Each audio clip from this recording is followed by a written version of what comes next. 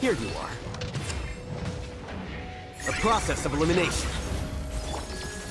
Hey, go away! You agree! Be free! Go! You're free now! No! Through me, justice is served.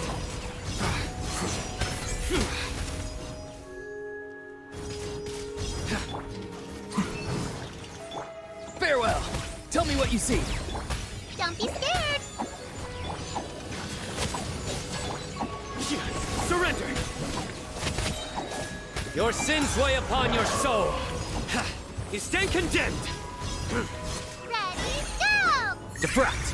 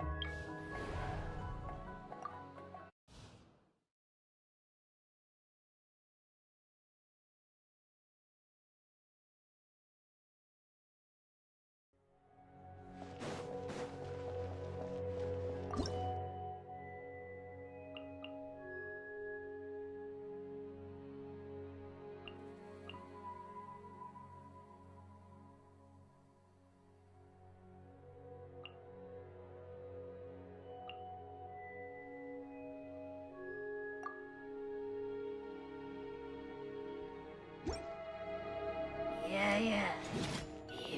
Be free! Go! You're free now! Time to shine!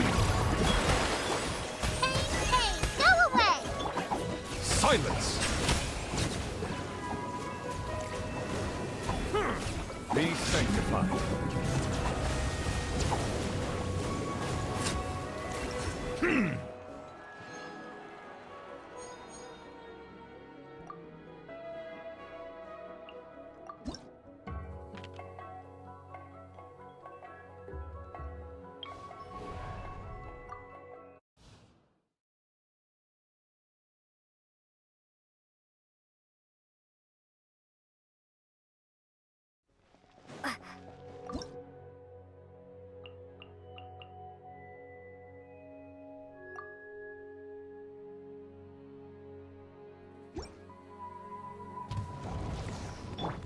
Strike a pose! Let my name echo in song! Here you are. Scatter! Through me, justice is served. Bow your head. An oversight on my part. The tides beckon.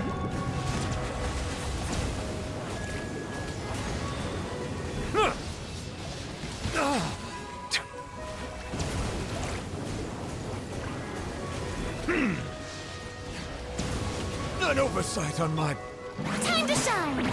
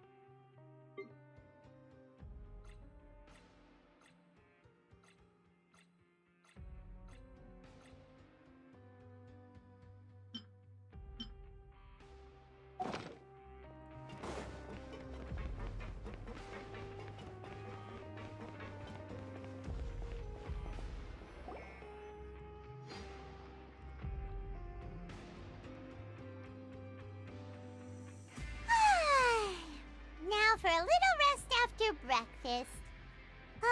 This is the life. Wait a sec. Isn't something important supposed to happen today? Oh, today's our big day! We're supposed to leave the Fortress of Mirapede! Come on, we've got to go complete the release procedures now!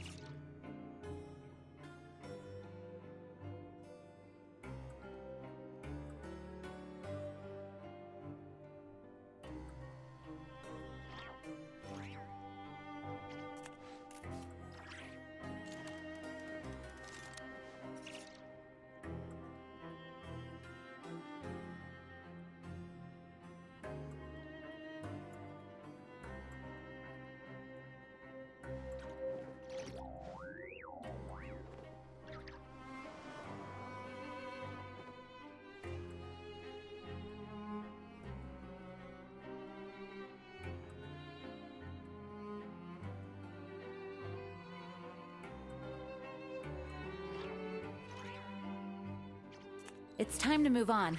We shouldn't stay here.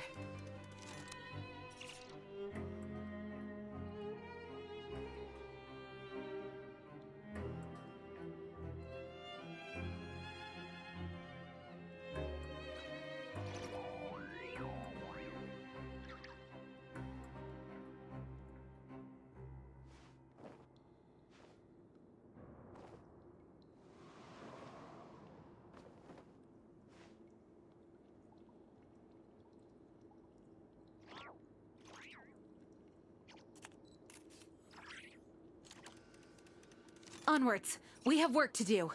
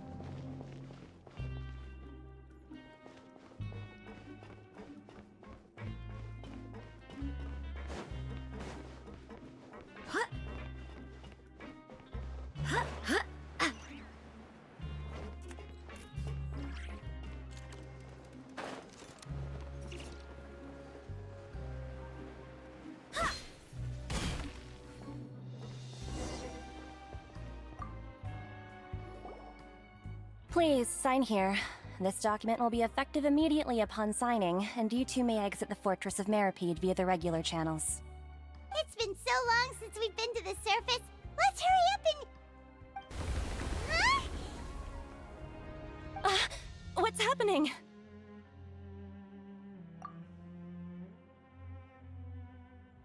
I'm fine, thanks. But I wonder what that tremor was just now. Let's go ask the Duke.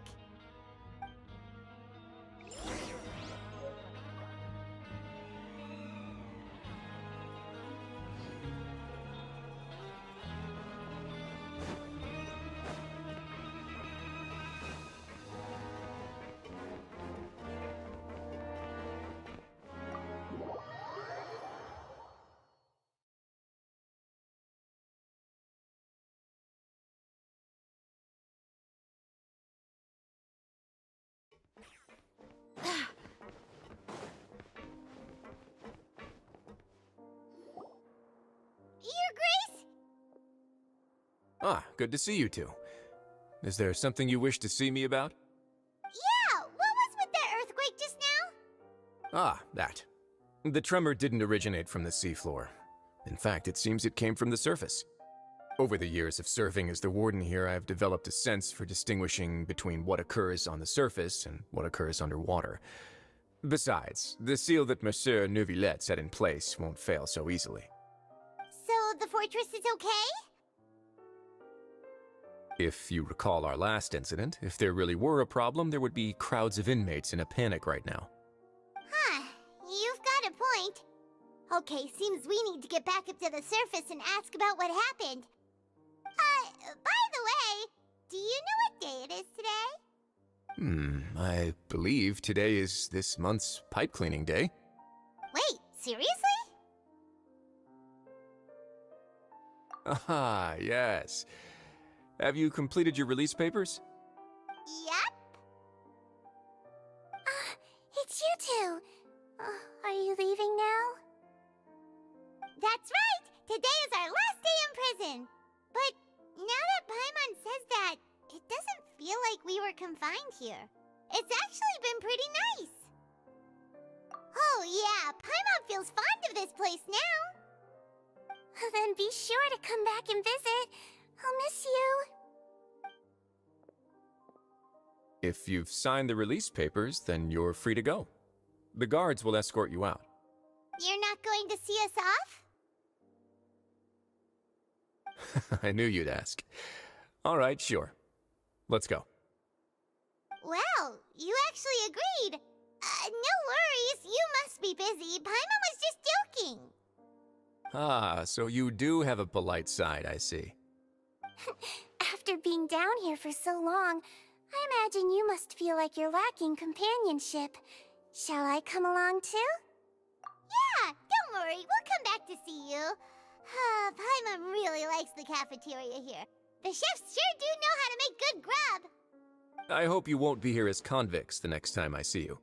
We'll do our best to stay out of trouble. Well, it seems our work in the Fortress of Meripede is finished. That's the end of another chapter in our journey. And since Neuvillette was the one who asked us to come here, we should probably go report to him now. Next up, the Palais Mermonia. You're going to see Monsieur Nervillette? Please pass on our kind regards. I'm sure just your regards will do, no? I believe it would be the polite thing to do. You're right. I've heard the Palais has been terribly busy these days. Tell him that I hope he hasn't been overwhelmed by the recent string of troubles.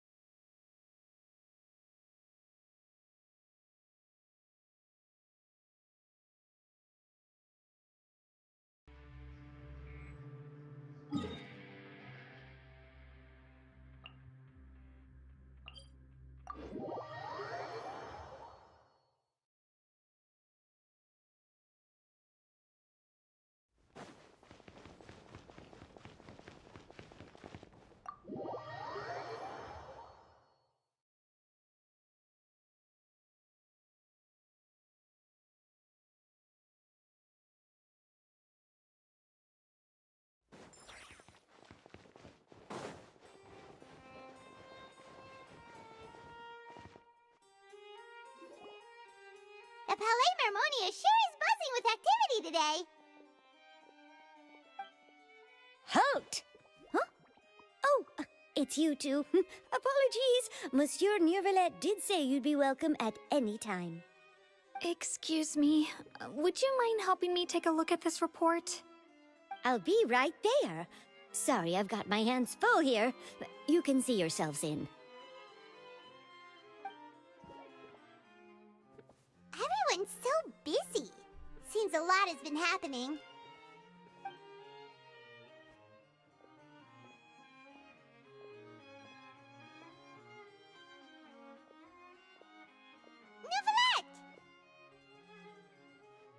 Hello. You've come at the right time, but you'll have to wait for just a moment, as there are some urgent matters I must tend to first. In the meantime, please, have a seat. If you'd like to have something to drink, let the Melusine outside know. That's all right. We just ate. Very well, then. Let's take a break over there while we wait for him to finish his work.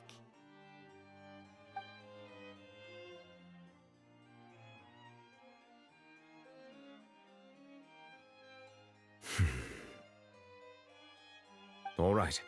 That should wrap things up for now. Are you done with your work? Yes, sorry to keep you waiting. Today should be the day you were released from the Fortress of Meripede, and it appears that you've managed to complete all the release paperwork. That's right, and we came here to see you right away.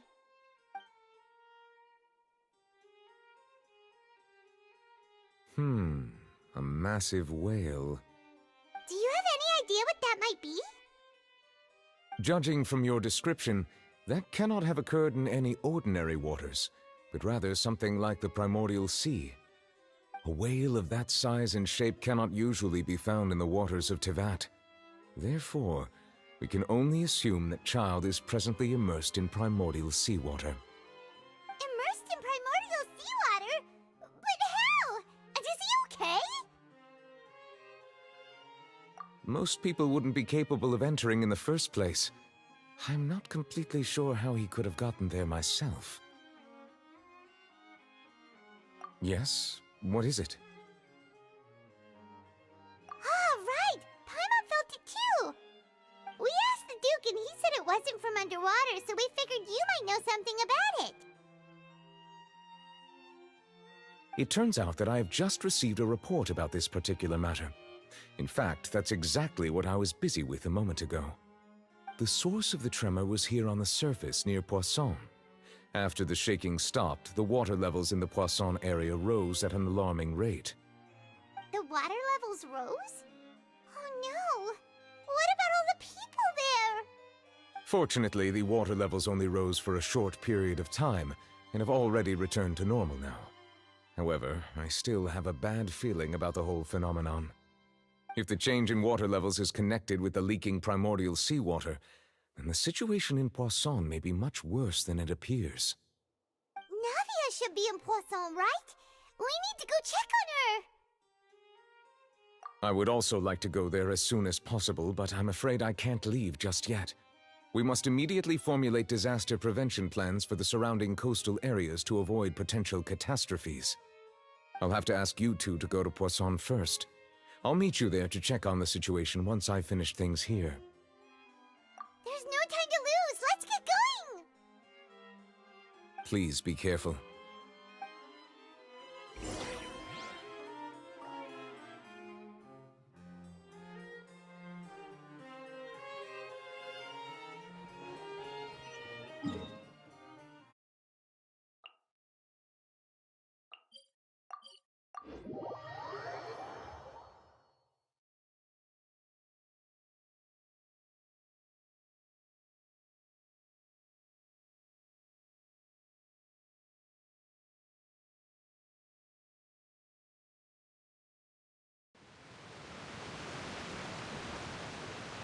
Oh no! What happened here?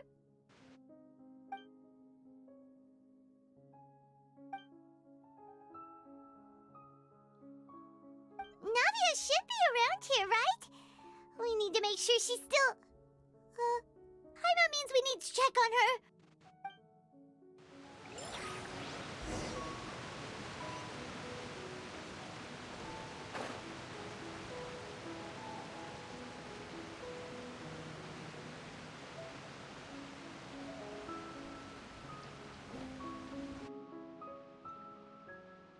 We haven't seen a single soul all the way here. Oh, this is getting scary. What will I ever do now? Look, there's someone on the roof over there. Just stay put! We're coming up! Watch your balance!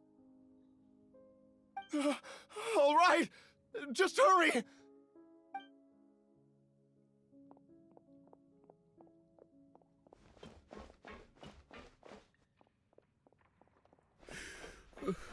I'm not young anymore. How will I survive on my own? My Desiree! Oh, he looks pretty sad. My leg! My leg! How could this have happened? It hurts! Just hang in there. Help is on the way. You can hold my hand if it makes you feel better.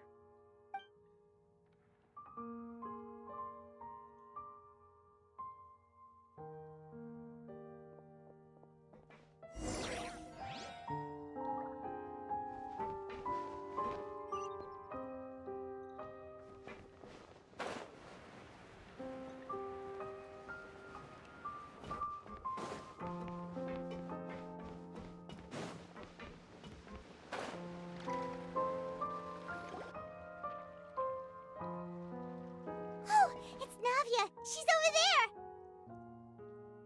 Hey, Navia, are you okay?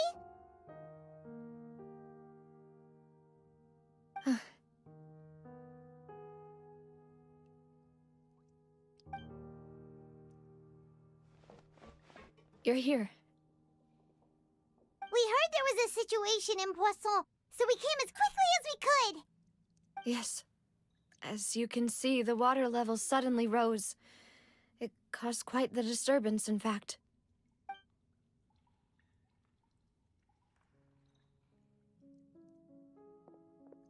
Demoiselle!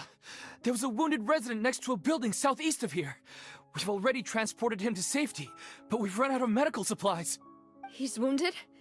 How badly? He fell, so it's probably a broken leg. He's pretty shaken up. When the water level rose, he desperately climbed up to the roof. Once the water receded and he saw the ground, he became terrified and eventually... He jumped down then. Find the leader of Squad 1 and tell him to take the wounded resident to see a doctor.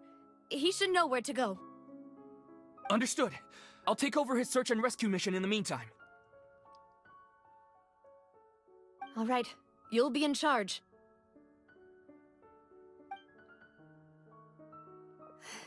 I'm sorry. Where were we? The situation in Poisson? Ah, right. Allow me to explain. A little earlier, we suddenly heard a loud noise.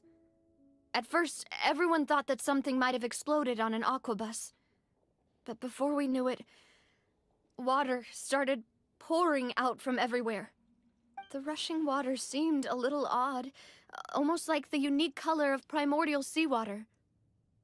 Some people didn't realize the danger and thought it was just ordinary water, leaking from somewhere.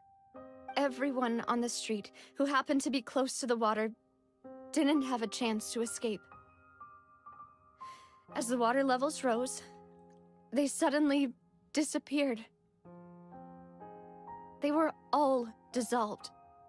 Those who realized what was happening started to flee in a panic, desperately trying to get to higher ground. Many were injured in the stampede, and some people fell from significant heights. The Spina di Rosula initiated rescue operations as quickly as possible, but there have been a lot of casualties. Fortunately, the water began to recede after some time, and the chaos came to an end. The water that flooded the area contained primordial seawater, so the lower levels of Poisson are still hazardous. To ensure everyone's safety, I've asked the people there to leave as soon as possible. No one knows if this could happen again. All we can do for now is try our best to help evacuate the residents. We still haven't completed the head count, but we'll have some numbers soon. How awful. And all of this just came out of nowhere. It was quite frightening indeed. I only wish that everything that just happened was a bad dream. Is there any way we can help, Navia? Thank you for being so willing to help in a moment of crisis like this. You don't know how much it means to me. I really can't express how grateful I am.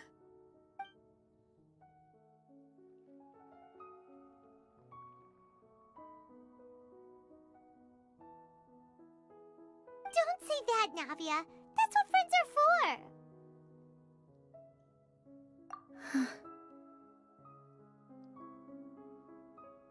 Demoiselle! We've got a situation here! I'll be right there. Sorry, I need to go for now. And off she goes. Seems it might be a while before she can take a break.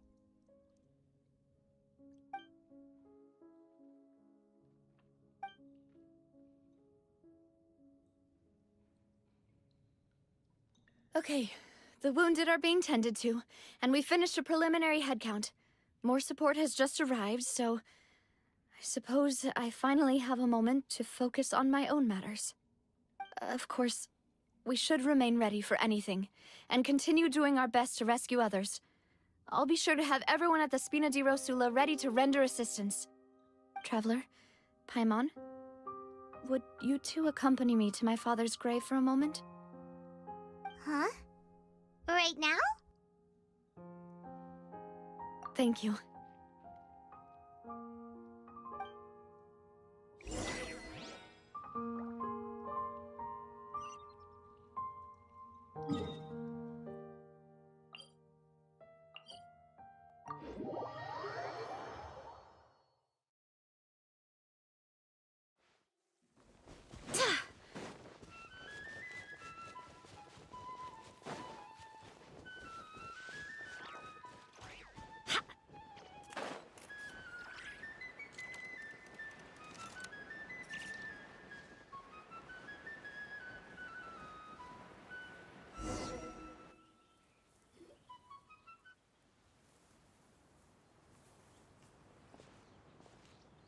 Not a lot of people here, huh?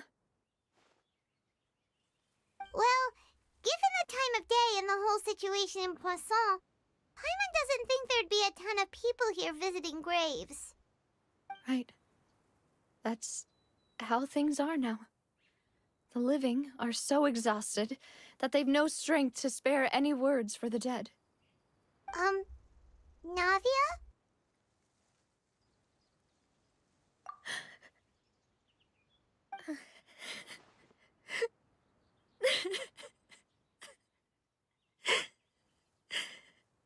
Navia, what's wrong?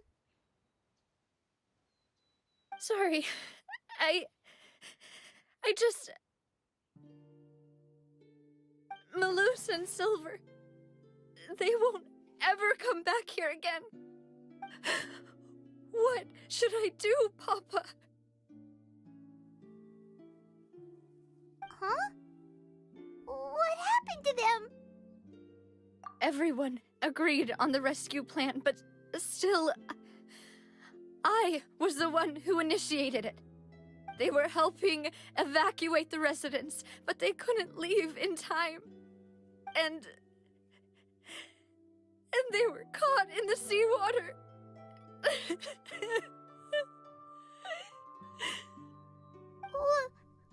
What should we do? I've known them for so long. And I know they weren't afraid.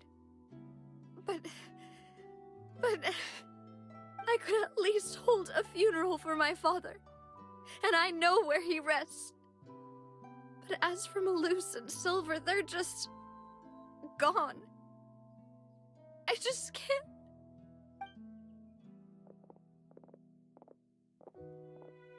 Everything looks so clean after it rains. Even the gravestones. I didn't expect that you'd enjoy a glass of red wine in front of Master Callus's grave. I can understand. Besides, the scenery here isn't half bad. See, it's not just me. I always want to bring something when I visit Papa. Perhaps we might even have a picnic. He wouldn't be angry, would he? How could Master ever be upset with you, demoiselle? Yet the cemetery is the home of those who have passed, is it not? Everyone ends up here sooner or later, no matter who you are. Buying yourself a plot in advance, are you? No need yet. But when I do, I hope you'll let me be buried beside Master Callus, demoiselle. Hey, stop joking around.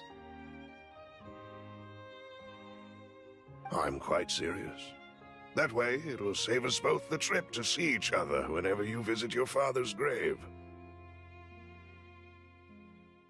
That makes sense. In that case, could I be buried on his other side? After all, besides you, demoiselle, the two of us could certainly be considered Master's closest companions, no? Personally, I believe we fill those shoes just fine.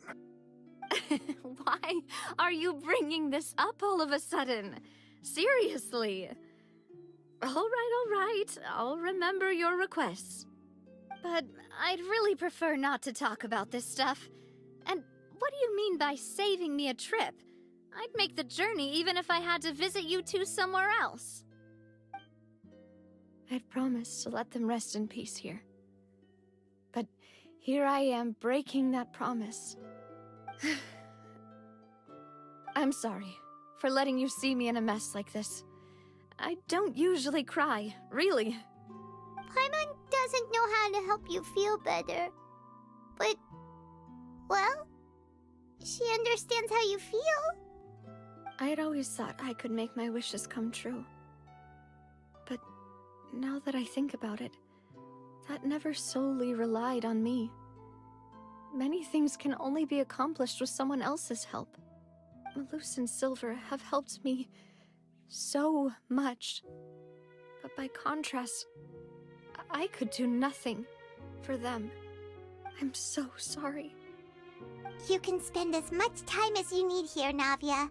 We'll stay with you.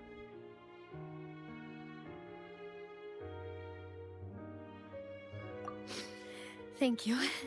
Right now, you don't know how much that means.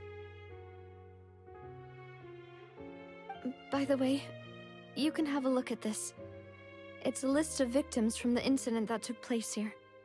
Obena, Khan, Burnett, Giverny, Francine, Karina, Daisy Ray, Joinville, Julianne, Esson, as well as Malus and Silver.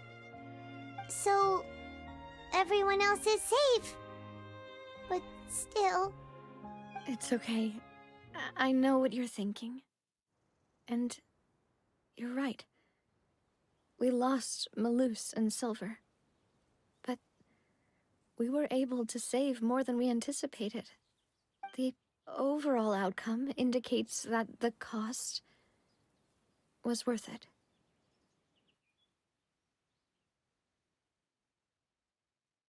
Right!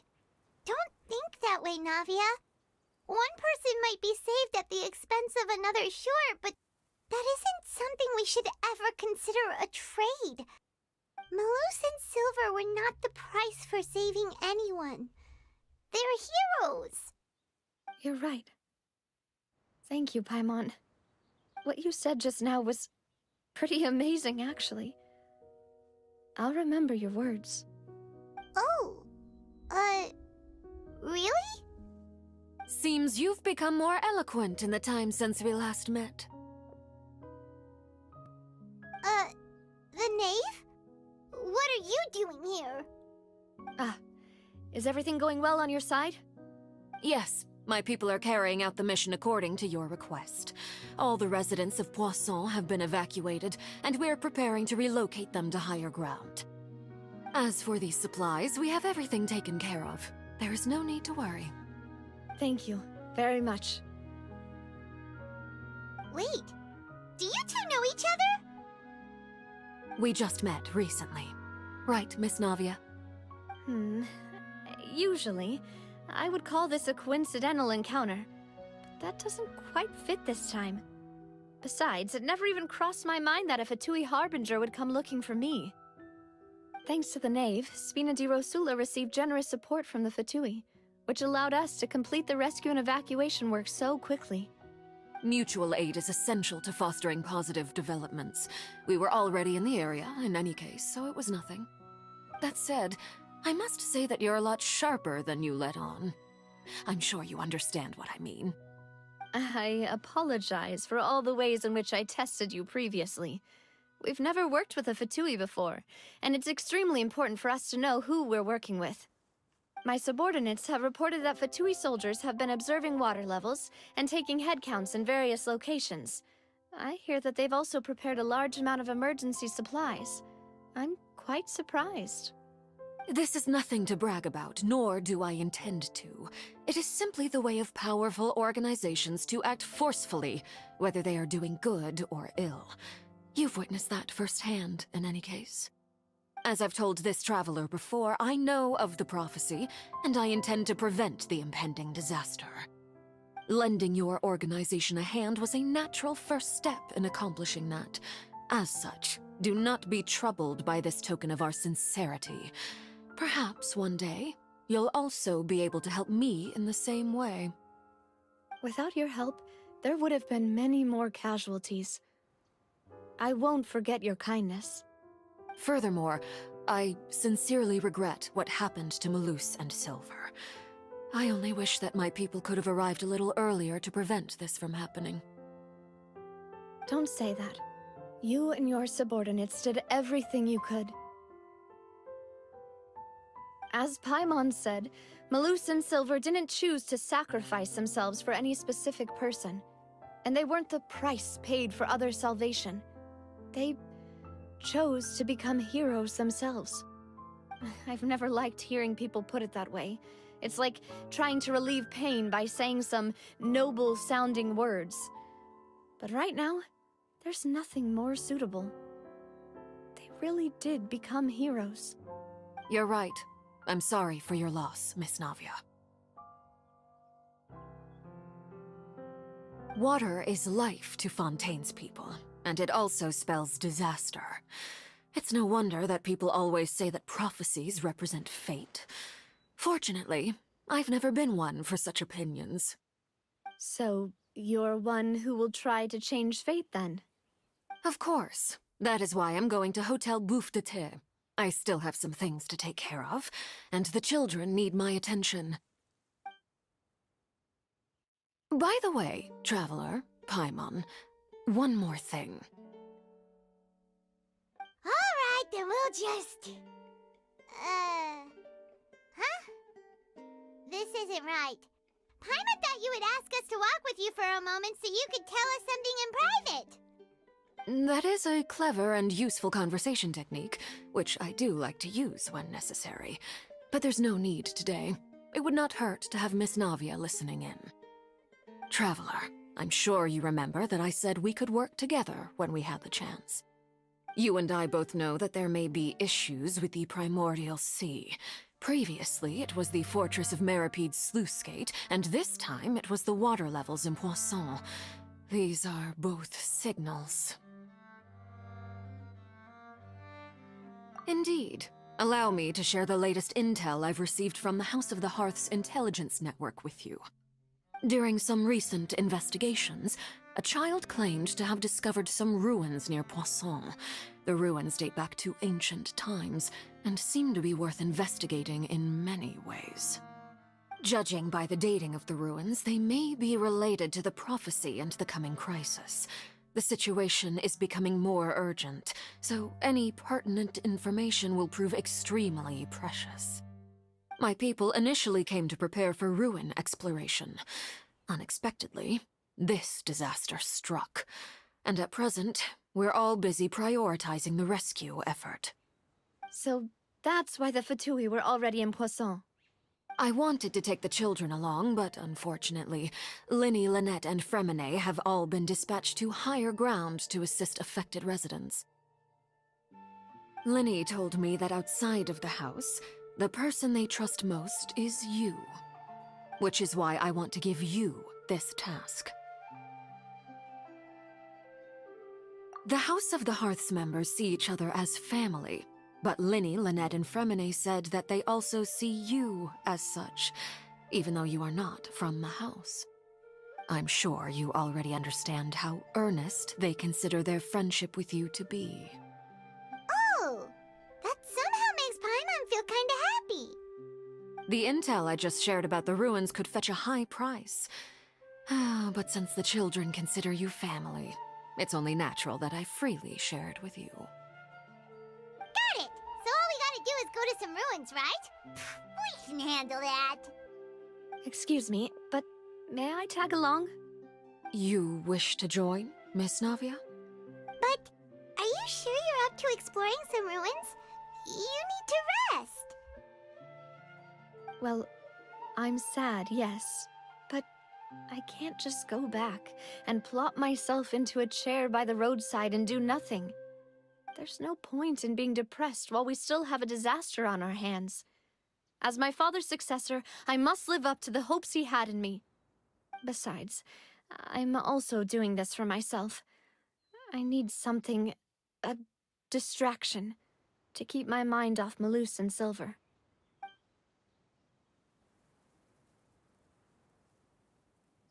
Since you put it that way, I have no objections.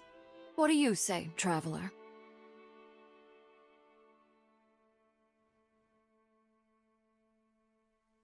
All right. The ruins are to the south of Poisson. Here's the map. Okay, the three of us will handle it. Come on, let's pack up and get going.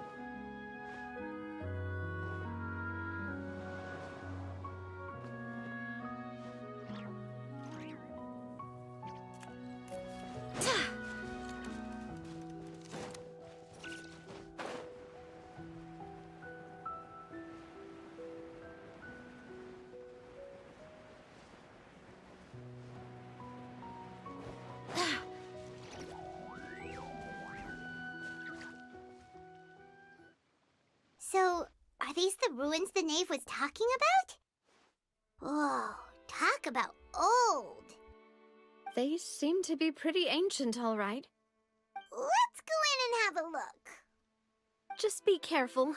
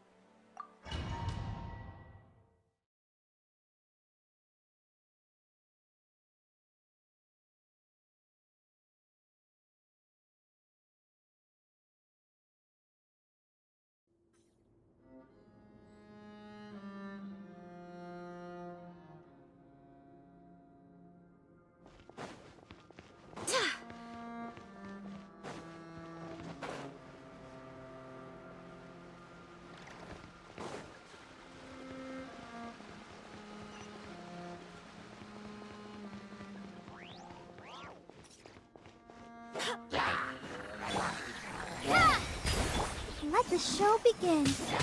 By royal decree.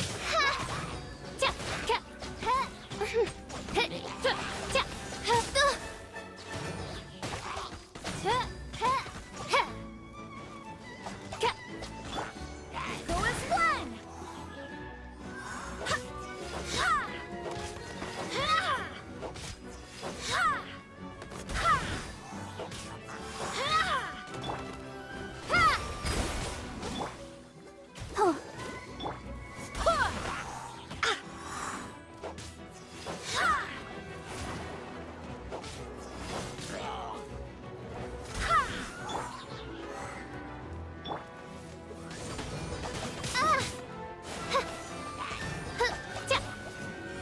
No rest for the wicked.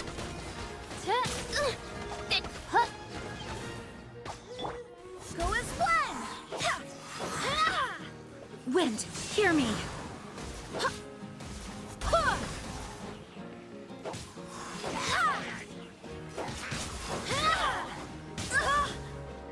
as one.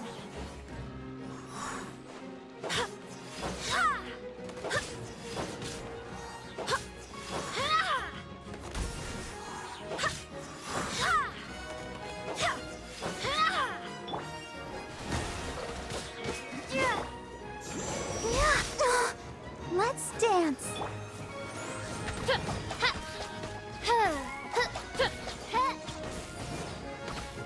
I summon thee!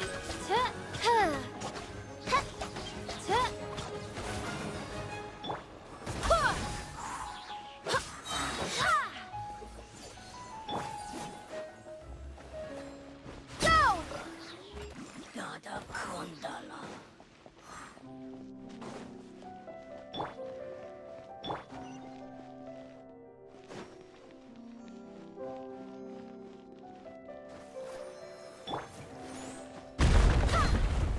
Watch it! The floor here isn't safe!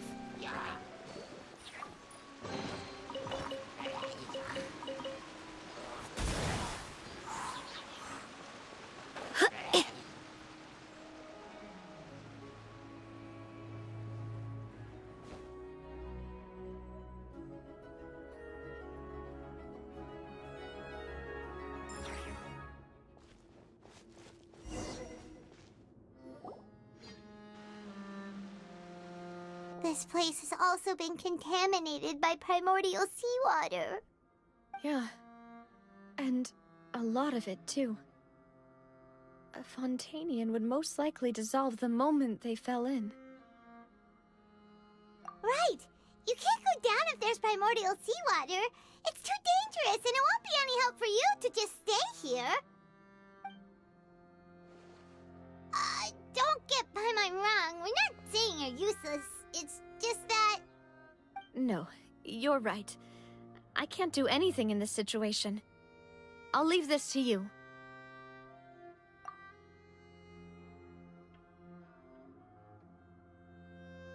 That complicates things. Maybe the only way left is forward. In that case, do you want to wait for us here? The water levels here are unstable, and there's a chance the water will rise. So, staying here wouldn't be safe either. I'll go together with you. Perhaps we'll find the exit just up ahead. All right. Come with us for now then, but please be careful.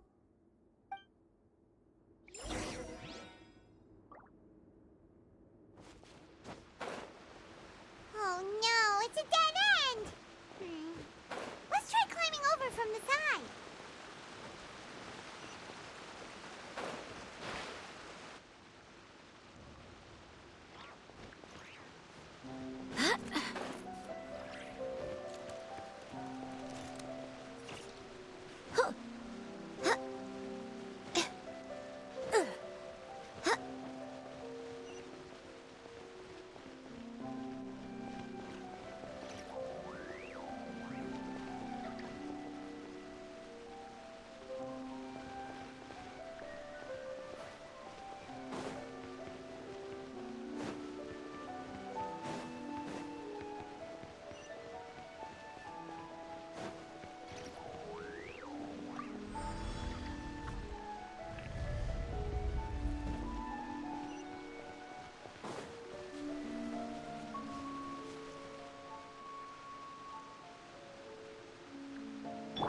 Let the show begin.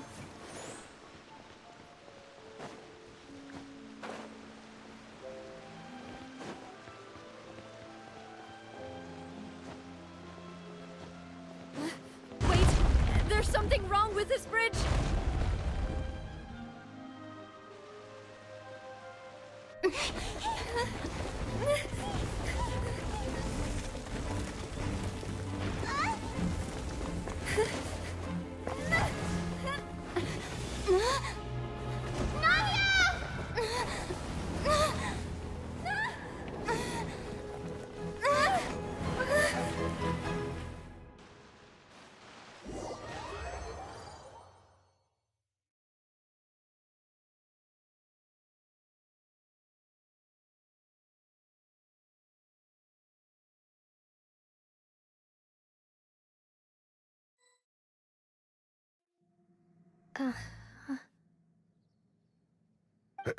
Demoiselle? Huh? Demoiselle, what are you doing here by yourself? Would you be standing here till dark if I hadn't come to get you? Maybe she just wants some time to herself, Malus. Hmm? Oh, was I sleeping? Yes, it would appear so. I must be tired. That's quite possible. However, you were the one that suggested we go out for a walk. Oh, right. I nearly forgot. It must have slipped my mind when I dozed off. I haven't had a nap today yet. Have I? This is a familiar feeling, yet something's a little strange. Is something the matter, Demoiselle?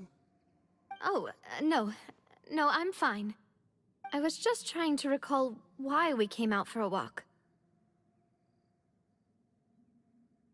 Do you remember Mr. Giverny? He'd requested our help before with foreign merchants who had a debt dispute with him, and we'd resolved the matter not long ago. We were headed to see how things were going with him at the moment. Ah, right. Yes. I remember now. Oh? Miss Navia. Ah, Mr. Malus. And Mr. Silver, too. It's good to see all of you. How have you been? I've been great. Thanks to your help, those bothersome merchants finally realized that I wasn't the one they were looking for. Why, I wasn't even the guarantor for that person. They were knocking at my door day and night. Even my neighbor, Obina, was getting fed up with them. Sometimes force is required to calm someone down and get them to listen to what you have to say. That's right. Oh, by the way, Burnett, what was it that you wanted to give to Miss Navia again? Oh, Oh, yes. One moment, I have it right here. Miss Navia, these are some flower seeds that I prepared. Please take them. They're a very good variety, and they'll become very big and beautiful once they bloom. I don't know what we would have done without your help, so this is a little token of our appreciation. I hope you won't refuse. Ah, did you cultivate them yourself? Thank you so much. I'll certainly take them. Maloose, we do still have some empty flower pots at home, right? Why, we can have as many pots as you'd like, demoiselle. Perfect. In that case, we'll swap out some of the decorative plants for some of Mrs. Burnett's flowers. Very well. Wait. Something seems to be off here. Excuse me, madam. If I'm not mistaken, your name is Burnett, correct? That's right. Is something wrong? No, it's nothing. This is the first time we've ever met, but your name seemed familiar to me. I must have heard it when I was discussing things with your husband previously. I've heard this name before. Sometime recently, I'm sure of it. And why are there so few people around here? Where did everyone go? We must mind the time, demoiselle. We still have important things to attend to today. Huh? We do? Like what? Well, now, did you forget? Miss Navia, here you are. I've been looking for you. Please, come to the Opera House. Your trial is about to begin. My trial? Wait, why would I need to go to the Opera House? Yes, she's right, demoiselle. It's just about time now, so we should get going. Oh? All right then.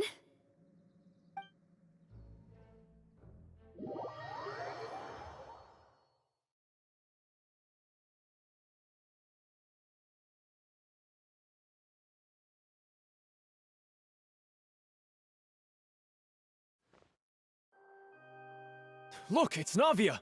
She's here! And her two attendants are with her. Goodness, everyone's finally here. There sure are a lot of people here to see the trial. And they all seem to be oddly excited about something. I even know some of these people. Karina, Desiree, Joyville, Jolien, Essen. Why are so many people here? And why do I have no recollection of this case? And as for the judge... huh? Where's Monsieur Neuvillette? Please sit in the defendant's seat. Don't worry, Silver and I shall accompany you. All right. But are you sure you can stand behind me? Typically, it wouldn't be allowed, but today is an exception.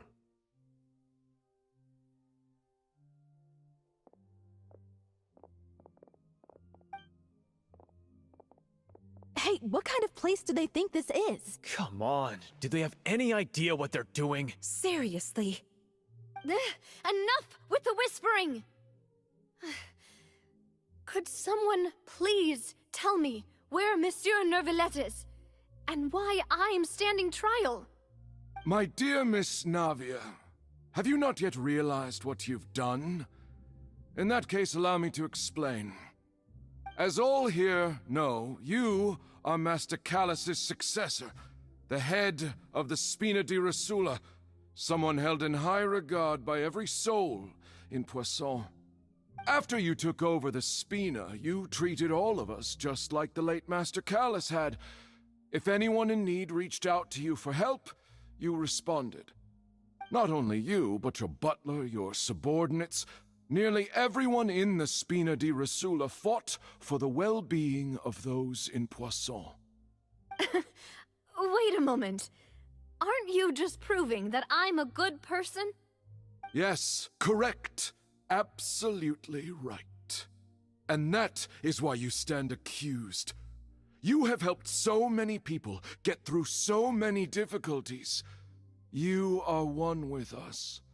We are inseparable. We are one big family, all of us who are from Poisson, inextricably linked. And with you being so important, we couldn't possibly do without you. Therefore, this fair and honorable court shall declare you guilty, and you shall stay here. You will be together with us forever. Huh? What are you saying? Everything you have said is correct. I have indeed done a lot for my hometown, and I would be willing to be with you all, but what is the purpose of having me stand here like this? What is there to discuss? Ah, well, if that's what you think, then I have no further comments. How wonderful, Miss Navia!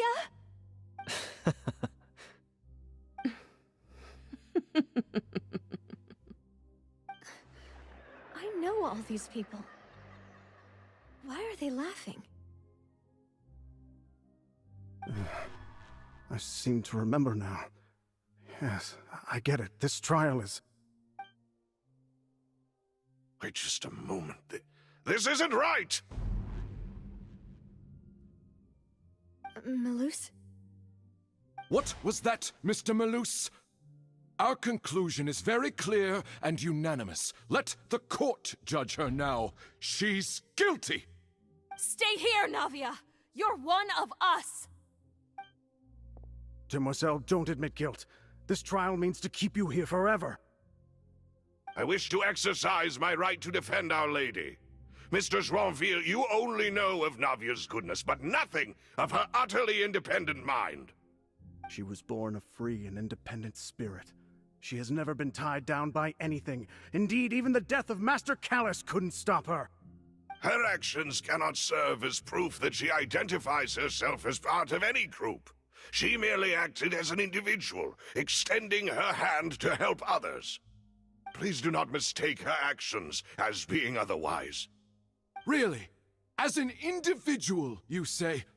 Don't forget, we are all Fontainians here. This is the nation of justice, the nation of Hydro!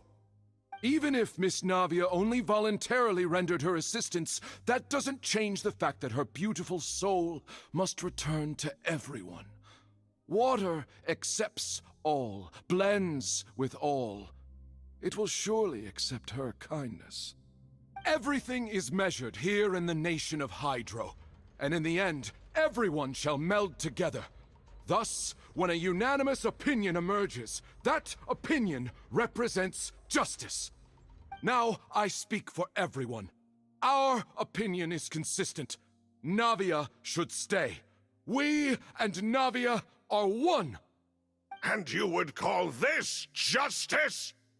Preposterous. You are merely jealous that Demoiselle still has a chance to exist as an individual. Have you forgotten how much you all once longed to become individuals, to become independent? Do you mean to defy our justice? If your justice is flawed, then why should we acknowledge it? As you said, we can also have our own justice. Silver and I shall defend Demoiselle. And that is how we will enforce justice. Ugh, my head... It hurts. Demoiselle! Silver, it hurts. My head is spinning. All I can see is stars swirling in front of me. I remember now. Everything that seemed odd from the very beginning. Karina, Desiree, Joyville, Jolien, Essen, and Mr. Giverny and Mrs. Burnett, who we met earlier. Even Malus and Silver. I don't want to admit it, but they're all dead. Don't be afraid, and don't admit guilt. We will protect you to the very end. Absurd!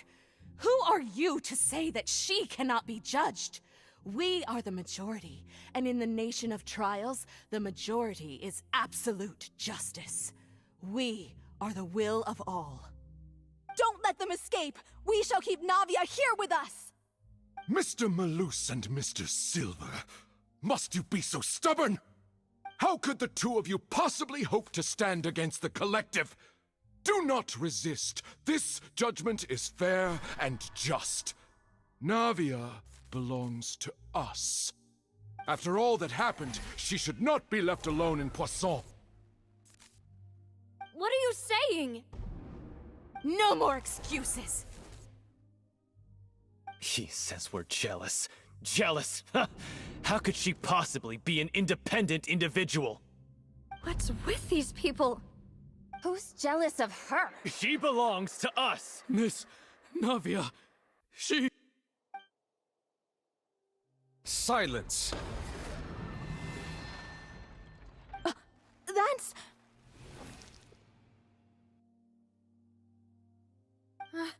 Monsieur Neuvillette! Such commotion is prohibited in the court. The accusations you just presented are nonsense and cannot constitute a proper trial. The court will adjourn for the rest of the day.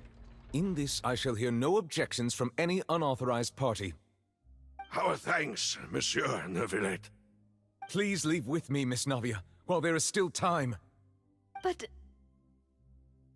Go on now, demoiselle. This is your only chance to leave this place. What, can't bear to leave us behind or something? Malus. My apologies.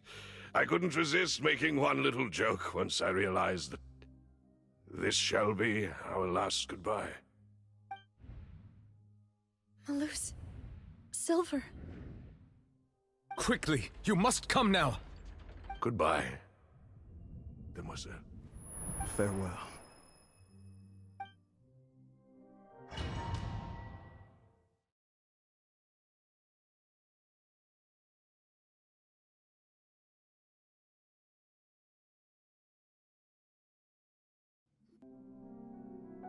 No, wait! Just a second! Navia? You're awake. Good.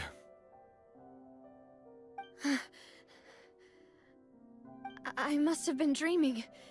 Malus and Silver were still alive, and they were defending me at some insane trial.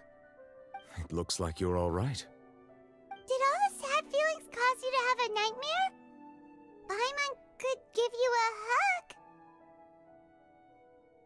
The ruins you were exploring suffered a cave-in. When I arrived, I found you falling toward the water. You were just about to be dissolved within, but I...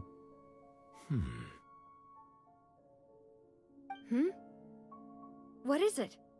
I think I saw 2 Oceanids protecting you. It was only for a moment, perhaps even a fraction of a second, but they gave me the chance to retrieve you. Were it not for their intervention, I would not have been able to rescue you before your consciousness dissipated. Wait, did you say Oceanids? You mean like what happened with Vacher? Perhaps those 2 Oceanids were the people you saw in your dream. I always told them that they didn't have to protect me. To think that they'd keep doing so even after death.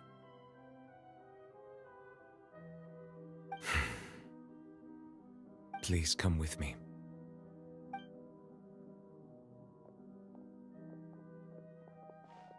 Neuvillette, are you okay? Oh, I am quite all right. Perhaps there's something we could chat about? Why do you look so stiff all of a sudden? Oh, Paimon knows. You're the type who feels awkward when there's nothing to talk about, right? I merely thought that we should give Navia some time to herself. Huh? Why didn't you just say so then? Don't you think it's even more awkward to call us over like this and then have nothing to talk about? I suppose so.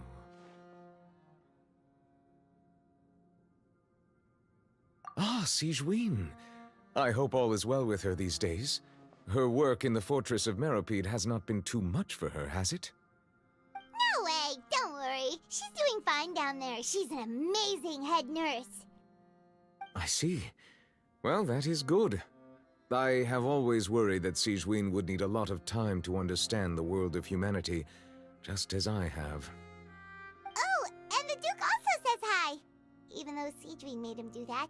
He hopes that you haven't been overwhelmed by all that's happened lately. Thank you. I have indeed been busy lately, and I also hope that everything is going well in the Fortress of Meropide. He still doesn't know what to talk about. Let's chat about something else then.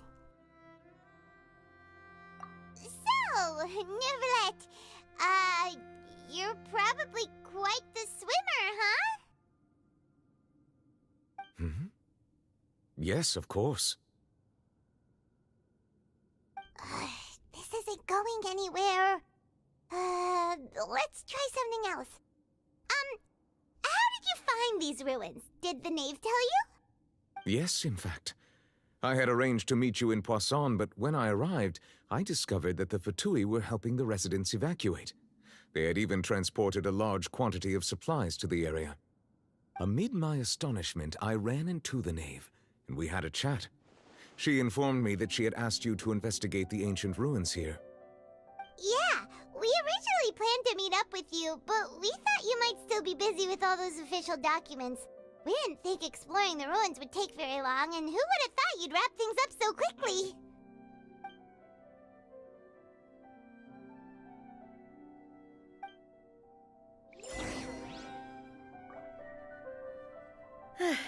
I'm sorry to have kept you all waiting like that. I'm feeling much better now. I guess we should get going again. Will you come with us, Monsieur Neuvillette? Yes, if you wouldn't mind my company. All right! Another one joins the party! Let's get going then!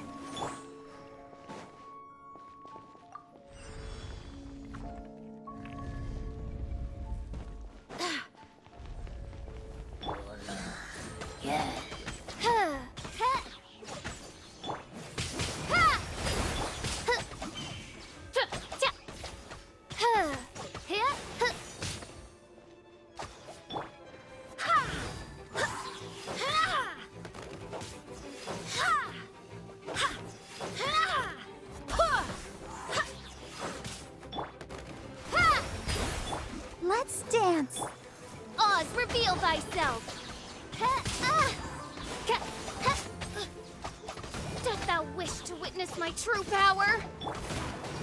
Barbados, guide us.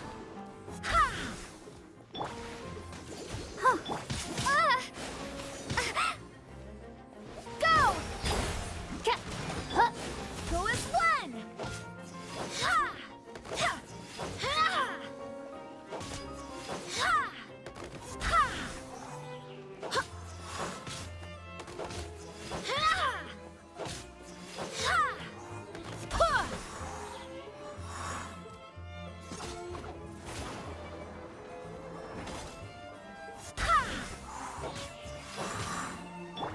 Let the show begin. By No rest for the wicked.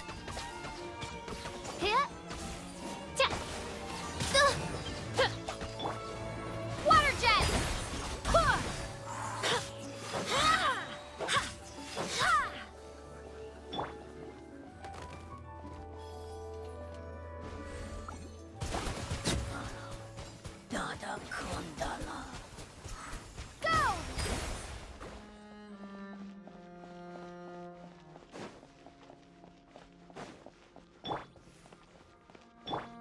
I'll protect us.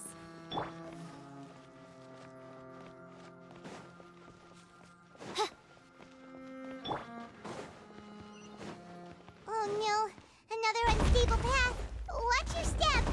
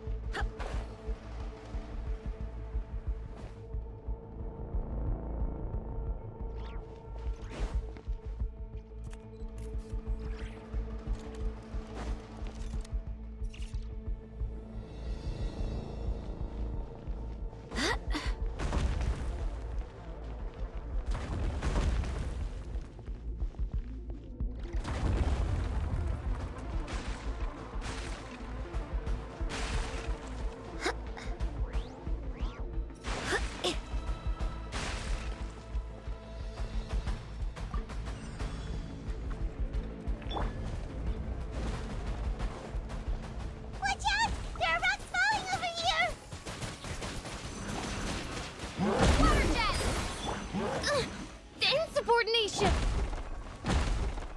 Let the show begin. Oz, reveal thyself! I summon thee!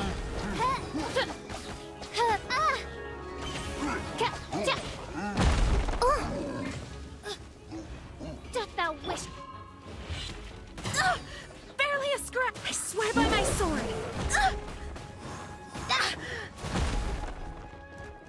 Go as one!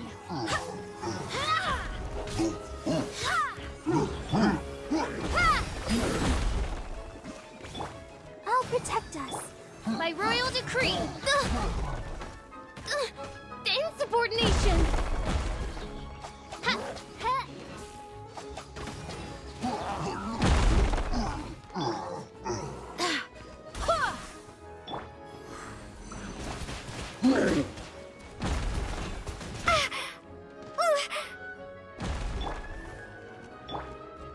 Go as one!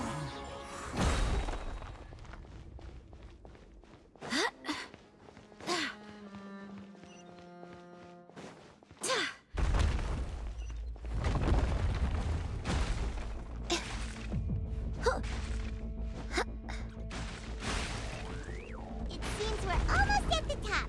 Keep it up!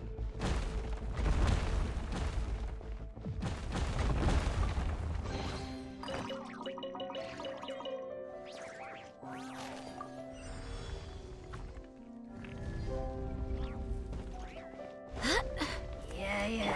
Let's dance. Ready, steady, go!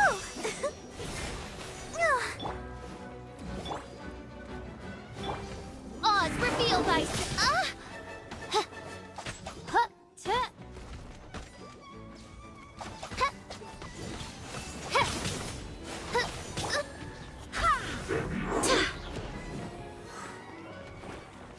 Wind, hear me!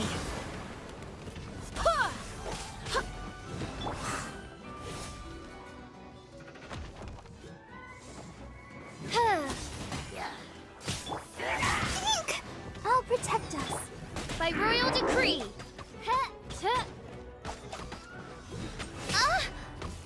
No rest for the wicked.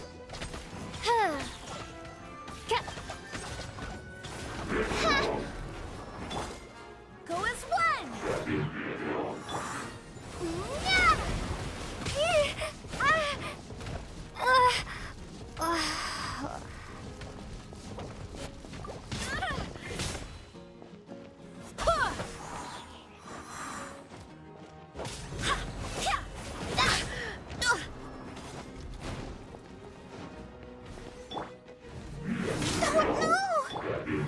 Oz, reveal thyself! This realm is no home for a princess.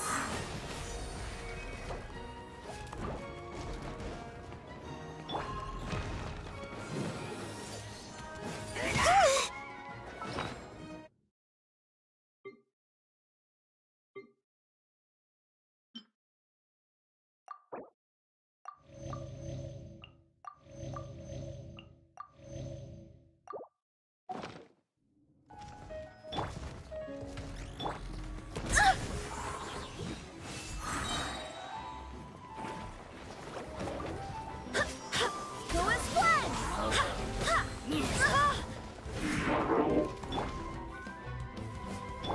I'll protect us.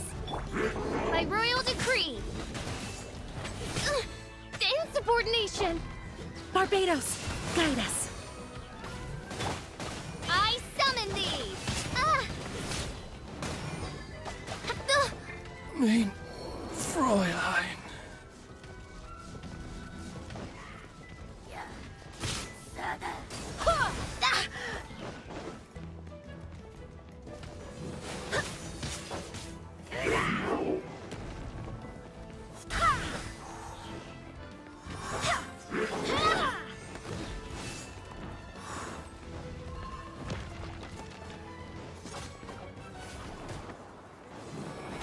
Go as one!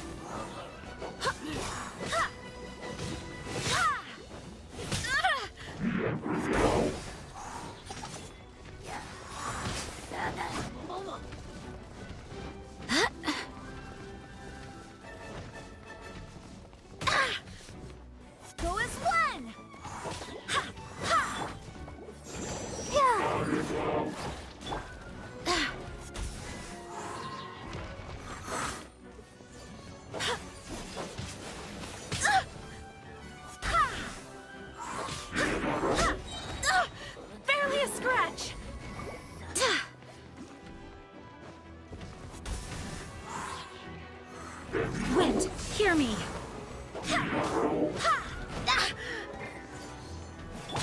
Let the show begin. Oz, reveal thyself! No rest for the wicked.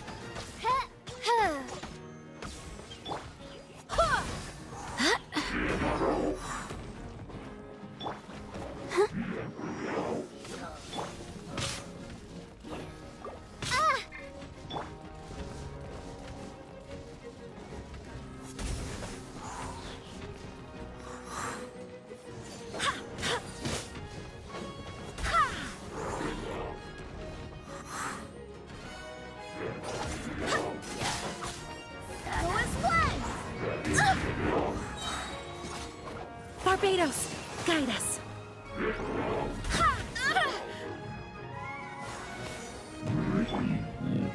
I'll protect us. By royal decree!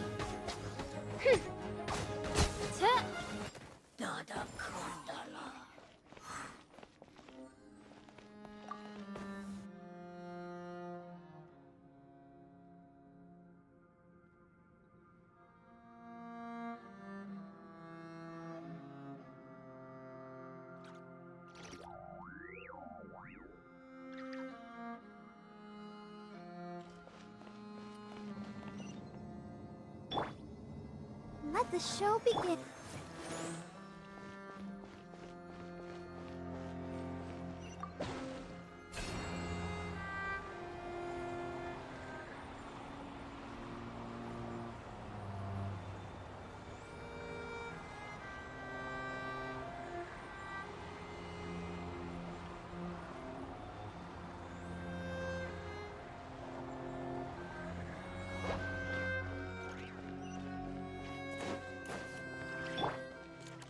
Let's dance.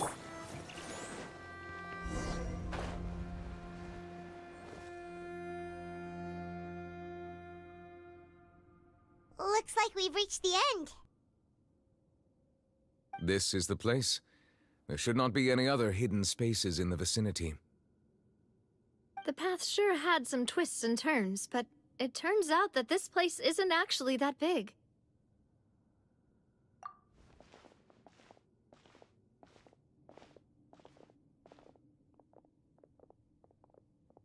Stone slates? It seems like they were put here as an offering. Could we take them down and have a look? Perhaps we should just leave them be for now.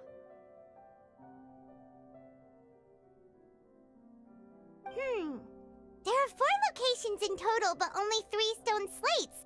The slate that should be in the first empty spot is missing. The surrounding walls also show signs of damage. There's something written below. Let Paimon see. Reason dictates that this nation be destroyed. I shall record the history of its future here in its past. Say what? It feels like someone left these slates and these words here for a purpose.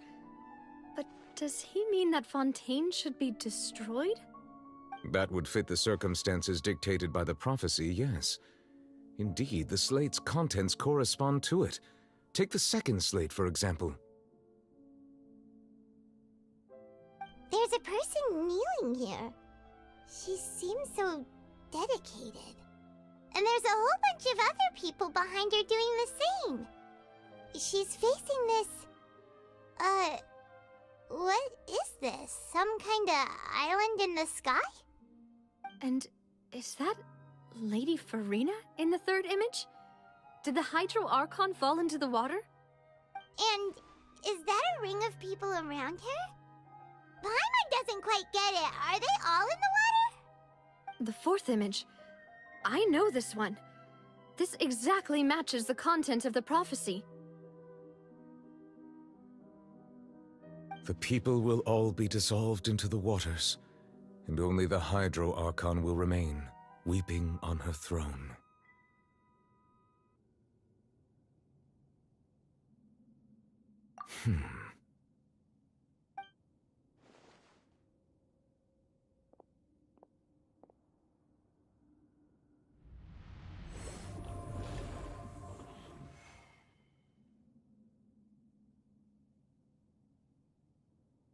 More information should be hidden in these slates, but I fear I cannot easily uncover it, most likely due to us missing the first slate.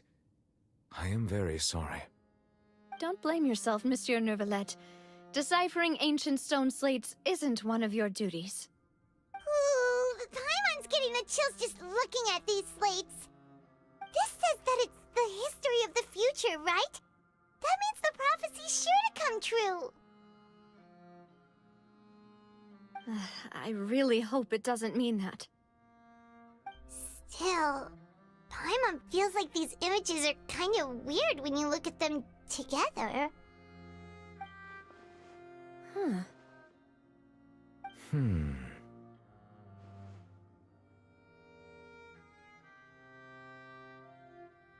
That's right!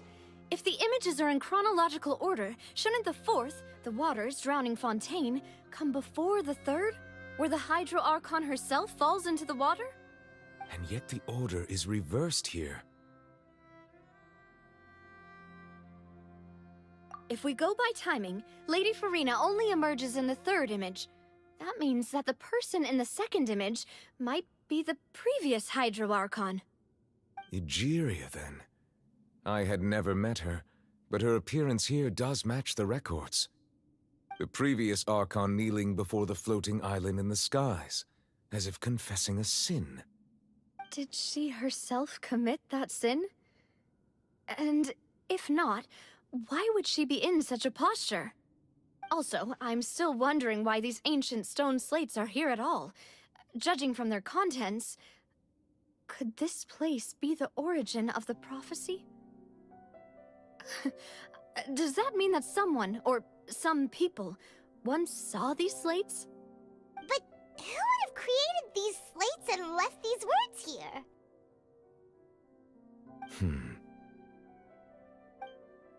It seems that any further clues will have to come from Farina. In that case, there's no time to lose. There's nothing else to be gained here, so let's head back first. Yeah, we better get somewhere safe for now.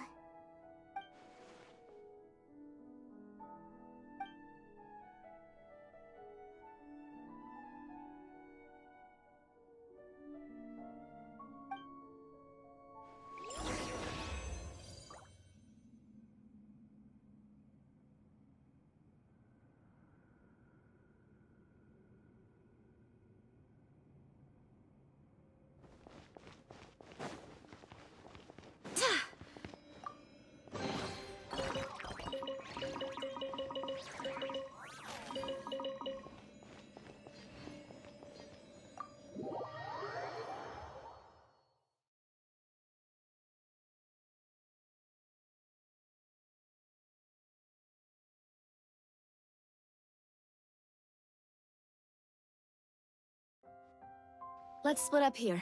I'm going to check on what's happening with the Spina. You know how it is. There's some things you just need to be there for yourself. You still have energy for that, Navia? Paimon's already beat! Just head back to the Fleuve Cendre and have a rest then. Thanks for keeping me company all this time. I'll depart as well. Thanks for your hard work today. Rest well, everyone. Traveler, I will go talk to Farina tomorrow morning to ask about the stone slates. I'm sure that you're concerned about this matter as well. If you have time, drop by my office. I will share the results of our discussion with you. Are you really gonna talk to her about this directly? Will that be a problem? Paimon's getting a little scared now that it's come to this. She has long been harboring secrets and will not give them up easily, which makes it all the more my duty to ensure that she understands the present situation. Alright, we'll leave it in your hands then. You're probably the best person to talk to her anyway. I will be carefully considering my words tonight. Traveler, Paimon, our safe house at the Fleuve Cendre is always open to you, as ever. So please don't think you're an imposition. Alright. I'll be on my way then.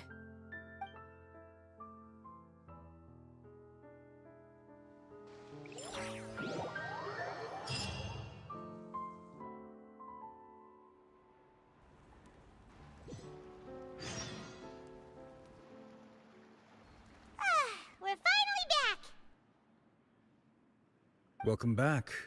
We've got a special menu prepared for you two tonight. Yay! And there's good food too! No, the boss is the best. Ooh, desserts! Nice! These are all Paimon's!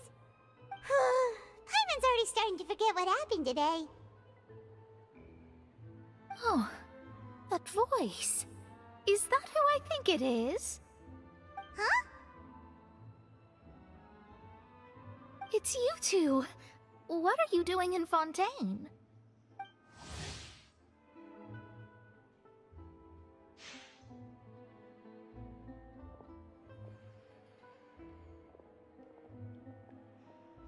Mona?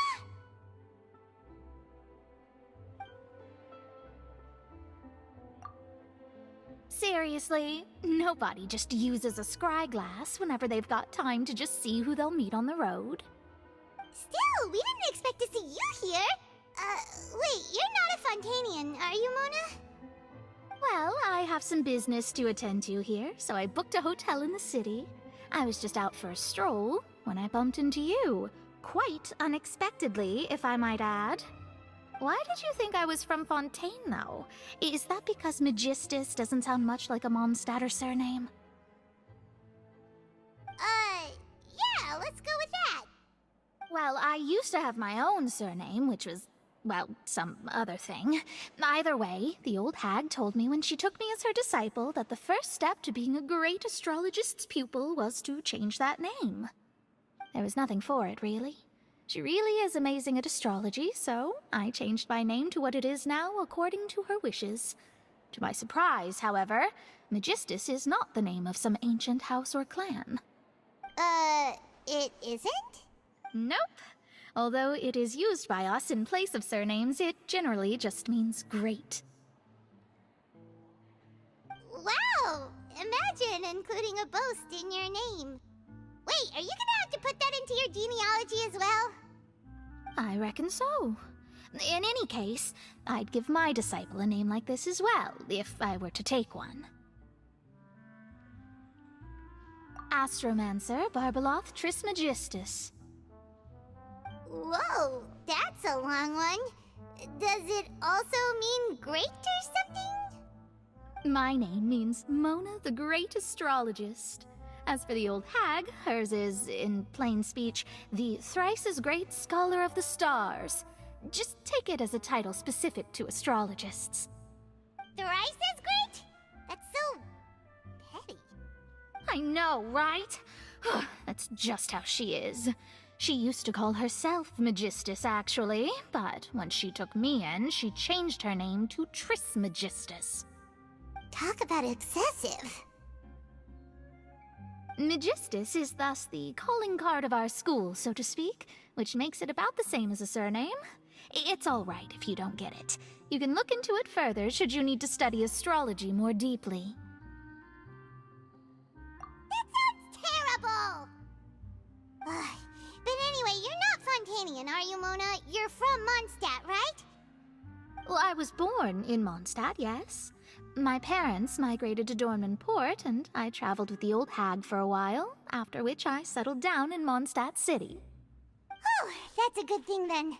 At least we know you won't be dissolved by Fontaine's waters. Speaking of that, I'm sure you're aware that a bunch of things have happened here in Fontaine, right? I know you're not a local, but I'd avoid getting too close to any water that looks strange all the same. There's something ominous about it. Well, the water, I mean.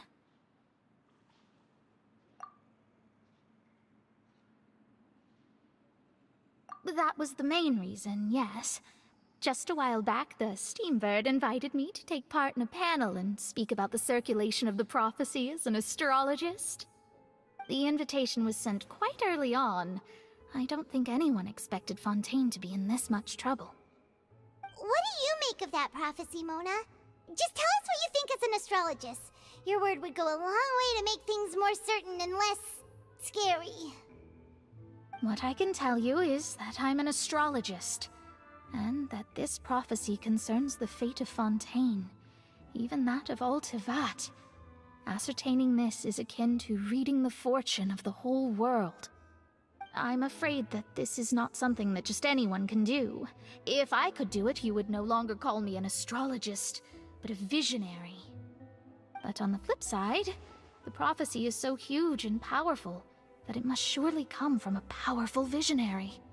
Its contents involve the fate of the world. Disregarding it would be a mistake. A visionary? Sounds really powerful and all, but does such a person really exist? Of course. The old hag could do it, and I'd bet there are others amongst those Hexenzirkel colleagues of hers who could do something similar. Huh? Are you sure? All right, I'll help you. It isn't often that I see you with such a serious look on your face. I'll tell you once I hear back from her. Thanks, Mona! You're amazing as always! Oh, well, this is something only I can do after all. So yes, your praises are quite welcome. That's the greatest of astrologists for you! Of all the people we know, you know the star's the best! Indeed. That's the spirit. Oh, sorry. I came to see what all the commotion was about. If there's anything you need, do not hesitate to inform the Spina di Rosula. Oh, whoops. Guess we were getting a little too carried away there. Well, I'll go tend to my own business now. If I receive any news, I'll be sure to come find you two again. And there she goes, quick as rushing water. And here we are with the Spina guy giving us suspicious looks. Right, but we were able to recruit Mona's help, didn't we? Our Fontainian friends will thank us someday.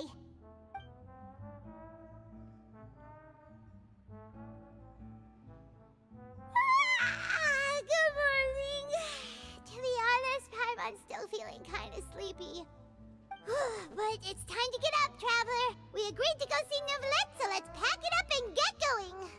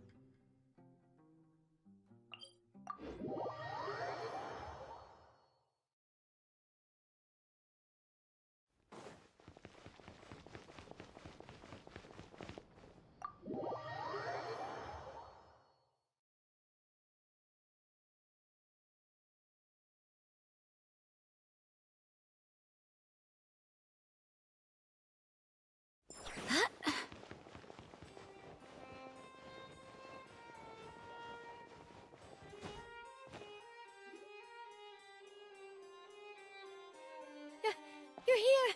Finally! Is something wrong? Monsieur Neuvillette and Lady Farina, they seem to have gotten into a dispute. Please go see for yourself.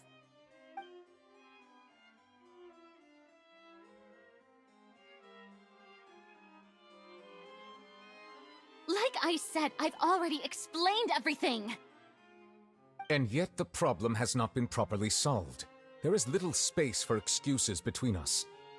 It is not my intention to offend you, but please, tell me where you stand. You are the Hydro Archon Focalor, are you not? Look at this. This is a list of the victims from the recent Poisson incident.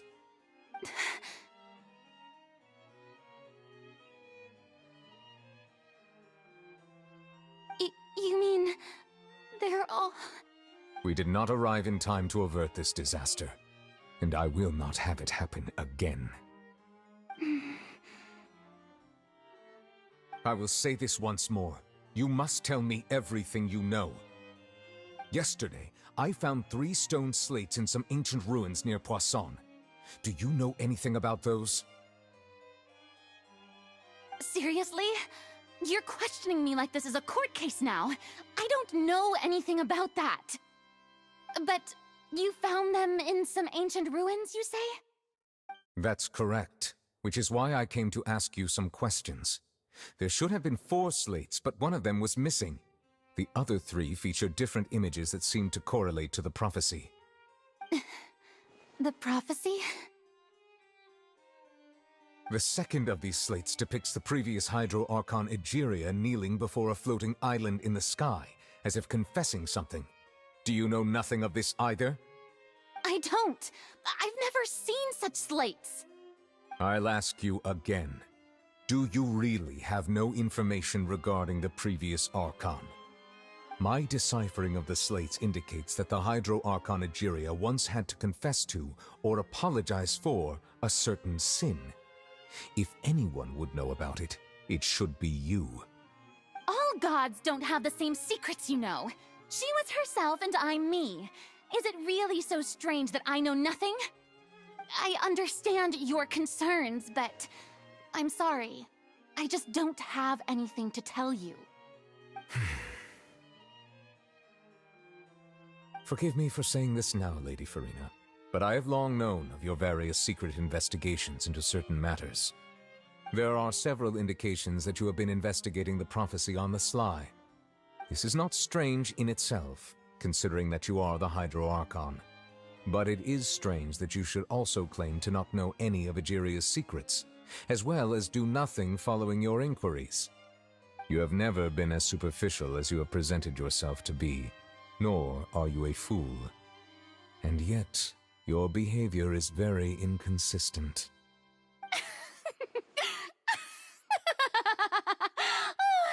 So you've been watching me all this time, have you? I didn't think you were that type. You...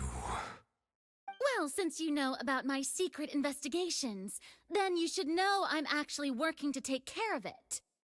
There's no point questioning or suspecting me. You're the Eudix, but you're still my subordinate. You should be following my lead. Just trust in me, you're Archon, and do as I say. Never mind whether you can truly convince yourself to or not. It'll all turn out fine. That's all I have to say. We do not discuss this matter again. Oh, the opera's about to start. Toodles!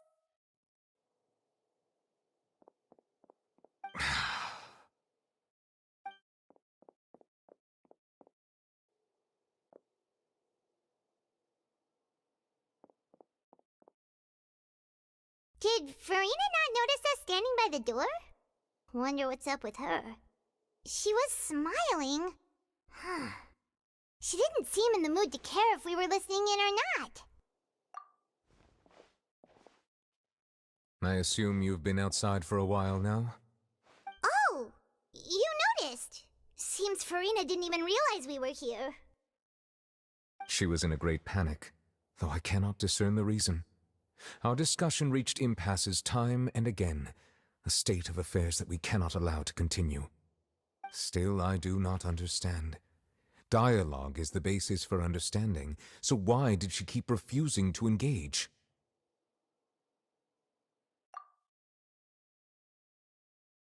Everyone in her inner circle has noticed that she is hiding some secret. The issue is her attitude. I fear that she will not reveal anything unless absolutely forced to. We may have to create a situation in which she will have no choice but to speak. Oh? Like what? Normally, people will only reveal the truth when standing trial. Perhaps we must have the Hydro Archon experience just such a scenario. But Farina's seen so many trials, and she's really good at dodging questions. How do we make sure that she won't just slip away at the first chance she gets? We will need to consider this thoroughly, join forces with various parties, and then do what we can. If at all possible, I would prefer to recuse myself from this affair, but we must prevent the prophecy from coming to pass. This may be cruel to her, but all Fontaine is in crisis. The information a god possesses is too precious, and so we must take a chance on this. But who will lend us their aid to do such a thing?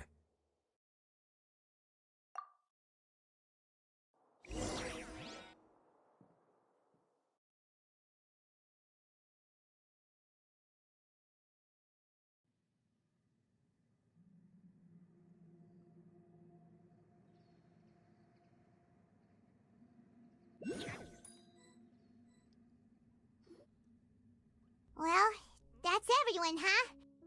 Speaking of which, it was pretty smart of you to think of hiding here. Poisson was just involved in a disaster, so it's presently devoid of people. That naturally makes it the best choice. And here you are drinking tea like it's the most natural thing in the world, huh? That's what families should do. Sit and enjoy a leisurely time together. It's nice to enjoy tea here, you know? Care for a cup? Lend me your ears, everyone.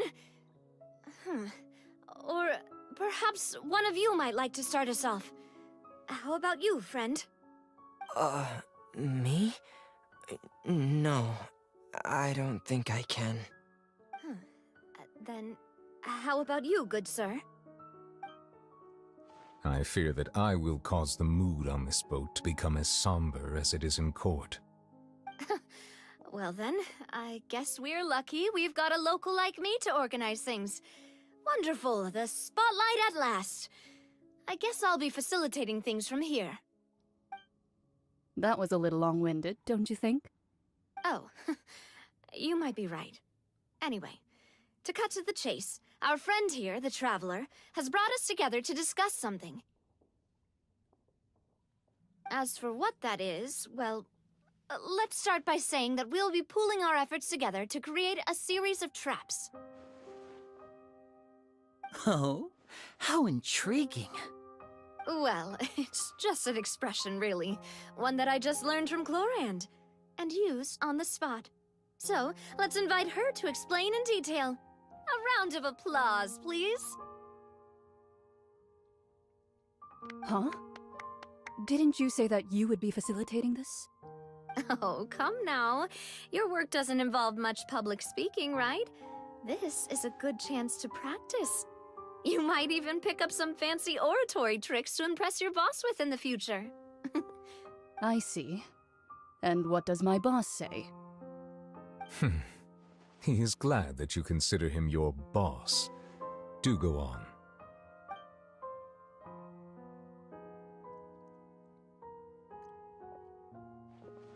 In that case, do any of you have experience hunting?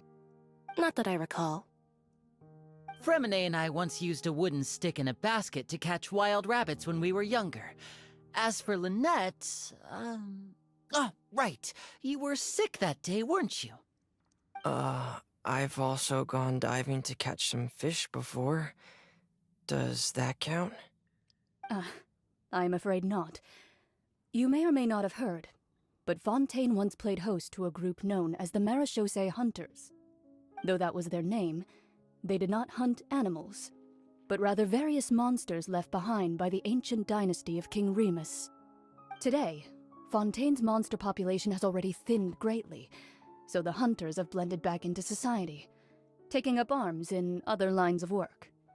They even left a unique methodology of hunting in their wake.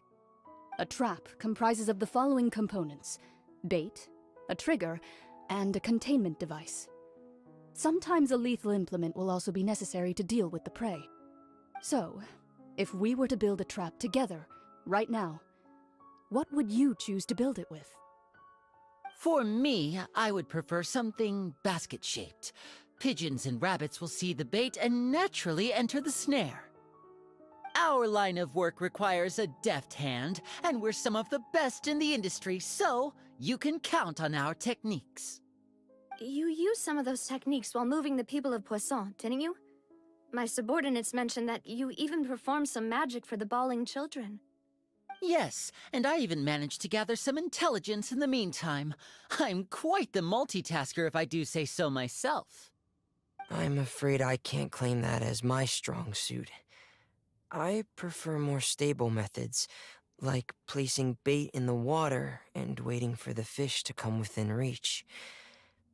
That's the kind of method I would count on. Calm and steady. Exactly the kind of person who would catch loads of fish. And I can be their assistant. With discretion, I'm sure. I'd probably use some sort of mechanical animal. Papa once bought me some small clockwork squirrels, mice, and such. When placed in the forest, they can attract others of their kind. I remember that you liked those too, didn't you? I did. And that would be a good way to go about it. If they're realistic enough, animals of the same kind will follow them all the way to the trap. What about you, Monsieur Neuvillette? I fear I do not have any related experience. That makes sense. You usually solve problems directly, without the use of any such tricks. But I do have one more question for you, monsieur. If we were to create a trap now, how would you design it? I would like for it to be effective, but bring no harm to the prey. A more gentle trap would be ideal. Kind, as always. However, our intention doesn't necessarily change the containment device and the type of implement we need. If we wanted to kill the prey in one strike, we would need a powerful implement. However, that also goes for prey that must be captured and safely contained. Wait, why's that? Only a hunter who's a true expert at subduing their prey can snare it without harming it. The line that divides life and death is often exceedingly thin. So are we going hunting together? Huh. We hadn't thought of seeing ourselves as hunters. It kinda works, but maybe it's still not the best metaphor. If our means of capturing and dealing with our prey is to put them on trial, then the hunting metaphor is actually quite accurate. But we shall require much more courage than any hunter to judge a god, a being whose seat is an exalted throne.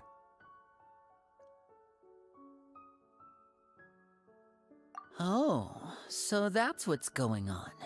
Sounds very interesting.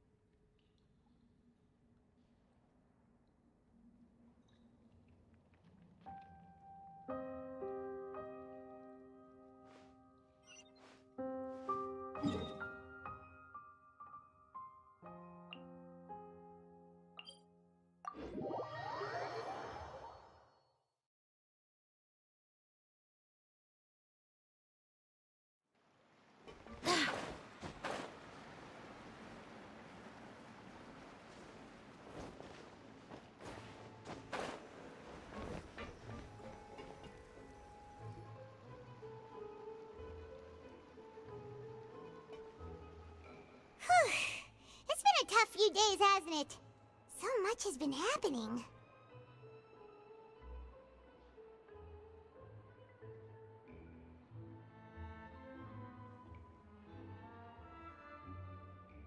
Paimon didn't think the meetings would go on for so long, but everyone seemed pretty fired up, huh? Paimon thought they'd be at least a little frightened.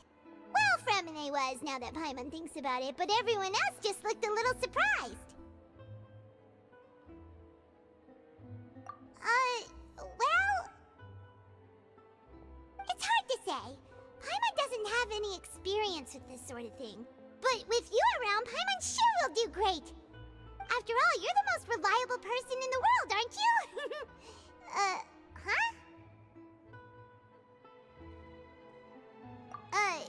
Did you just pour some tea? Paimon didn't notice you doing that at all.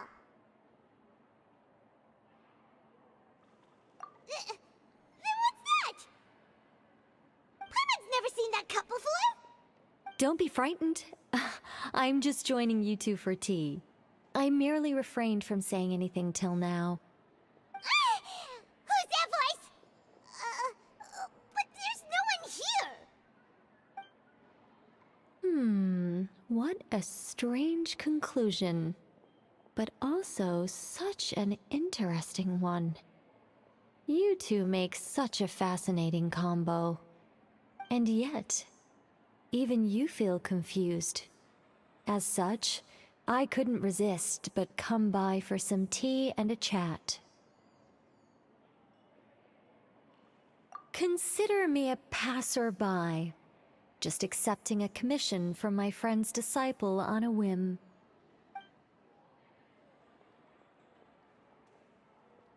Precisely. Call me in, a mage who wanders the world.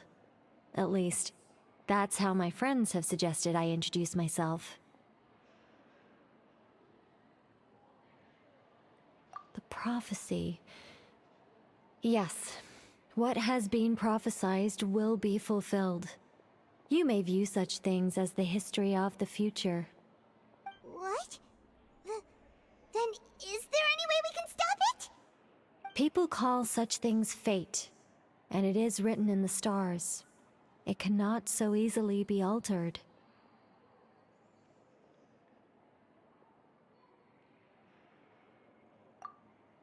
Ah, so you've caught on. Just as prophecies are usually only the future as seen from the perspectives of the gods, could things be happening in hidden corners, where the gods' gaze does not fall? Are the things that you shall see different from the fate that the gods perceive? What is she talking about?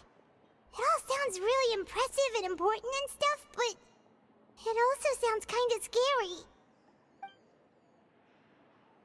I believe that you understand, right? Some things are insignificant, but others, you must reach out to change. Ultimately, fate shall serve as your only guide, no matter what will happen in Tevat's future. All you need to do is to play your part.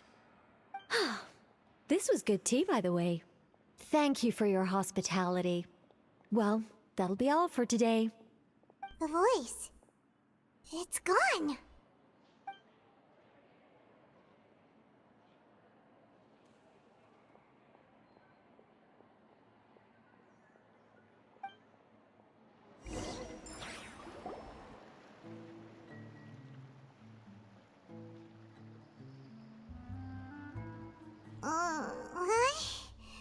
I want to hear someone talking. Alright, coming!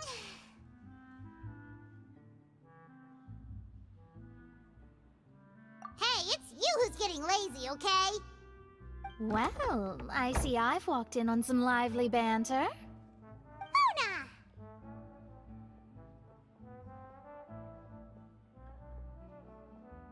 Fine, just fine. I went to take part in that Steambird panel. It turned out to be more interesting than I expected. Not all Fontainians are pessimistic about this. One journalist mentioned that sitting around and waiting for the end to come would be wrong, and that they should make their own rescue preparations. I agreed, so we had a brief chat with her.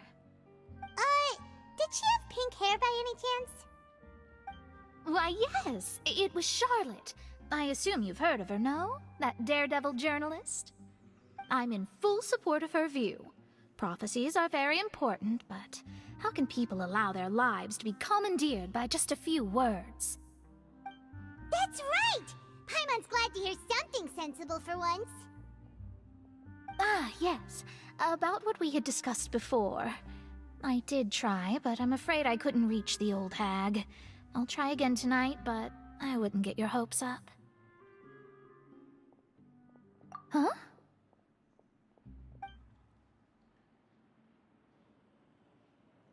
Goodness gracious. Are you serious? She said that even the god's gaze has blind spots. Pretty bold if you ask Paimon. Most people would believe the gods to be all-knowing, right? The Hexen Circle members are certainly anything but ordinary. As for the mage named N, the old hag has mentioned her a few times. She said that N's sense of direction is incredible, and that she loves guiding those who are lost. But I've never met her, and if she were still alive, she'd be... well, suffice it to say that the hag's at least a few hundred now, and N's been around for longer than that. Whoa. The Hexen Circle sounds like a scary group. But they must really stay in shape to live so long. Their abilities alone are pretty terrifying. If she came to see you personally, then the problem you're facing must truly be of great importance. Well, it's not like Paimon could understand anything she said. Yes, she was quite cryptic, but I suspect she means that there is still a way to turn things around. She didn't say when or what that would be, though, so perhaps it is something that you cannot know right now.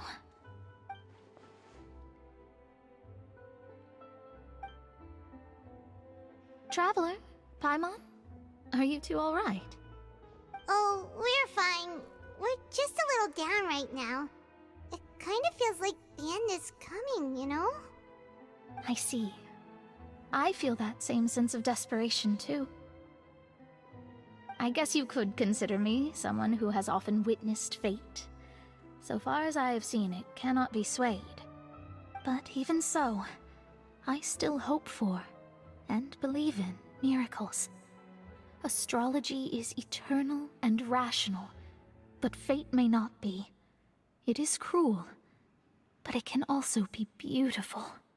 Perhaps that's what En was trying to tell you. Not to lose heart, and to believe that what you are seeing playing out before you is not yet set in stone. I did originally think of steering clear of all this, but I couldn't. Even if this is all futile, I still wish to help everyone. If we don't struggle to the last, then how can we face the end when it comes? Huh. You do have a point. There I go, talking about astrological principles again. Sorry about that. The moment I start talking about work-related stuff... I need to get going. It was worth trying to comfort you, even if only a little.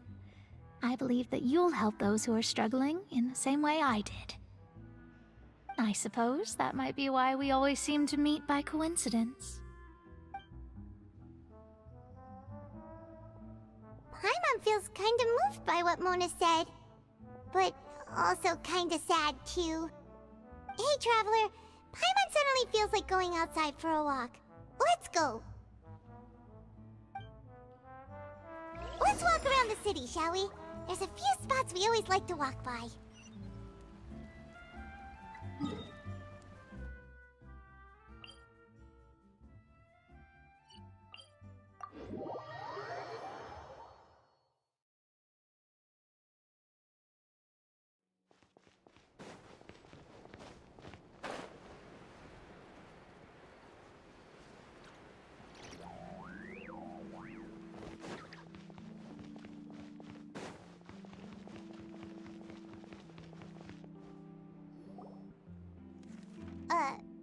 Huh? Our names are written in this newspaper. What's going on? Let Paimon see!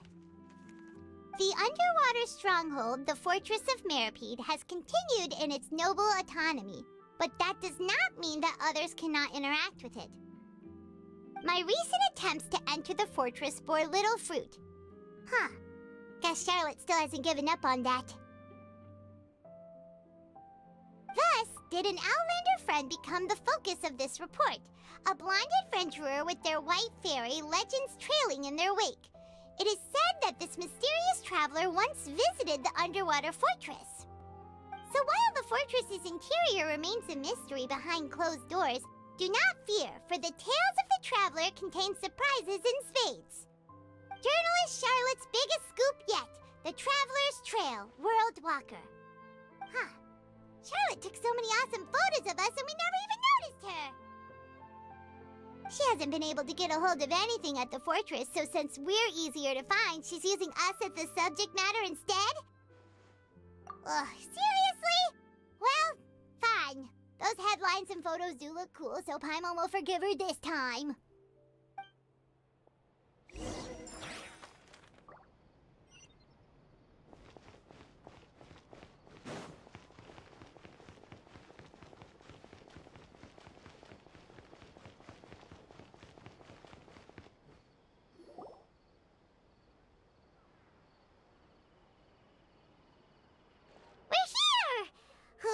Paimon's hungry.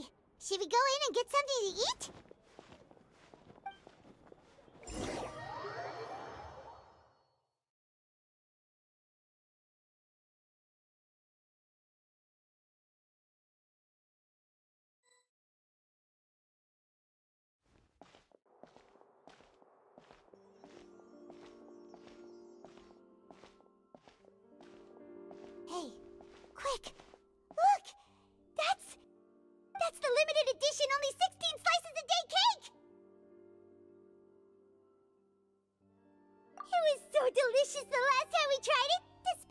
tense situation we were in. Let's give it another go. I'm sure it'll be great. One slice of cake, please. Someone showed up after all. Oh, wait, you're the one from the Palais Mermonia. Oh, are you here to buy cake too? It seems Monsieur Nervalette was right. You really can eat. Wait, did he really say something like that? That's right. Even he has his own preferences when it comes to food. As for me, I love the cake and coffee here. Do you come here often? Usually every day. Every day? It's part of my daily schedule, apart from work. I shall have my cake and coffee. Then what if someone told you one day that this place would be closing soon, and you wouldn't get to eat cake here anymore? What would you think? But why would it close? Well, Paimon doesn't know either, but maybe the waters will rise tomorrow. You know, like in the prophecy. Oh, the prophecy. To be honest, I haven't paid much attention to that. No, still, even if there'd be no more cake tomorrow, that wouldn't keep me from having some today. No, it's the same for eating in general. You might not be able to eat tomorrow, but if you can do so today, then you should carry on. That's what people call living, you know. Huh. Don't be sad. Excuse me, could I have 2 more slices of cake to go? These 2 slices are for you. Sijuin said that this kind of expression you're making is what humans call being sad. Oh, you know Sijuin? I sure do. She was born before me, and she sometimes comes to the surface to teach us things about humans. She said that humans are creatures that are saddened easily, yes, and you can only lift their spirits by feeding them delicious food. So please try the cakes here. I've got something else to do, so I'll be going now. You two try to stay in a good mood after eating, all right? Bye.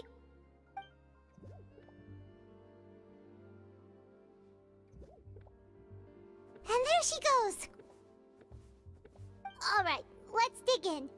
I'm unsure this cake will be delicious. It's more delicious than last time, and the flavor gets even better with a sip of tea. It sure would be nice if we could come again tomorrow. Sure would be nice if we could always eat delicious food here.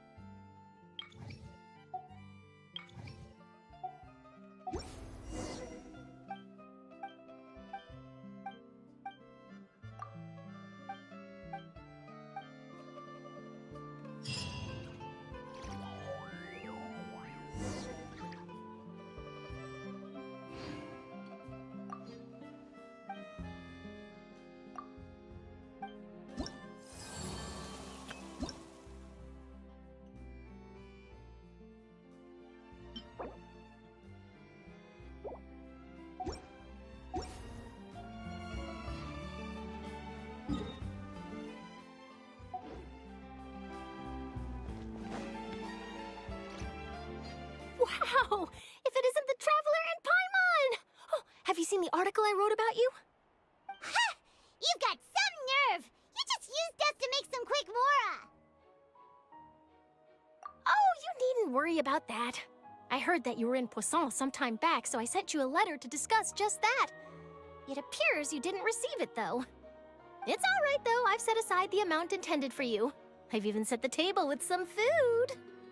Really? Oh, you're the best! You're almost a little too easy to win over, Paimon. If I were a journalist with ulterior motives, you'd be in trouble now, you know. Oh, Paimon knows you're not like that. Still, what brings you here all of a sudden? Were you looking for me? A friend of ours met you a while back, and when she mentioned it, we thought of coming to see you. Her name's Mona. Ah, so you know Miss Mona as well. She's a guest columnist for our paper. Really good one, too. She's so young and already such a brilliant astrologist. So she mentioned me? What did she say? She said that you're a real daredevil of a journalist. Nice. In which case, can this daredevil journalist dare to request an Huh? So your article in the paper today doesn't count? Oh, of course it doesn't. That was more like live photography. What I'd like to do is dive deeper and ask you to talk about the things you've seen and experienced. Yeah, are we even qualified enough? Why not? If I say you're worth an interview, then you're worth it. But not right now, of course. I'll need a few days to prepare. Oh, in that case, we'll just chat when you have the time then? Oh, so that's a yes? Ooh, splendid! I'll tell the editor-in-chief immediately. I'll have to apply for lighting, a venue, some props, and... Whew, so much to get done now. Talk to you later. Wait, Charlotte, Paimon's still got a question for you. And what's that? If, just for example, Fontaine were to be flooded tomorrow, what would you do today? Huh, that's the prophecy you're talking about, isn't it? I mean, I do hear about it often, but I've never once thought that the day could be tomorrow. If you're seriously asking, then I might try and think of a way to leave Fontaine. Oh, but I'm still a journalist first and foremost. That means I have a duty to be reporting from the scene. And secondly, I wouldn't forsake my homeland that easily. From what I've seen, most people don't know what they'd do should the worst come to pass. In truth, it might be better just to behave like normal rather than worry over such an end. So in all likelihood, I'd probably still be prepping at the office for that interview of ours. I know what you're thinking. That sounds a bit sad, but I've always believed that it's best to do what you enjoy. Just think about it. If this nation really were to be suddenly destroyed tomorrow, but I still successfully finish an exclusive interview with a truly unique person, then the story I would wind up writing would truly be timeless.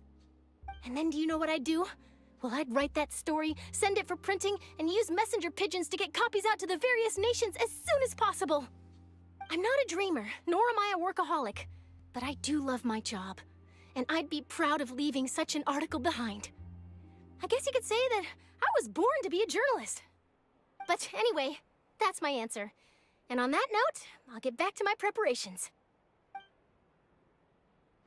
That's so nice. All of a sudden, Paimon actually kinda envies her. Anyway, let's go and take a look at the sea, shall we?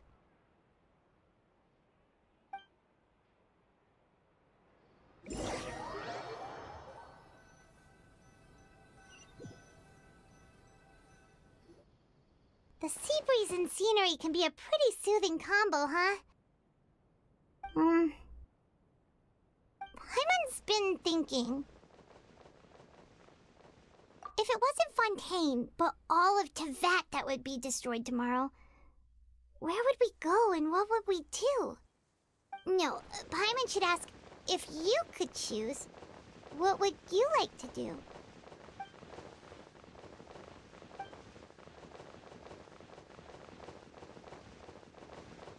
We've always been moving to the next destination, so we haven't spent much time thinking about these kinds of things. We didn't have to either, with us always being on the road and whatnot. You mean, still traveling? Huh. Wait, isn't that what we've always been doing?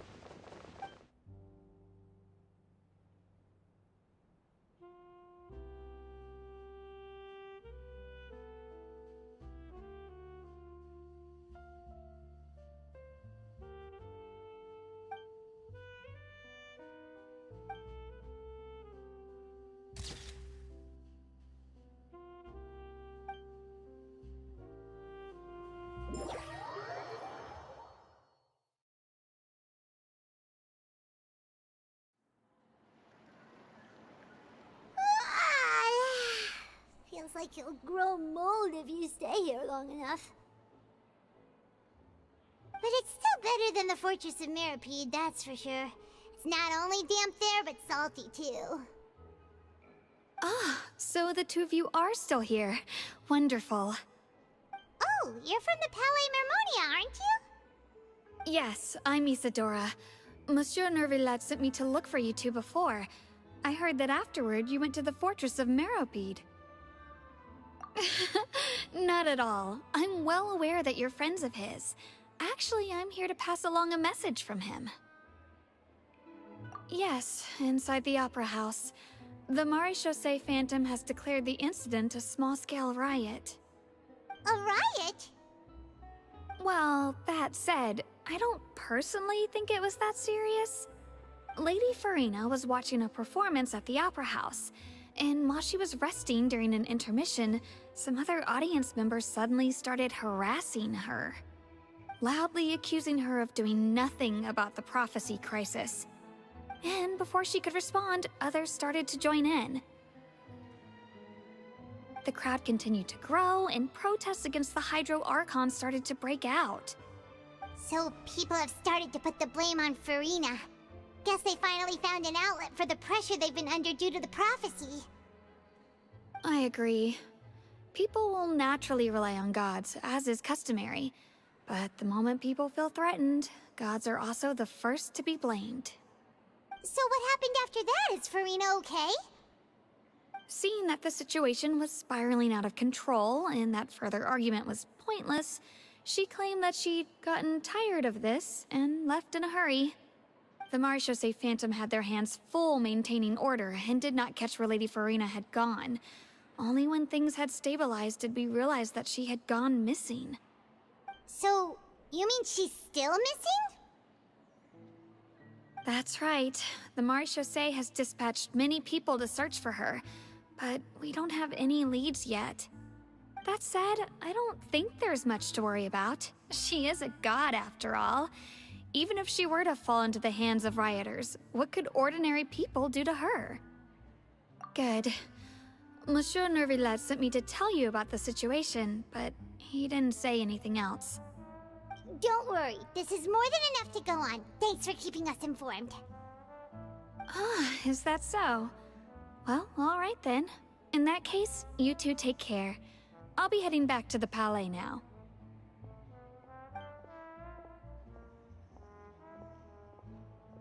Well, sounds like we should hurry over to Poisson then. If we know Farina, she won't try to fix things in this situation. Instead, she'll look for a place to wait out the heat. And, as we also know, she may be loud and dramatic, but she doesn't have a heart of stone. When Nervillet was talking to her in the Palais Mermonia, and she heard about Poisson, she couldn't hide her sadness and remorse. It would be hard for her to ignore being accused by the public today. Paimon thinks Farina's probably taken the opportunity to slip away to Poisson and try to relieve the sense of guilt that she's feeling. Huh! Well, what do you think? Paimon knows the answer, of course, but Paimon can do the analysis to back it up, too. Cool, huh? In that case, there's not a moment to lose. Poisson, here we come!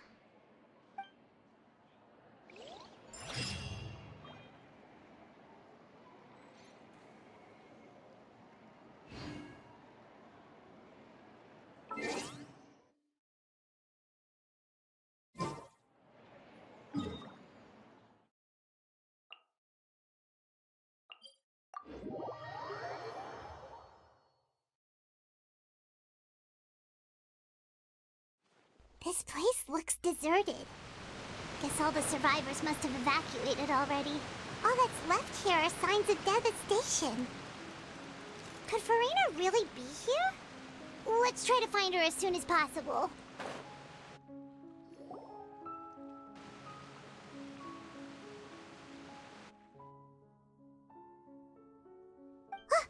That's Farina, right over there. She really is here all on her own.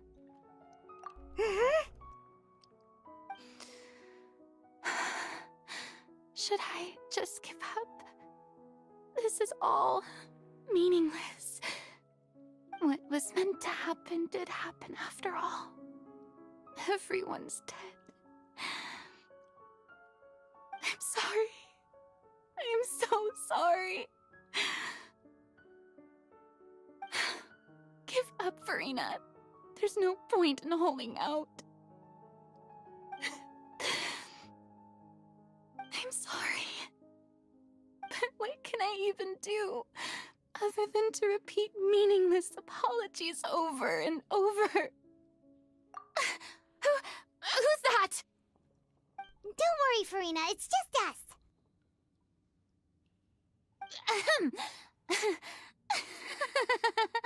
So it is you, blonde traveler from another land. Why, I almost thought you were someone from that mob of my ignorant subjects, come to kneel and beg for my forgiveness. Farina, you were crying just now, weren't you? The tear stains on your face are obvious. What do you mean, tear stains? Oh, I remember. The show at the Opera House earlier this morning was so moving. I'm still trying to process it. Who did that uncivilized rabble think they were, disturbing my enjoyment of the arts? They even dare to tout their Archon. I must teach them a lesson. I can just imagine their twisted and frustrated faces once they realize that I'm nowhere to be found. Oh, and I'm sure Nouvellette and those people from the Maréchaussée Phantom are freaking out right next to them, too.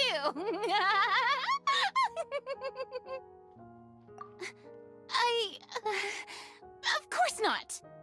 Hey, there she is! The Hydro Archon's over there! Quick, after her!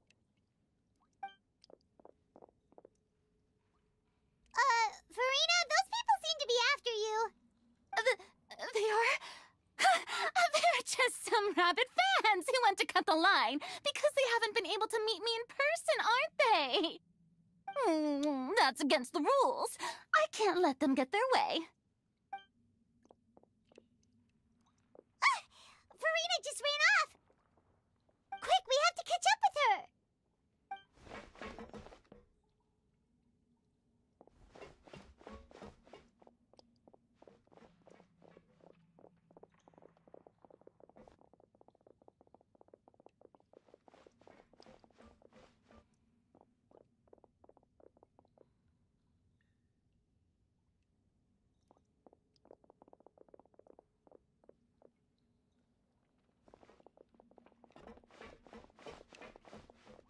This should be the place, right? Hey, Farina! There's a good hiding spot over here. Quick, come to Paimon before the rest of them catch up to you. What is this place? Hurry, they're almost here! Fine. I suppose haste is warranted. Lead the way.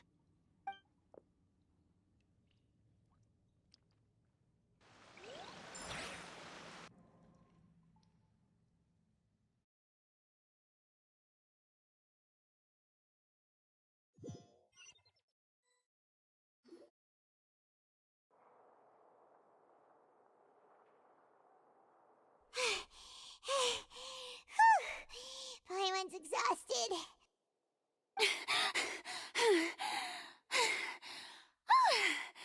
I'm so tired. I totally thought they had caught me. No, I mean, I merely gave in to the sheer enthusiasm they displayed.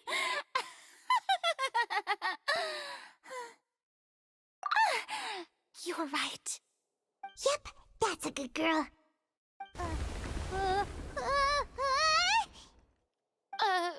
What's happening? The ground's shaking. Is it an earthquake? Yeah, a quake of this kind preceded the flooding in Poisson, didn't it?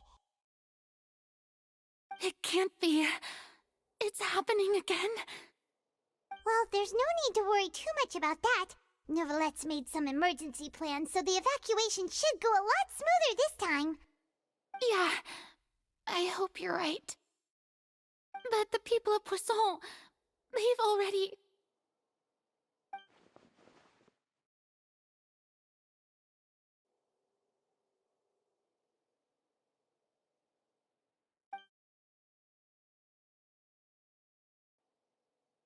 It's true.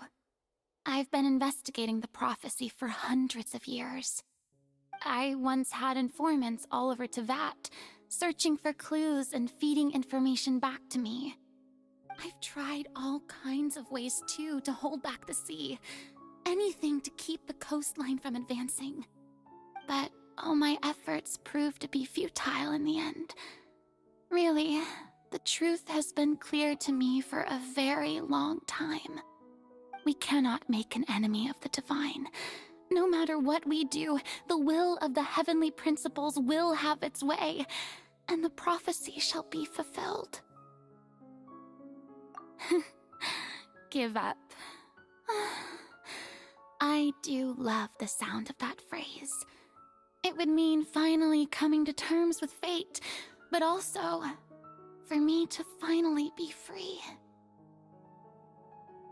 Indeed, I've thought about giving up so many times, especially after we almost lost Poisson. Fate is really unreasonable, isn't it? It has no heart and obeys no rules. The prophecy has only just started to come true, and so many people have already lost their lives. But just now, it all became clear to me. I still don't have the right to come to terms with fate on behalf of everyone else. As long as the final moment hasn't come, it's still not too late. Don't worry. I will keep hope alive for everyone until the very end. Well, that's enough for now. I got the impulse to play the stricken maiden, but honestly, considering my rank and station, that wasn't a good fit at all. Don't take any of what I just said seriously. How could I possibly let Fontaine fall to the whims of trivial prophecy? Come on! Paimon could have sworn you were actually being honest just now.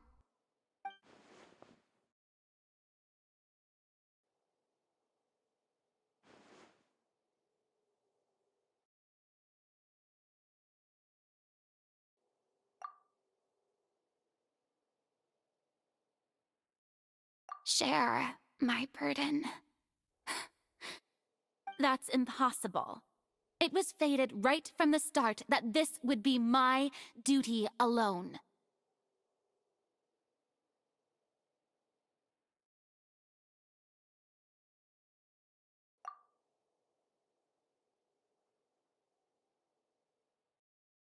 A witness. Yes, I've heard that you came to Tevat from beyond the stars, yes. In other words, you never belonged here. And if Tevat is, in its entirety, a show on a stage, then you're just a spectator, aren't you? If that's the case...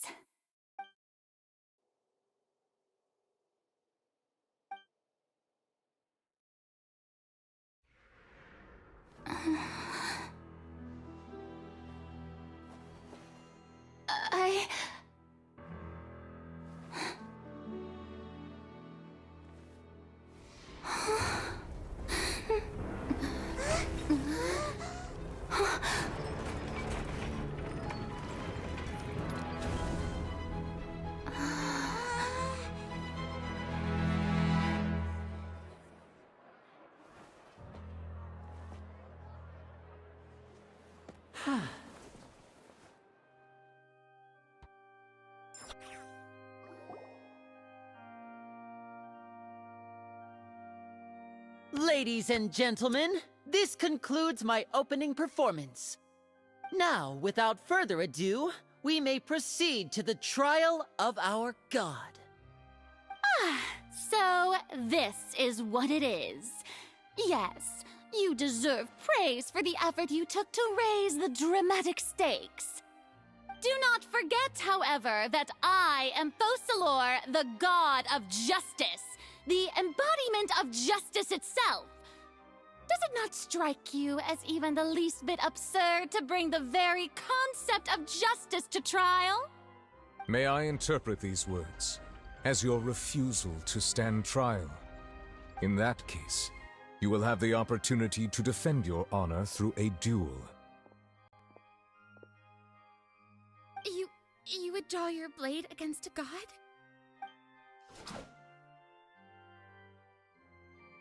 I see. It seems like you have made up your mind.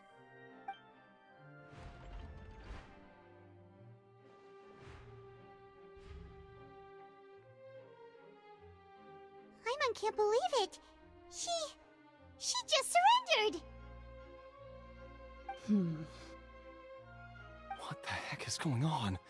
Did I just see an Archon surrender to a human?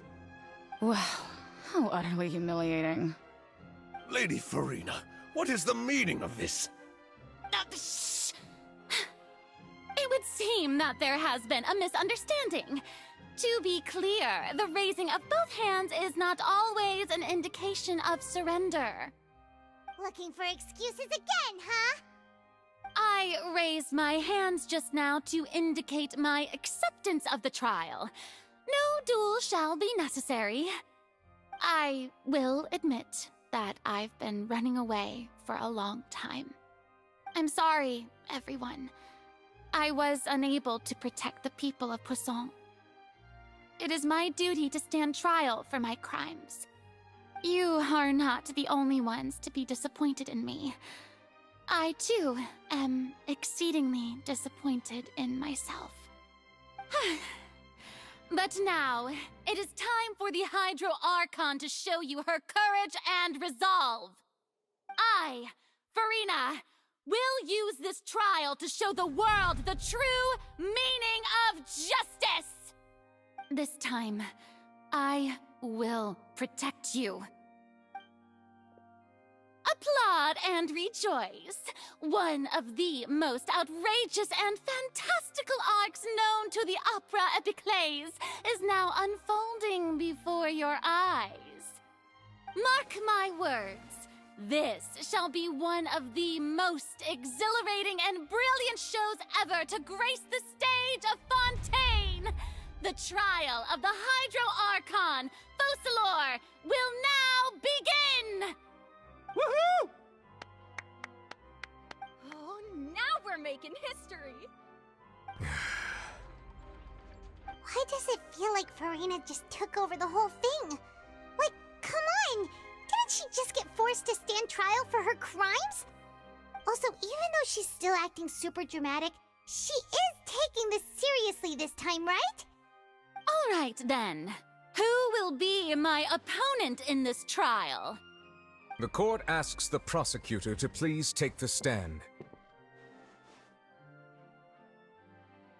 Is that so? Very well. Then please speak, witness of Tivat, my accuser and fated opponent.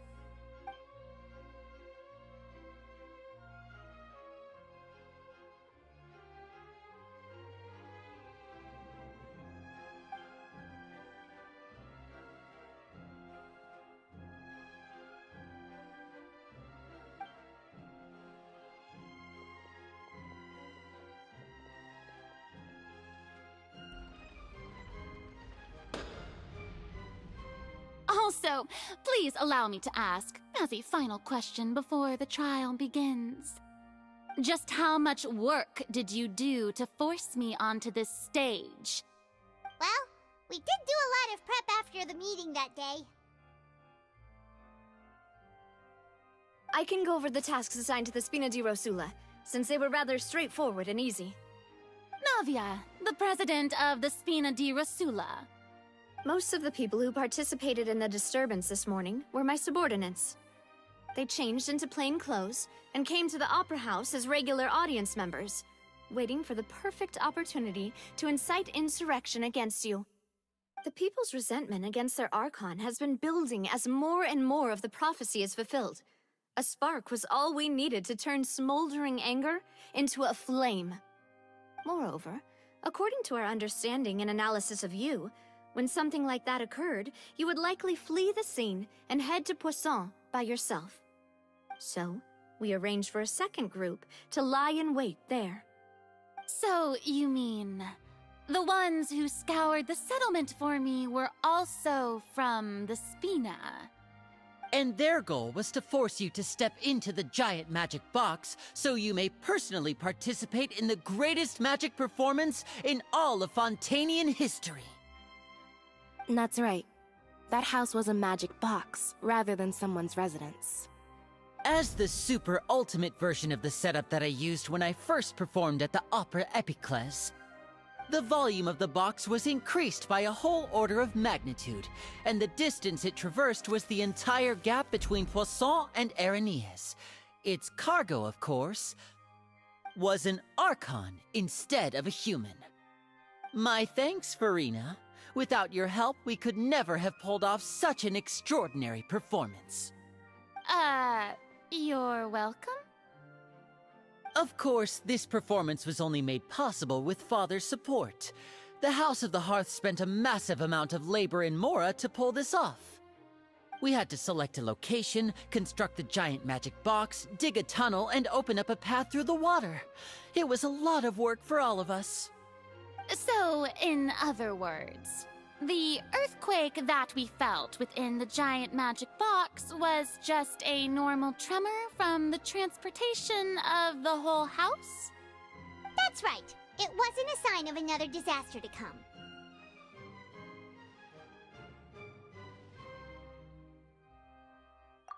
Then, I can guess Nervilette and Cloran's parts.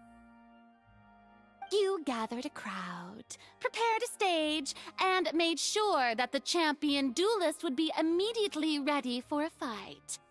Also that as soon as I appeared on the stage, the trial may commence without a hitch. Am I right? Yes, that is correct. Well, Clorand, I must commend you for your courage. Only the most outstanding champion duelist in all of Fontaine would accept a duel with an Archon without flinching. Thank you. As for you, traveler, I suppose your role was to keep me distracted with conversation once you found me in Poisson. You'd make sure that I didn't notice anything amiss before revealing yourself as my prosecutor once we'd arrived onto the stage. Oh?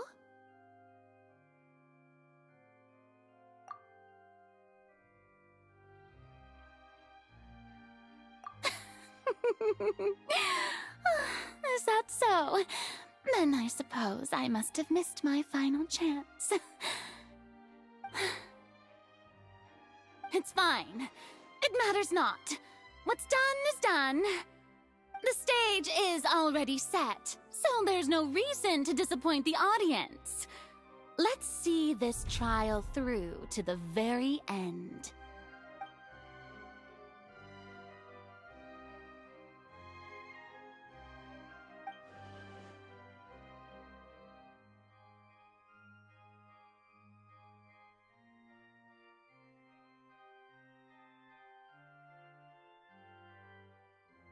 Madam Prosecutor, please allow me to pass this along. This is a document that Miss Charlotte applied for and received permission to share with you during the trial. According to her, it should speed up the proceedings. Huh? Charlotte wanted to give us something? Oh, so she's here too! Hey, Charlotte! Oh, let Paimon see. Isn't this the exclusive interview that she did with us before? So she's already finished it, huh? Wait, then that means this document is a perfect timeline of everything that's happened ever since we stepped foot in Fontaine! So in other words, we can refer to this strategy of evidence every time we want to use something from our journey as evidence for an argument. Let's quickly confirm the information in it. Just think of it as a refresher, alright? You defeated the Hydro Archon in the very first duels you took part in at the Opera House. That's one for the history books, alright? I didn't think that you'd wind up getting to the bottom of the case I'd been following all this time. I guess you could also see this as a happy coincidence. This is the first time Monsieur Neuvillette had a difference of opinion with the Oratrice. Even the Hydro Archon can't figure it out. A Fatui Harbinger. She's an extraordinary person. Her instinct must mean something. The fortress of Meripede was almost destroyed in a single day. That I didn't witness that scene personally will always be a source of professional regret, I think. According to Monsieur Neuvillette, both Child and that whale should have been in the primordial sea at that time. I nearly lost my awesome friend Navia. To be honest, that still gives me shivers. The words of someone as extraordinary as a witch can probably only be truly understood when something surreal happens to you.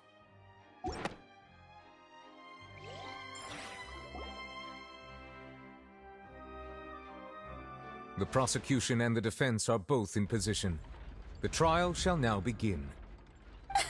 Oh, come on, Neuvillette. There's no need to repeat all the unimportant legalese. Just fast forward to the part where the prosecution lays out my offenses. As the defendant and the lead actress of this performance, I still haven't even been informed of my supposed guilt in all of this. Of course, it is only natural for humans to struggle to understand the actions of a god. However, you will need more than that to convict me of a crime. That's true, but my charge here is unrelated to your conduct as an Archon. Instead, I would like to charge you as a fraud who's never been the Archon in the first place. Wait, what was that? Lady Farina's a fraud? Hey, I came here thinking that we were going to try the Hydro Archon for forsaking her duty, but did I hear that right? She's not our Archon at all? Charge accepted.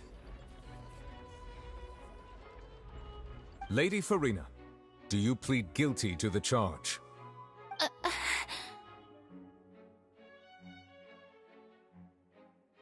Lady Farina. I plead not guilty. How can I be guilty? There is no way that I, Focalor, otherwise known as Farina de Fontaine, a member of the Seven and the Regina of all waters, kindreds, peoples, and laws of Fontaine, could be anything other than your true Archon. Yeah, even though Lady Farina can be rather eccentric, isn't it going too far to doubt her very identity? Yeah, I've never questioned her identity either. Sure, Lady Farina can be super irresponsible, but what grounds does that prosecutor have to make such a huge claim? I have cause to believe that common sense will prevail in this case. Many of the members of the audience have known me as the Hydro Archon ever since they were born. There would be no fooling their memory. See? Even the Oratrice has decided to show me its favor. Are you sure you want to commit to a charge that will never be upheld? If you wish to drop the case, I can promise you as the God of Justice that you will not have to face trial for making a false accusation. We will treat everything that's happened as a dramatic spectacle and move on with our lives. What do you say to that? Huh. An argument with near impossible odds, huh? We have to not only refute Farina's claims, but also overturn the long-held beliefs of the people. Well, I tried to give you the chance to surrender. If you must persist, then let me ask. If you believe I'm not the Archon, then what manner of being do you think I am? And if I was not the Archon, then how did I manage to live for over 500 years?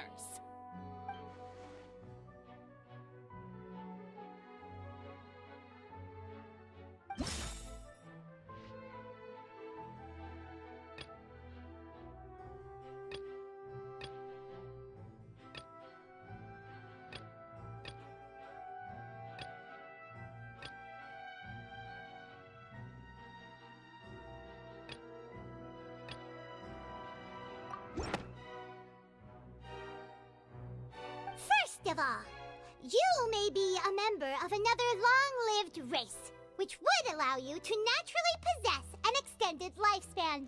And second of all, even if that wasn't the case, there could be other ways to extend your life. Who gave you that idea? Was it the knave?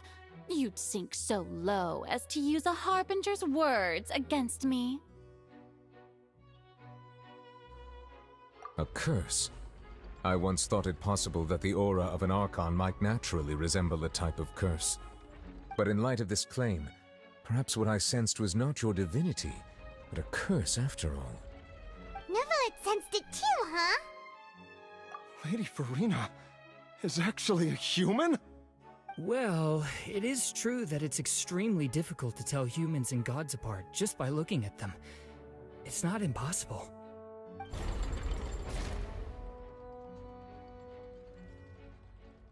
Well, don't start celebrating too early now. Even if I have been carrying a curse like you said, how does that prove that I am merely a human being?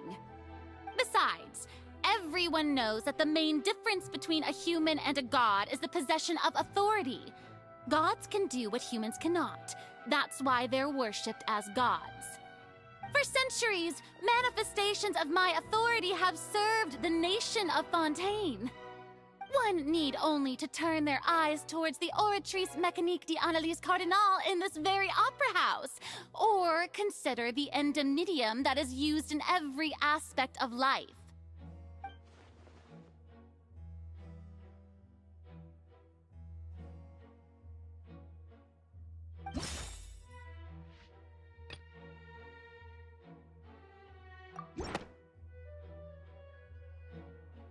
You tried to reference the Oratrice, but weren't you as confused as all the rest of us when the Oratrice declared Child to be guilty without any proof?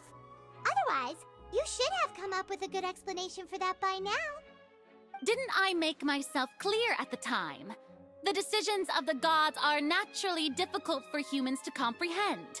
There is no need to provide an explanation. Lady Farina, I believe a reminder of your current circumstances is in order. While the court is in session, the principles of justice and the law must come before all else. While you are an Archon, you are also first and foremost the defendant in this trial. You will prove yourself unable to defend against the prosecution's charges if you continue to withhold vital information against the rules of the court. I never thought you'd use that kind of rhetoric against me. That was no trick of rhetoric, Lady Farina. I've merely reiterated the rules of the court. Rules that all should respect and follow. So, you neither knew why Child was declared guilty, nor did you understand the structure and operations of the Oratrice. Instead of having been created by you, the manifestations of authority you mentioned have been made by the real Hydro Archon, haven't they? The real Hydro Archon? Well, now you're really losing me. It is true that I did not know why the Oratrice gave out a guilty verdict that day. But the Oratrice handed out that verdict unilaterally, and it has been operating independently ever since it was first created. You can't argue that just because a divine creation is flawed, that the god behind it must also be no god at all. She's still throwing out all kinds of excuses. Seems like she's confident that we won't be able to produce proof that she has no power over the Oratrice.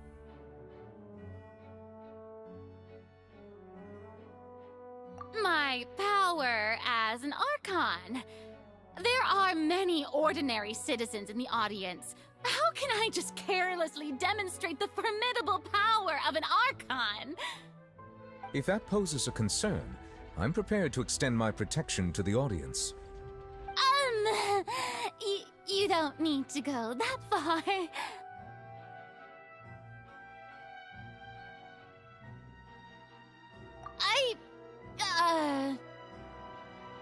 Aren't you the Hydro Archon? Or is it that you can't even wield the power of Hydro, much less the authority of a god? Indemnitium! Yes! It's all because of Indemnitium! All Archons derive their power from the faith of the people, and I've converted the people's faith in justice into Indemnitium! Thus did I give up all of my divine power to provide everyone with energy for their daily lives. Have you ever seen a more magnanimous god? Isn't that a huge stretch? Yeah, no matter how generous an Archon can be, how could they give up all their power?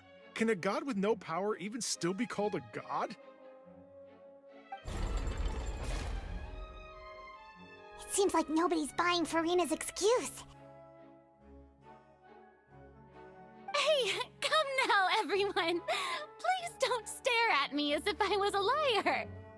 I'm still the same Farina you knew, right? The one that you loved. Shouldn't you want to believe in me? Please? You've got to believe me. If what the prosecutor said is true, she really has committed a grave offense. Did she deceive all of us? And all of our parents and grandparents too? And all of our ancestors? Ever since they were born? Enough. That's enough. Tell me then, if I'm not the real Hydro Archon, then who is? If you have no evidence of another Hydro Archon's existence, nor can you find anyone who can back up their claim to be such, then what grounds have you to say that I'm not actually the real deal? Wow, she came up with yet another argument. How can we refute her now? Seems like she really doesn't want to give up.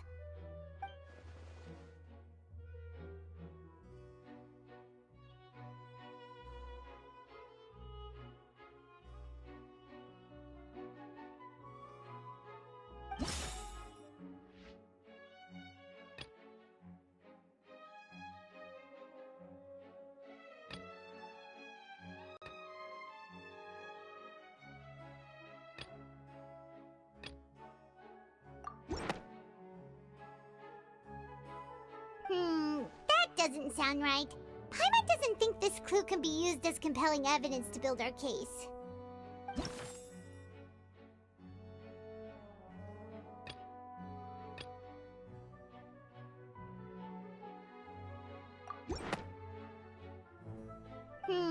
That doesn't sound...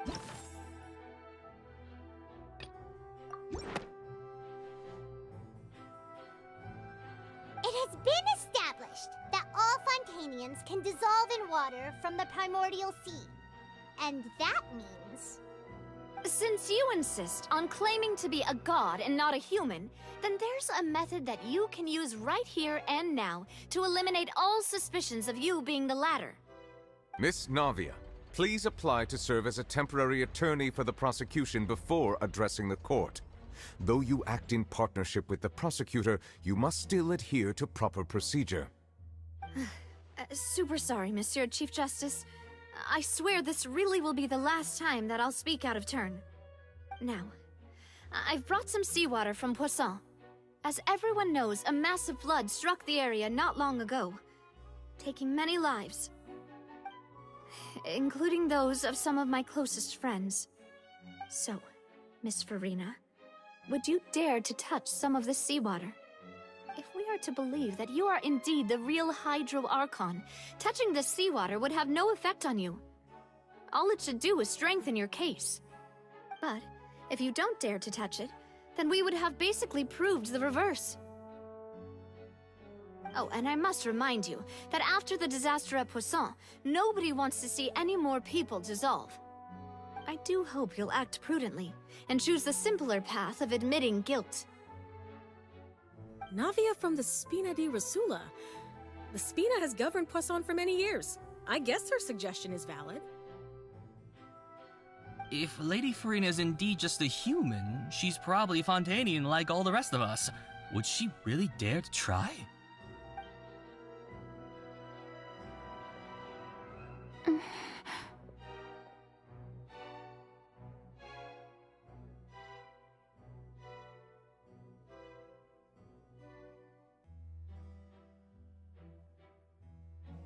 Lady Farina, this test has been unilaterally proposed by the prosecution. As it falls outside the realm of standard court proceedings, you possess the right to decline participation. Well, of course he had to tell her that. But refusing to participate is basically the same as a confession of guilt. She's just staring at the water without saying a single word. It really does seem like she's quite terrified of it. That could only mean... What's going on? Is she really planning to... that's not what we thought she would... Due to the inherent risk of the test, Lady Farina, you may...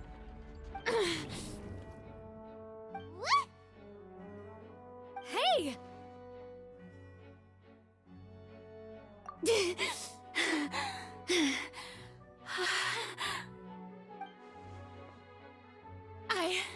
I'm fine! Look at me, everyone! My hand is still here! I haven't been dissolved! Will you believe me now? I really am your Archon! I'm nothing like a normal human who would fall apart as soon as they touch this water! Really, was this not the most obvious thing in the world? Miss Siegewien? If you're present, Miss Siegewien, please come forward and attend to the defendant. Siegewien? Don't be nervous. It'll just take a few seconds. Let me see. That should be enough. Please announce the results of your evaluation to the court, Miss Siegewien. As everyone doubtlessly saw, Miss Farina was displaying symptoms of hyperventilation and flushed skin. These indicate that she was experiencing the adverse effects of exposure to primordial seawater. The extent to which she was affected is the same as other humans when exposed to primordial seawater of a similar concentration. Thank you, Miss Siegewien. Lady Farina, you may return to the defendant's stand. Oh, wait. What did she just say? I didn't get dissolved! Shouldn't that be enough to prove my innocence? Well, considering your tendency to run from your problems, we did originally prepare a direct sample of the seawater around Poisson. However, after extensive discussion, we exchanged it for a sample that is not concentrated enough to dissolve an actual human. After all, on the off chance that something entirely unexpected might occur, we don't want anyone else to lose their life to the sea. Yeah, so out of regard for Farina's life, you secured a low-concentration sample and asked the head nurse to serve as an expert witness. It's a great thing that the direct sample wasn't actually used. Farina could have... I can't believe... You...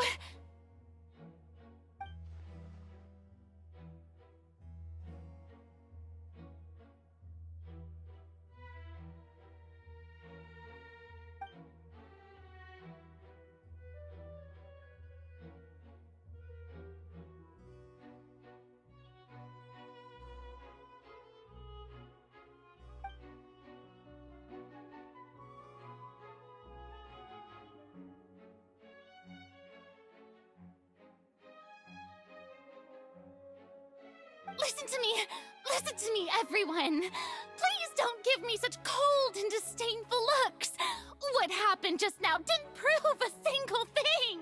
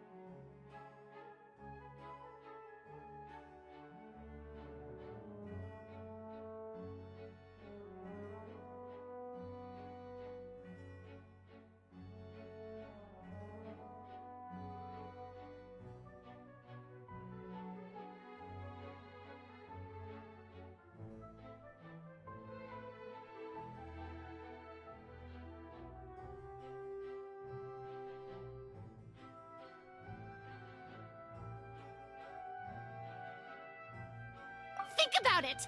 How can you conclusively prove that an Archon can't also be affected by the primordial seawater? Also, if I was really just a human, why would I dare to just put my hand in that kind of water?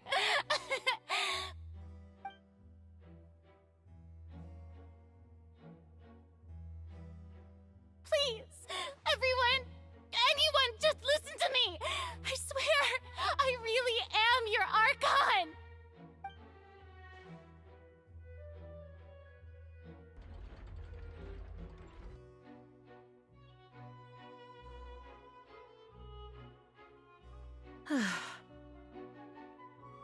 I don't think anything she says at this point will sway anyone. The odds are just too stacked against her now. With all the things that have been said, Paimon doesn't think there's any way left for Farina to win. I believe the time for arguments and presentation of evidence has come to an end. If there are no objections, we will move on to the final judgment.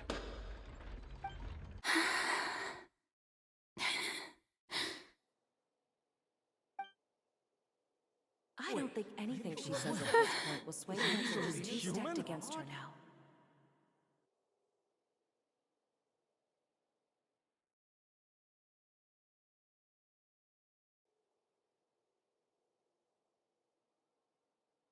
In my capacity as Chief Justice, I shall now render judgment on Farina's misrepresentation of herself as the Archon of Fontaine. As a human who knowingly deceived her fellow citizens, Farina is guilty.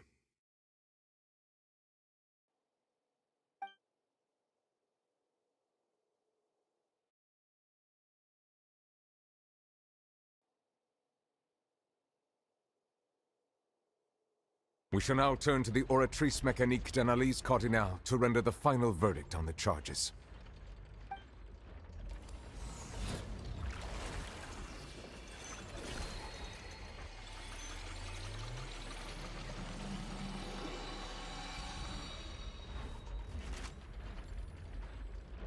According to the judgment of the Oratrice Mécanique d'Analyse Cardinale, Farina is... Well, what's wrong? What's the Oratrice's verdict? No, the Oratrice also displays a guilty verdict. Isn't that correct then? However, the exact wording of the verdict is thus: the Hydro Archon, guilty, to be punished via the death sentence. The death sentence? That's actually one of the available sentences? I've always thought that it was just a myth. The one and only time the death sentence has been handed out at the court, and it's been given to the very person we've worshipped as the god of justice? What an unexpected twist. Farina's been sentenced to death by the Oratrice? We just wanted to use the trial to show her the seriousness of things so she'd tell us the truth. How did things escalate this quickly? This outcome is indeed quite strange. According to Fontaine's current definitions of justice, as well as its recommendations for criminal sentences, is this sentence really appropriate for the crimes that have been committed? Yeah! Even Fauché wasn't sentenced to death by the Oratrice. You know, the real evil mastermind behind the serial disappearances case. Indeed. Not only is Farina's sentence overly excessive, the very point of our trial today was also to prove that Farina has never been the Hydro Archon in the first place. But now, the Oratrice seems to have deliberately invoked the title of the Hydro Archon. What does this mean?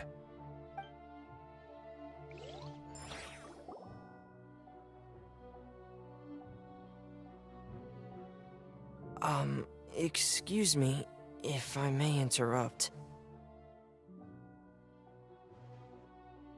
Is the trial still going? Fremine! Oh, you finally made it. I assume this means you've completed your mission? Mm-hmm. Any mission Father assigns to me will always be top priority.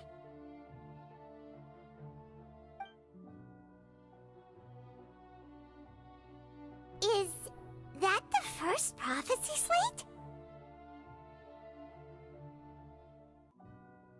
Huh. So the knave privately arranged for Fremine to try and find the missing slate. I looked everywhere and finally found it at the bottom of the sea. It took me a long time to get around some dangerous stretches of water. But has the trial already concluded? Then doesn't that mean I've come too late? Oh no. Father will be disappointed in me.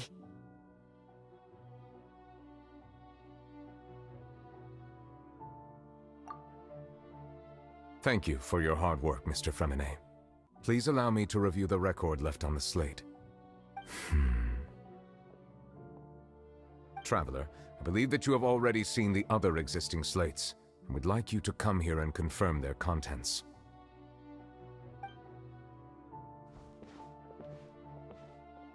Huh? So what do you see? What is it?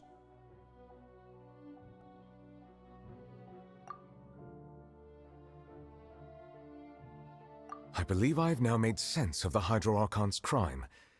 It has to do with Fontaine's lost history. Huh? Isn't the Hydro Archon just guilty of deceiving her people? Oh, wait, no, that's Farina, and we've already proven that she's not the Hydro Archon. So when you say Hydro Archon, do you mean the real Hydro Archon we've been kinda talking about? In truth, everything that you've encountered in Fontaine up until this point can be traced back to the contents of these stone slates. However, I'm uncertain as to how much sense they currently make to you.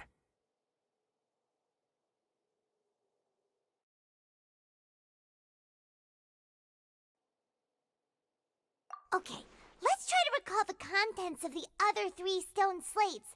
Paimon will do her best to help you remember.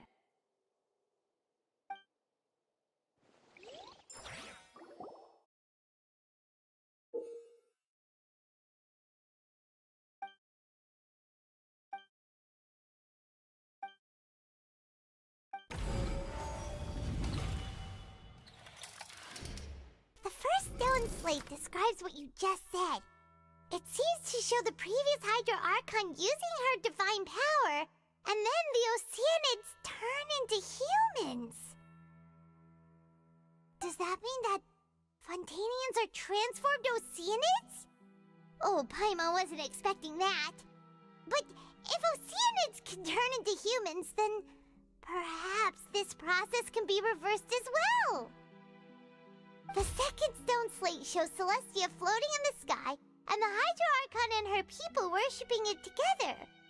But the heavens still brought judgment down upon them. This must be the point when the Hydro Archon and the Fontainians were branded with their original sin. Does this mean that the original sin and the Hydro Archon sin are the same thing?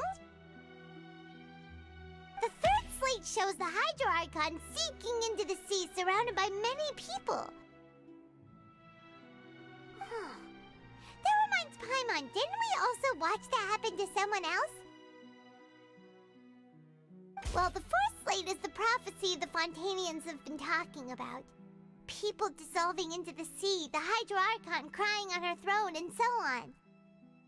We didn't believe that such a crazy disaster could happen at first, did we? But after that incident, it was just a question of when and not if.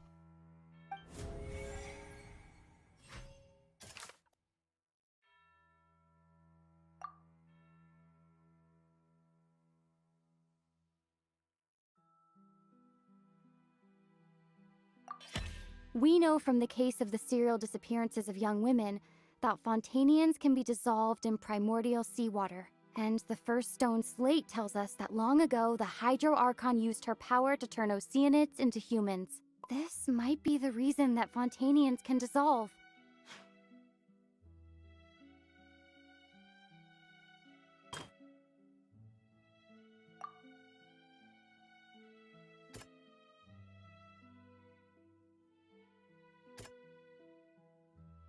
That doesn't sound quite right.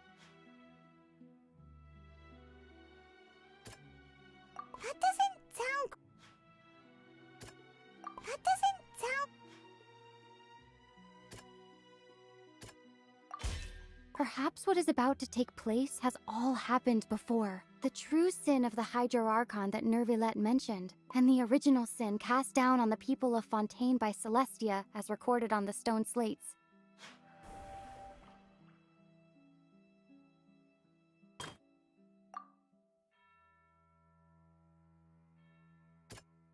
That doesn't sound...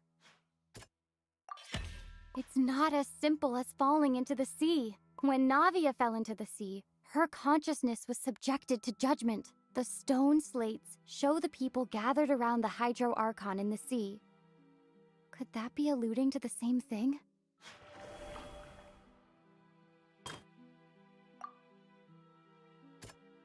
That doesn't sound...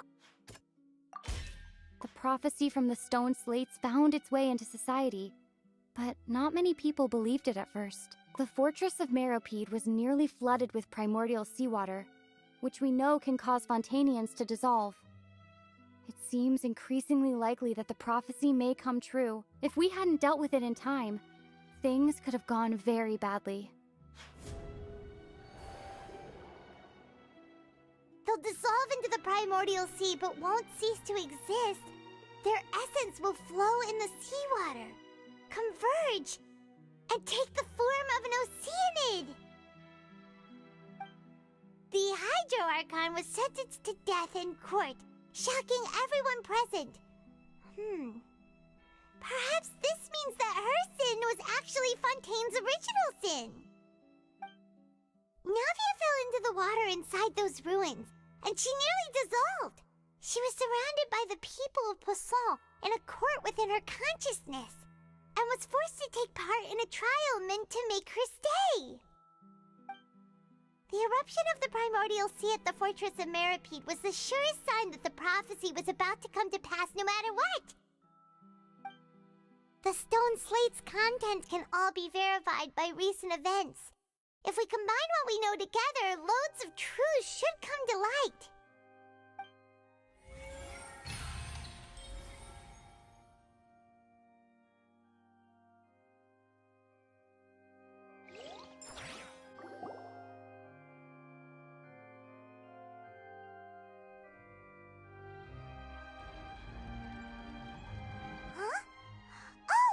Gets it now, so that's how you can make sense of it. But then it feels like we're going to have to share some truly shocking revelations. Let's hear them. Incredible.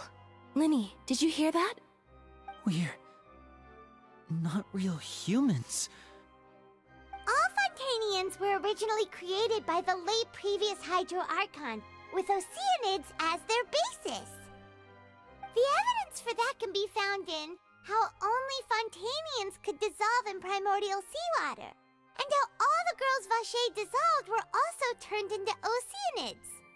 Oh, and according to Navia, when she was about to get dissolved, she also saw everyone gathered around for a trial, all of them in the shape of oceanids. Indeed. Yeah, and it follows from the content of the first slate that she probably angered Celestia by creating humans without prior permission. That could also explain why the Oratrice judged the Hydro Archon to be guilty. It's to account for that ancient sin. The Hydro Archon's true sin was creating us? And yet, after many hundreds of years, the Hydro Archon's creations have turned around to try to judge the Archon within the Opera Epiclese. The twists of history are often the most unexpected of all. Yeah, isn't the image here just like when Navia fell into the sea? So wouldn't it be trying to show the image of the Hydro Archon also falling into the sea once the prophecy has been fulfilled in the fourth slate? In the end, the people will all be dissolved into the waters, and only the Hydro Archon will remain weeping on her throne. Only then will the sins of the people of Fontaine be washed away. Did Paimon get all that right? You've made some keen deductions. I must say, given how much you still don't know, it is impressive that you've already managed to connect so many pieces of the truth. However, while you were able to decode all the information on the slates, they've also been etched with an additional layer of hidden information using a different power source. When we were at the ruins, I tried to decipher the hidden information recorded in the slates. But since we only had 3 slates at the time, I was unable to come to a full conclusion. Now that the slate collection is complete, I shall make another attempt to decipher the narrative recorded within. If everything goes well, we should finally be informed of the unadulterated truth.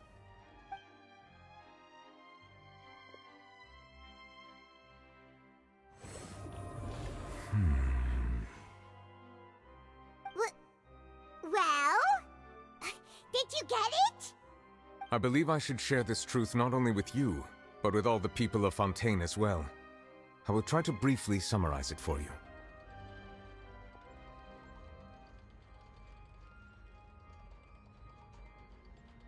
Your hypotheses regarding the origin of Fontainians and the sin of the Hydro Archon were both correct. In the Fontaine of old, the previous Hydro Archon sensed the yearning of her Oceanid familiars for life on land.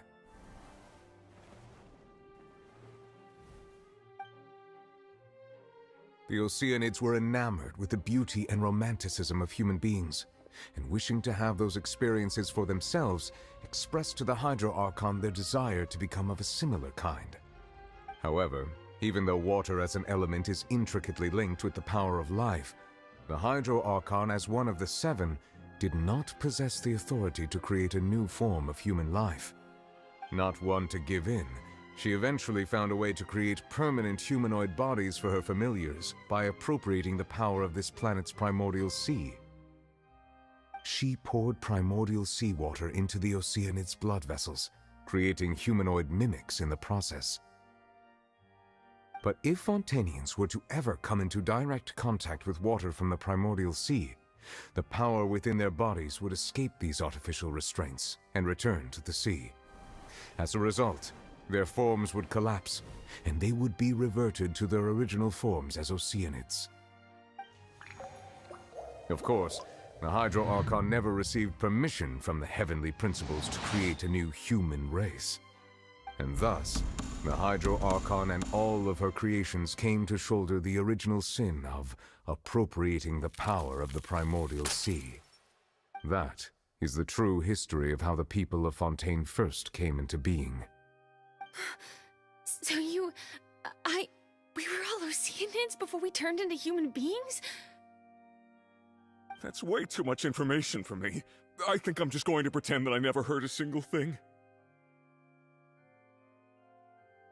Wait, but if that's the truth, we can't let the Hydro Archon be sentenced to death. After all, her only sin was creating us. This really might be too much information for your regular Fontainian, but it does answer a lot of our questions. Alas, your hypothesis regarding the 3rd and 4th stone slates was inaccurate. The slates' respective positions are, in fact, correct. A key point of the visual on the 3rd slate is how all the individuals depicted in the water are humans rather than Oceanids. They have not been dissolved, which implies that the water depicted in this slate is not water from the primordial sea. The nation of Fontaine is the nation of Hydro, as well as the nation of Trials and Justice. Instead of being the literal element, the water in the scene symbolizes judgment and justice. You may also recall Navia's experience. When she fell into the sea, her consciousness was surrounded by that of many others who intended to hold a trial to determine her fate. Therefore, the meaning of the 3rd slate is that the people of Fontaine shall try the Hydro Archon at the court of justice. Yes, it refers to our present situation. I think I'm following now. So, what you're saying is, even though we decided to put on this trial to avoid fulfilling the prophecy, in truth, everything we've done has happened exactly as the prophecy foretold. So now, it seems, we're the ones making sure it comes true. What should we do? Huh. No matter what, the prophecy will be fulfilled. Is this what it feels like to be a prisoner of fate? If that's the case, does that mean the scene in the fourth slate will also be fulfilled soon? Traveler, I would like to point out another small fallacy in your deductions. About the fourth slate, you probably thought that the eruption of primordial seawater beneath the fortress of Meripede served as the surest sign that the prophecy was about to come to pass, yes? However, I believe that rather than being a sure sign, that eruption could in fact only be a small warning of something far worse to come. As for the root cause of the catastrophe, I believe you've already encountered it once before.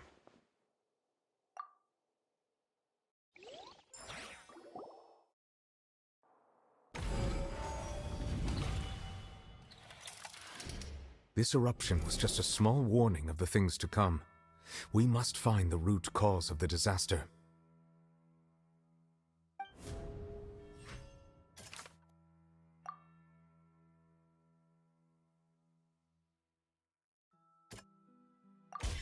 It was both dream and reality.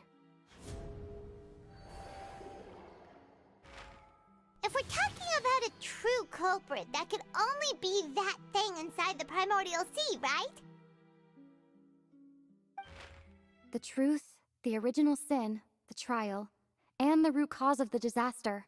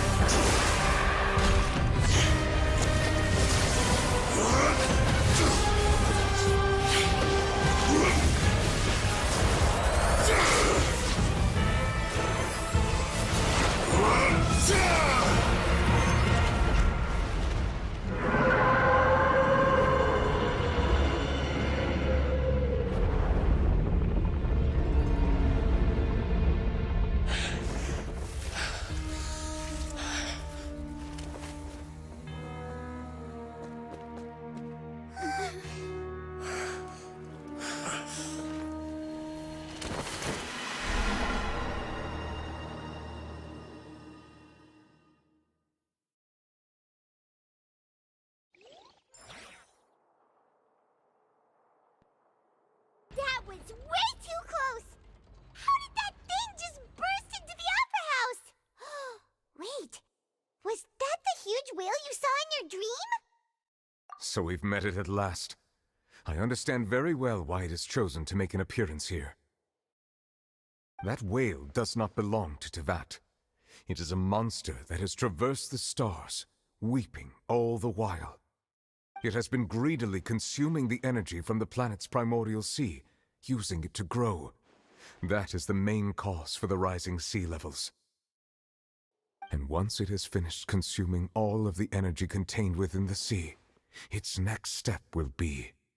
You said that when the Hydro Archon first created Fontainians out of Oceanids, she filled their blood vessels with primordial seawater. Precisely. That whale finds the blood of Fontainians nigh impossible to resist. Therefore, when it left the primordial sea, it decided to make its next stop a packed opera house full of food. Food in the form of Fontainians. We just barely managed to push it back, right? In that case, won't it come back to target the people again once it's managed to recover its strength? That is correct. Indeed, it is more accurate to say that we should thank that Harbinger for buying us some time. Without him, the whale would have likely come onto land far sooner. From the way he looked, he must have been fighting the creature for quite a long time. That battle maniac. We've always known that he had a special connection with that whale, but we definitely didn't expect it to help us out like this. Anyway, now that we know that this whale is the actual cause of the disaster recorded in the prophecy, all we need to do to stop the prophecy would be to find a way to beat it up, right? It is too late. It had already absorbed too much of the primordial sea's energy before we could notice it. At this point, it has become practically integrated with the sea itself. Even if the entirety of Tevat were to be destroyed, it could still survive and swim off towards some other world. That's not something I will accept. We've already done everything we can, and we even found the true culprit. We've come so far. You can't just tell me that the last hurdle is some impossible foe. That's just not fair. Indeed, that's not how a grand performance should end. I'll fight it to the end, no matter what. So the prophecy will be fulfilled no matter what, huh?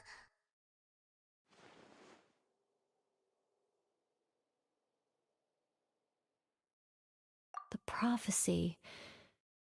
Yes, what has been prophesied will be fulfilled. You may view such things as the history of the future.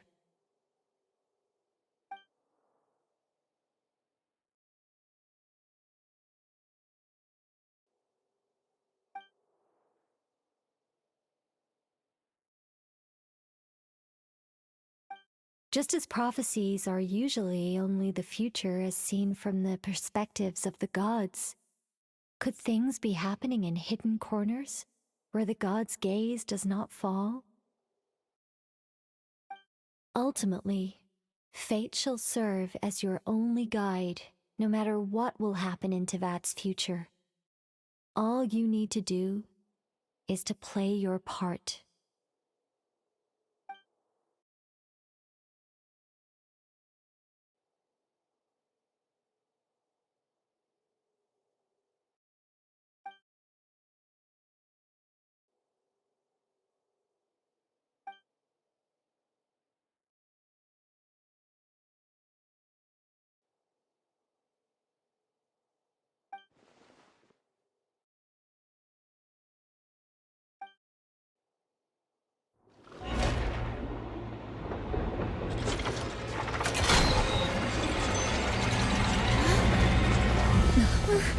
What's happening with the oratories? I believe it is preparing to carry out the death sentence.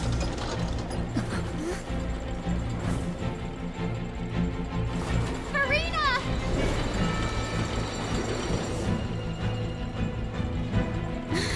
No, I still need answers!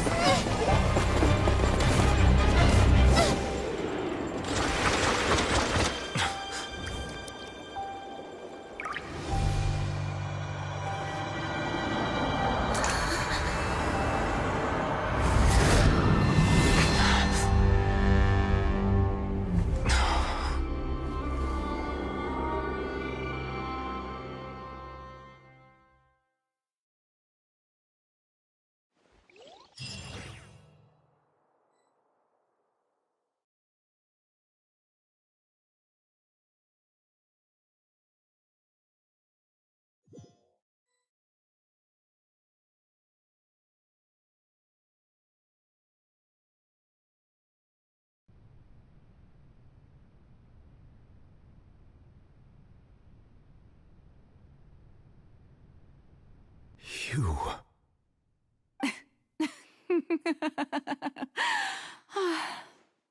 Sorry. That shocked expression on your face is just too amusing. I couldn't help myself. You are not Farina. Who are you? Ah, the sweet sound of bewilderment. Marvelous. A sure sign that my attempt to deceive everyone was a resounding success. But to answer your question, I am Focalor. You know, the god. Focalor? Why did you deceive us? Oh, that wasn't my goal, of course. Goodness, no. But I had to fool everyone else too. if I was to stand any chance of deceiving the heavenly principles. Deceiving the heavenly principles? It's all because of that pernicious prophecy. Dreadful, wasn't it? Everyone doomed to dissolve. Fontaine condemned to be flooded. One was not amused. In fact, one was positively bemused when that problem was thrust upon me by my dearest predecessor. That's the former Hydro Archon Egeria, for the uninitiated. It hardly gets more disastrous than a preordained national catastrophe, now does it? She knew full well that the prophecy would surely come to pass. And as one of the seven, she also knew full well that one defies the heavenly principles at one's peril. So yes, as you have no doubt surmised, it was a rather impossible situation that I found myself in. I spent a terribly long time mulling it over, alone on the ocean floor. And I was almost growing barnacles by the time I finally realized there was only one possible solution to this confounding conundrum. I had to outwit the heavenly principles, allow the prophecy to be fulfilled, ostensibly at least, while saving everyone at the same time. I'm a genius, I know. I can only assume that's why Egeria chose me as her successor. Although, looking back now, it was hardly the inheritance one dreams of. Between the task of saving the nation, the quotidian duties of the Hydro Archon, and not to mention the original sin of creating a new race of humans, I dare say she left me quite a colossal mess to clean up. But one can only play the hand one is dealt. I did not choose this, any more than I chose to be one of her Oceanid familiars. So you were also once one of the Oceanids, transformed into a human by Egeria's hand? Yes, I was. I always dreamed of becoming human. And I still do, even now. In my eyes, to be human is to be part of the greatest opera ever known. After becoming a god, I separated my divinity from my body and spirit, leaving behind only a self that was as naive and bewildered as my past self on her first day as a human being. The me you see before you now is that divinity. And the human counterpart I left behind, I named Farina. She could feel joy, sorrow, and everything in between.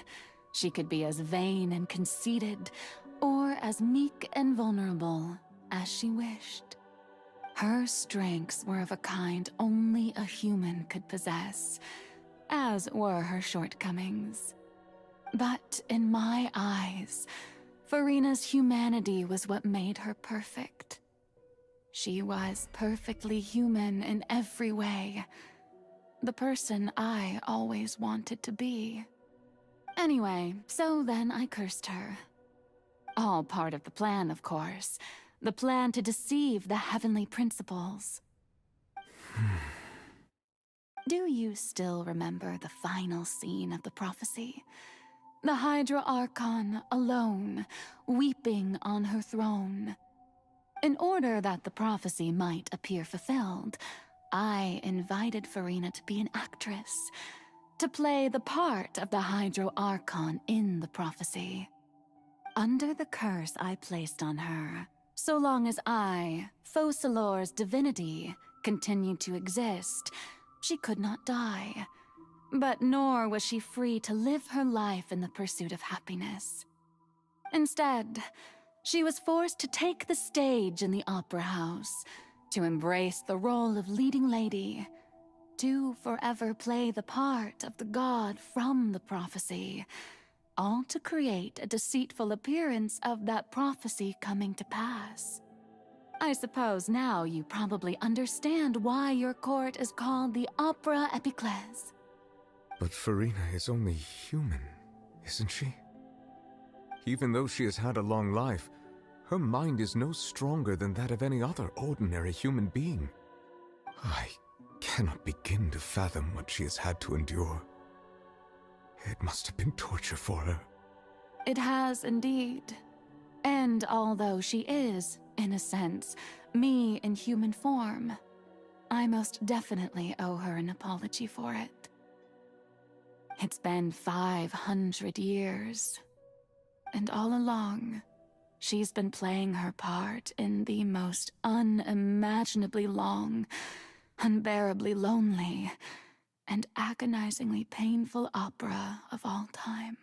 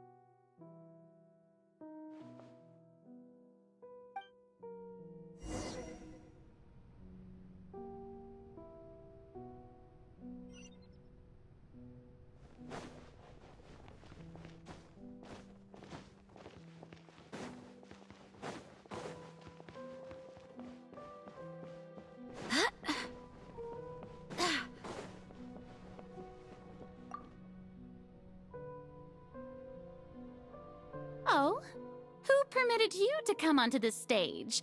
Now, I understand your admiration for my august self, but I must ask you to keep to the rules. All right. It is not my intent to reprimand you. There is no need to state your name. Just be off with you. Do not distract me from my performance. Oh, do not jest. Can you not feel it? I am Focalor. The eyes of countless Fontainians are upon me. I must, at all times, display the utmost elegance and nobility.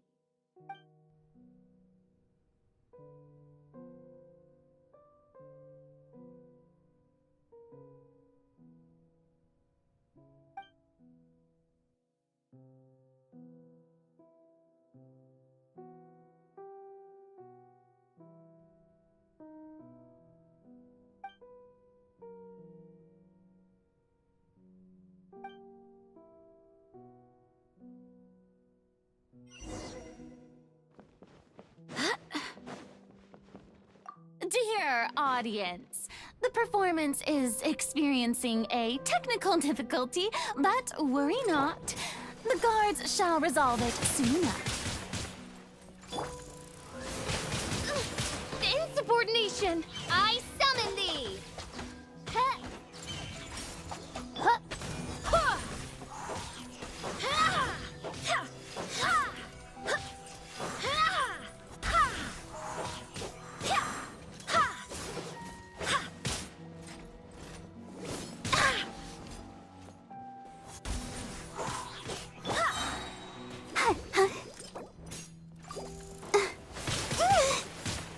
I'll protect us.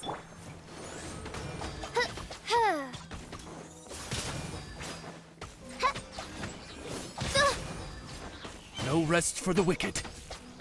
Go as one! Wind, hear me.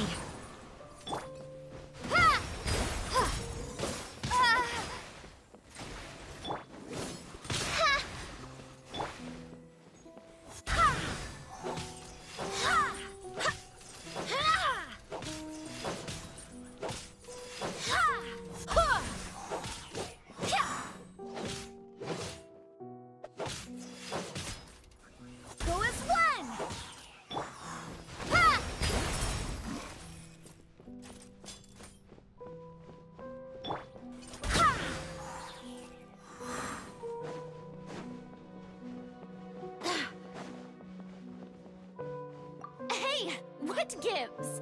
The audience is still watching me, you know. Guards? Wait, where are the guards? Guards!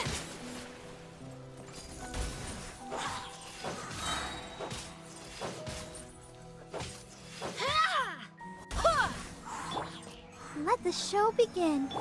By royal decree. Insubordinate.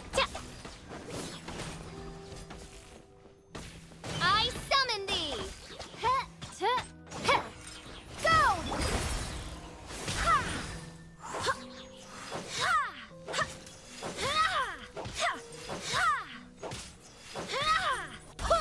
Barbados, guide us.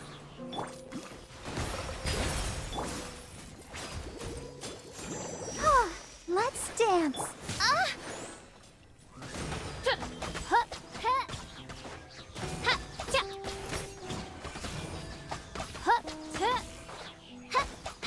No rest for the wicked.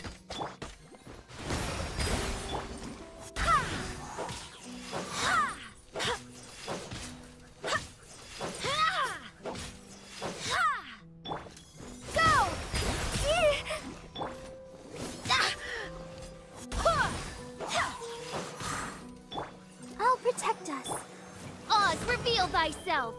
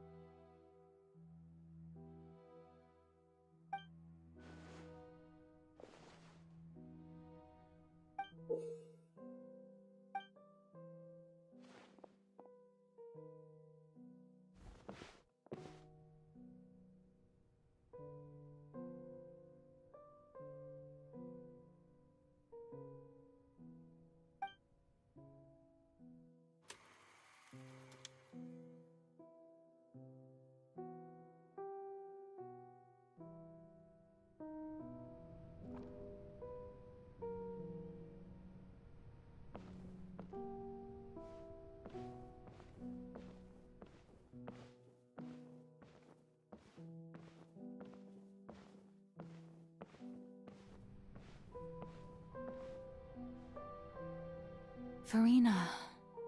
Farina. Huh? Who's that? Who's calling me? Where are you? Be not nervous. Be not afraid. I am before you.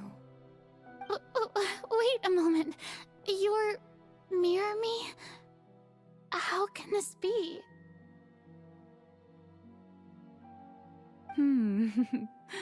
Mirror you, huh? You know what? That's not bad. Let's go with that. Mirror me? What do you wish to say? The prophecy. Have you heard of it? What prophecy? Wait. I know. I think. I don't know why, but it's in my head somehow. The people will all be dissolved into the waters, and only the Hydro Archon will remain, weeping on her throne. Only then will the sins of the people of Fontaine be washed away. Oh, very good. You know it well. What's going on? I can't seem to remember anything clearly.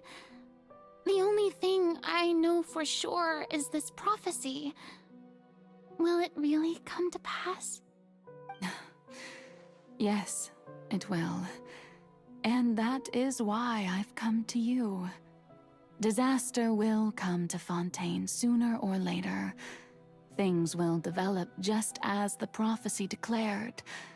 There is no escaping it. But doesn't that mean everyone will die? I'm a Fontainian just like them. Will I dissolve too? Oh, don't worry. Magical meetings exist in this world precisely to give people a chance to turn things around. It is the reason why you met me today. I will tell you how to save everyone, but you may have to suffer somewhat. Oh, so there's still hope after all. Goodness, you frightened me. You spoke so much and with so much certainty. As for the suffering, well, I will admit that the first thing that came to mind was, why do I have to be the one to suffer? But if the prophecy will come true, I'll also die anyway, right? So if I've already met you as my magical meeting in this world, if there were scales, with all the people of Fontaine on one side and my pain on the other, is it not obvious where the scales should tilt? You truly are the perfect human, my ideal. I suppose this would also be the justice that belongs to you. Huh? Don't worry, it's nothing. Listen well. Fontaine has just lost its Hydro Archon. I need you to play a role, that of the new Archon. Play as a god? That's right. You must begin a never-ending masquerade. You must never let anyone suspect your identity. If you can keep it up, then I shall have my way of defying this prophecy. But should your identity be revealed, then all hope will be lost. But how will I do this? A human assuming the role of a god without being exposed. Don't worry. What you must do is not to turn yourself into a real god. You simply need to play the role of a god as humans imagine them to be. Being a human yourself, I'm sure you already know what such an entity would be like. Remember, your true challenge will not be pursuing divinity, but contending against humanity. I'm still not sure I understand, but I'll try. I'll try to do this. So, how long am I going to have to play this role? To accomplish this mission, you will have to stay on the stage for many, many years. You will endure and not grow old until your task ends. But I promise you, all will eventually end in a magnificent and dramatic trial, and everyone will be saved. A trial, huh? How exciting. I'll be looking forward to it.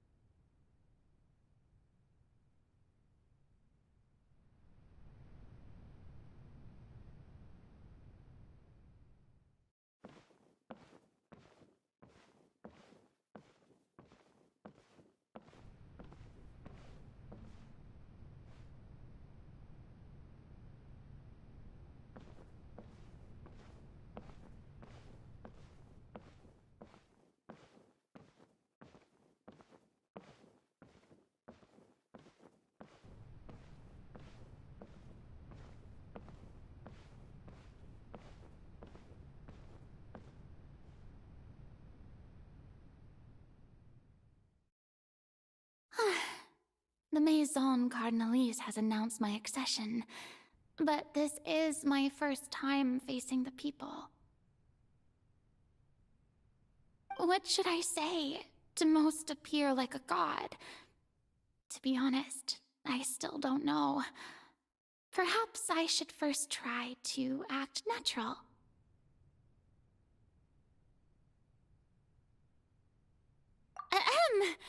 Ladies and gentlemen, good evening, and welcome to the Opera Epiclese. I'm sure you've all heard about how I have taken on the role of Hydro Archon. Indeed, I am Farina de Fontaine, your new Archon. In truth, I know little about becoming a nation's new god, but it will be my honor to guide you all. As the god Focalor, the god of justice, I shall do all within my power to lead you into an age of fairness and justice. Once again, thank you all for coming. If you should have any questions or suggestions, please send them to the Maison Cardinalise. The future of Fontaine will require us to work together, after all. This should do it. I thought I might stammer, but thankfully, I was able to convey my thoughts just fine. Okay, and next. That's the new Hydro Archon. Is this some kind of joke by the Maison? I would have thought that a being that surpasses humanity would be a bit more assertive. Hey, did you hear that? She even told us to send her suggestions there at the end. Shouldn't gods be all-powerful? She's being so modest. What's the difference between her and an ordinary person, then? If you ask me, perhaps the succession didn't actually happen. She might just be a Maison back puppet. Wait, what's going on? Why is everyone suspecting me of being a fake? Oh, this is bad. If I get exposed here, there'll be no saving the people from the prophecy. Right. Mirmi said that I just need to play the role of a god as humans imagine them to be. Calm down, Farina. Think. What do the people want? How would they imagine a god to speak and act? Assertive, with a strong sense of presence. One who can dispel all doubt. That is the character I'm fated to play.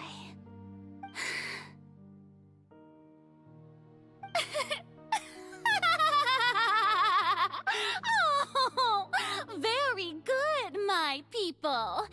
Only ones such as you are deserving of my rule. Now, I was wondering, if some weak puppet were to one day come onto the stage and claim ownership of this opera house, would the children of Fontaine follow them? Well, it seems that you would all see right through them. Having passed my test, you are qualified to witness wondrous trials alongside my august self, here in this opera house. You may consider my previous act a door gift of sorts. I thought it was a debut that suited the atmosphere. Now then, let us be reintroduced. Ah, so that was just a performance. How could I have forgotten that we were inside an opera house? Her personality. It's quite shocking, to be honest, but I suppose it's a better look than before. Such a fascinating and bold deity. How wonderful! Our future may yet be bright after all. It seems I've turned them around. Best follow this flow and restart my accession speech. My dear people, whether you acknowledge me or not, whether you trust me or nay, I say to you, keep faith in your ardor for justice. We have heard it said that this nation's sins can no longer be washed away. Well, I say that justice is most fragrant when it blooms amid sin. No, this won't work. They'll suspect me again. I must play the role that they want me to play. The scales of justice should not weigh heavy in the hands of its god. On one side, it must carry fairness and justice. And on the other, praise and applause. May law be the prayer on our lips. May judgment be our worship. Let us light the fires and drink to the future of Fontaine! There is no trouble in this world that justice cannot solve. All that is needed is for you, my people, to believe in it, heart and soul. So long as I, the Archon Focalor, stand within the Opera Epiclese, so long as I stand before the Oratrice, I shall even judge the gods of this world!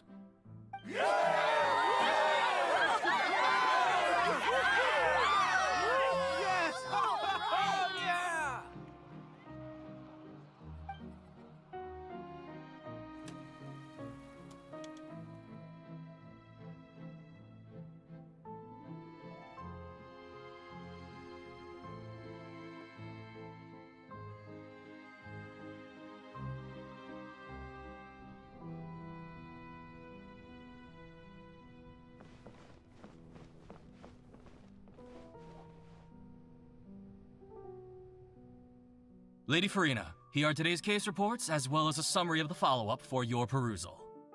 Come now, was I not just at the Opera House in person? Leave these kinds of things to Neuvillette. Besides, none of these trials were the one that I'm looking forward to the most. If I may be so impertinent, what kind of trial are you truly looking forward to? A magnificent, dramatic, and wondrous trial. A trial to end all things. How could you hope to understand? That's true, I fear I lack the ability to grasp your divine thought, Lady Archon. No need for fright, and do not take what I said before too seriously. Go now, do your duties. The trial I await. It will come one day.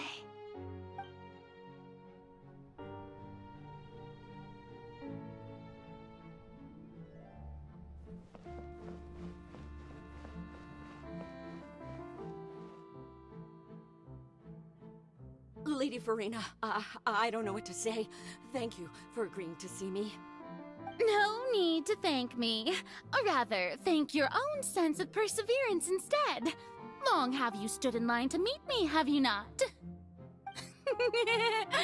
Oh, I'm afraid that's just an inevitable consequence of my divine charm. All right, Deoteria, is it? How is your son's illness? You remembered me, and you knew of my family, too. He is doing much better now. In fact, he is far more of an ardent believer than I. He was the one who forced me to seek an audience with you, and to bring your words back to him. Oh, good. Very good. If this should happen again in the future, please do not hesitate to come and tell me. Going down to citizens' homes every so often, while not usual practice, should serve as a fine change of pace. You're such a gentle and wise god. Thank you once again, on behalf of my son.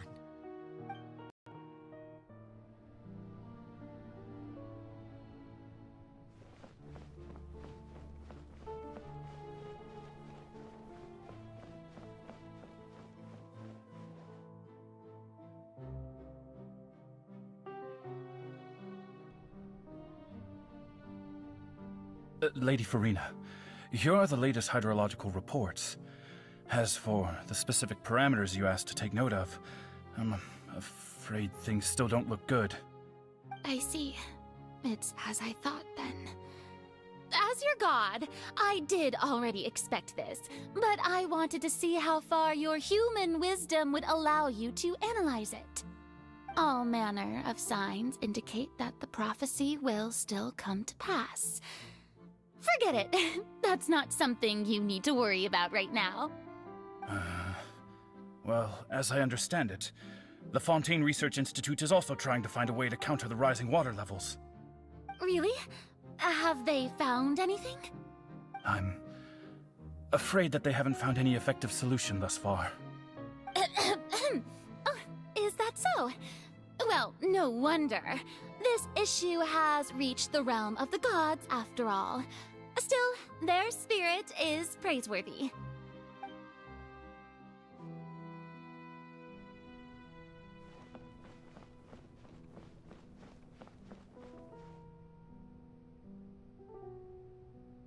The day is finally over. I haven't had a moment to breathe this whole time. But it's good to see that everything's getting on track. There are no longer any voices of suspicion. Maybe this is fine. I just need to keep going, and everyone will be saved. Alright, Farina, don't think too hard about this. You need rest. Tomorrow's a new day.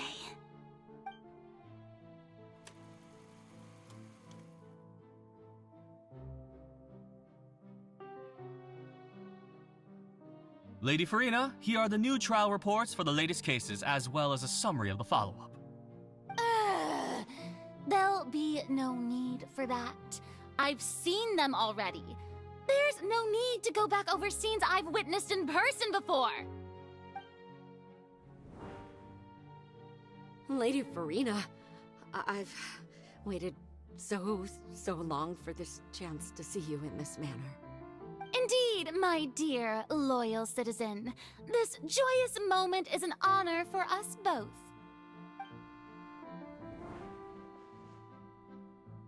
Lady Farina, we're detecting significant hydrological anomalies near Poisson. Understood. Keep monitoring. Keep me informed should anything come up at the Institute.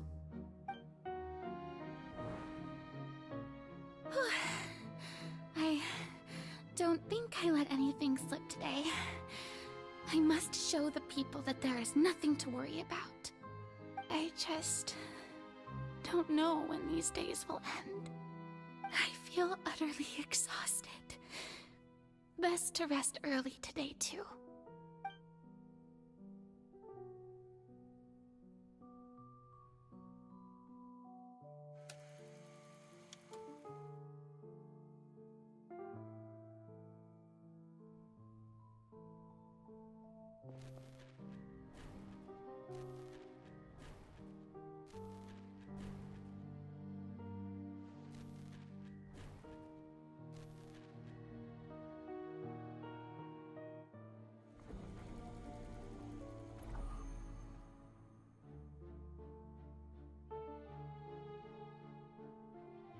Lady Farina, it's like a dream being able to speak with you up close like this. I've heard that the first member of our family who was honored to receive an audience with you was Madame Dioteria, almost 20 generations ago. And what a fine family yours is indeed. It brings me great joy to meet such a faithful believer. A descendant of a line most ardent. Surely you exaggerate, Lady Farina. My lady? What is it, good citizen? Oh, are you crying? Oh, really now? I didn't even notice. This must be the overflow of hydro from my person. Well, can't quite help being the god whose dominion is the waters, can I? No wonder. No wonder. A manifestation of your power, then. Oh, Archon, I am honored to have witnessed it. Honored indeed.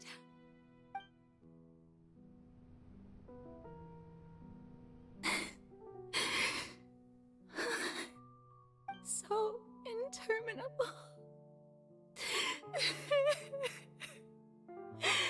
So lonely. Just how much longer? Hundreds of years must have passed by now. Perhaps the show must go on for hundreds more. I never imagined that it would hurt so much. Have I reached my limit?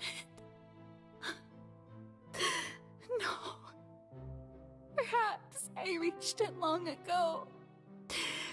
Today I didn't even notice my own tears. I want to tell someone, anyone, about this. But would that not destroy all I've done so far? I've conducted so many investigations across the centuries, but there's not even a sliver of hope that we might break the prophecy. All I can do is keep heart. I must maintain this act. It is the only way to save Fontaine. Please, mirror me. You have to succeed.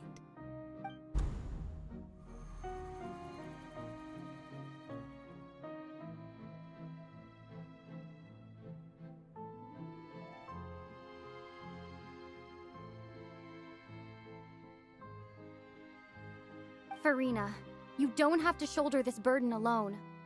Although I don't know what you might be keeping from everyone, your people are more than willing to share your burden with you.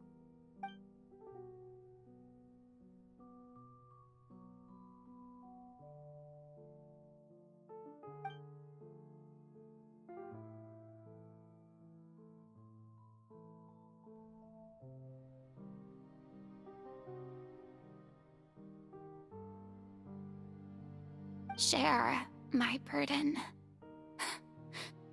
That's impossible. It was fated right from the start that this would be my duty alone. But even if your burden doesn't need to be shared, you can still choose to confide in someone. Just share it with me. I'm what you'd call a witness. A witness? Yes, I've heard that you came to Tevat from beyond the stars, yes. In other words, you never belonged here. And if Tevat is, in its entirety, a show on a stage, then you're just a spectator, aren't you?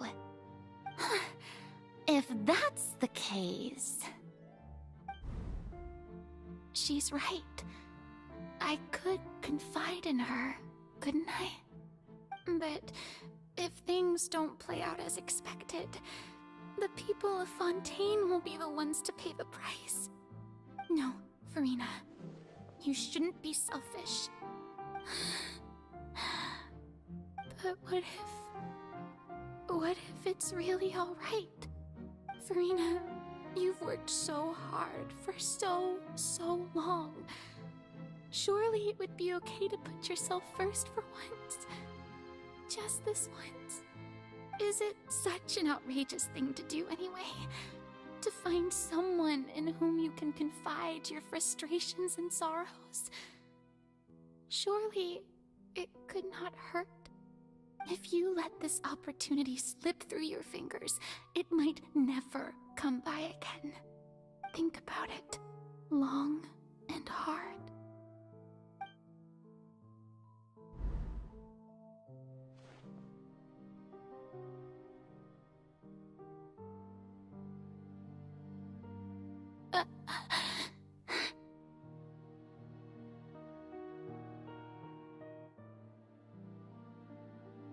No, I have nothing to say. I am Farina, the Archon of Fontaine. Everything will surely get better. All you need to do, dear spectator, is to witness my performance until the curtains fall.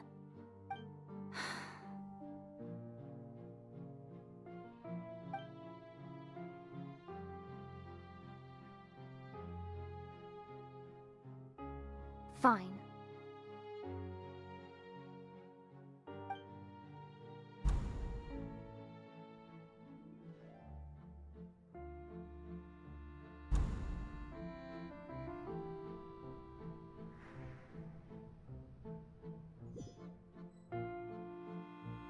So even Farina doesn't know the truth? You've never once let her in on the full plan? Yes, it had to be done. To deceive the heavenly principles, you must first deceive yourself. She did very well. if she had let her resolve falter even once in these 5 centuries, Fontaine would have been doomed to the most tragic fate. It seems that trusting humanity was the right decision after all. I believe that I understand how your deception works, but that is only half the truth, is it not? How would you build on this foundation to save the people of Fontaine? That is the most important thing. Ah, good. Of course, the Iudex of Fontaine has pinpointed the crux of the issue. I'm sure you've long sensed that the Oratrice is no simple machine, yes? I've always suspected that it had its own consciousness, and Lenny did mention that he heard a human voice within the core chamber. It now seems that that person was you, hidden within the machine all along. Am I right? And then I became one with the Oratrice, taking Fontaine's gnosis with me. Yes, it would seem so, wouldn't it? Alas, your understanding of this device still lacks sufficient depth. In truth, it is no enactor of justice. It is, in fact, a device created to kill the god of justice. I beg your pardon? Oh, you have it. And to be more precise, not only will the Oratrice take down the god of justice, it will also take down the divine throne upon which she has been placed. I mean, did you think I would be the sort to enjoy peaceful repose while Farina suffered? My work over these last 500 years has been to constantly accumulate indemnitium within the Oratrice. But really, some have already discovered that only a small fraction of the energy generated by the device was ever used to provide power to Fontaine. The vast majority had to be, accumulated to enact this death sentence. It was all a part of your plan, then? Both the trial and the sentence? Indeed. This power, accrued over 5 centuries, could have sustained Fontainians for millennia had it only been used for that purpose. Almost all of it has now been stored within the Oratrice. But only power of this magnitude could hope to destroy the Hydro Archon's divine throne, shaking the rules established by Celestia and breaking through the institution that is the Seven. So the Oratrice's call for death was for neither Farina nor Focalor, but for the Hydro Archon. The destruction of that divine throne. If I do not misunderstand your intent, you must be... returning what's rightfully yours to you, of course. In other words, this was all done to return the authority of the Hydro Archon to the Hydro Dragon of this planet. But...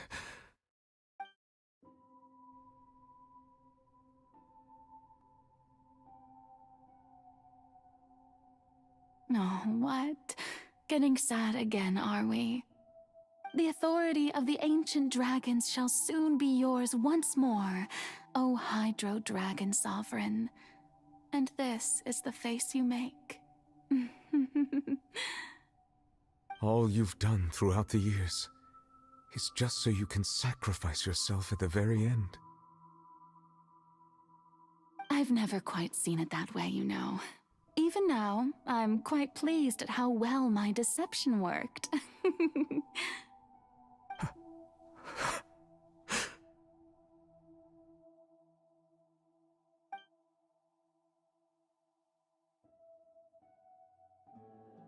Hydro Dragon, don't cry.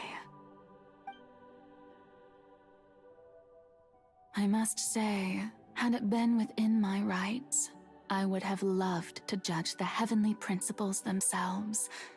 Were they not guilty of essentially the same crime? Egeria stole the power of the primordial sea, and the heavenly principles stole the power you ancient dragons possessed. I, for my part, am the god of justice. And is it not just that your original powers should be returned to you? Speaking of justice, I have always believed that justice lies in the process of pursuing human existence itself. So, if the theft of the primordial sea's might was Fontaine's original sin, then, leaving matters of procedural right and wrong aside, the descent of the Fontainians as humans and their right to exist in this world would be Fontaine's original justice. In other words, existence was Egeria's justice, and to me, justice is the continuation of that existence. Defying the prophecy and ensuring that Fontaine's people shall live on, that should be the justice enthroned over all others. At this point, we, whether it be myself or all other Fontainians, have shouldered the burden of this sin for far too long. Iudex Neuvillette, the highest judge in our land, when you regain your full power as an elemental sovereign, what verdict shall you pass upon us? So when I was invited to the court of Fontaine to serve as Iudex, I see now that that was your idea too. At last, I now understand the true purpose behind this position. In the beginning, I was uninterested in human existence. But these 5 centuries of living alongside them have gradually brought about mutual understanding between us. And I have even attempted to feel as they feel.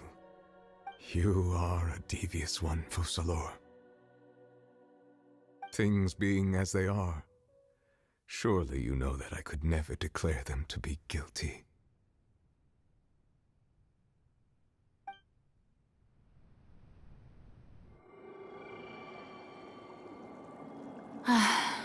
The hour of my execution is almost here. For the sinner, the curtain call has come. I know I may not sound it, but faced with death, I find myself a little afraid. Perhaps this is one thing both gods and humans have in common.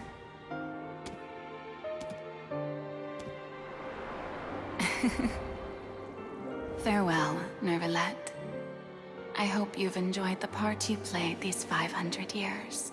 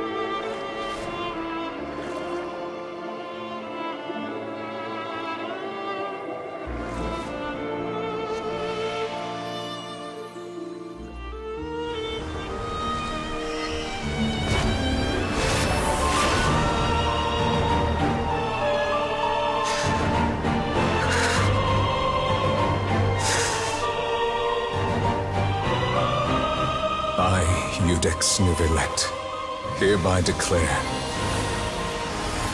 people of Fontaine, your sins are forgiven.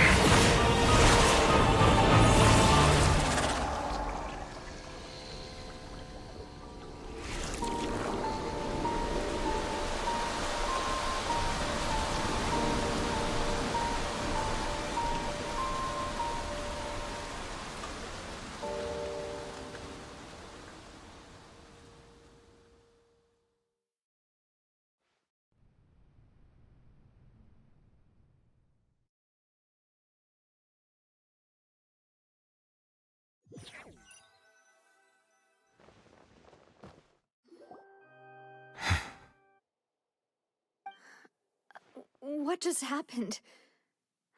Has the death sentence been carried out? Was that bright light some sort of misdirection?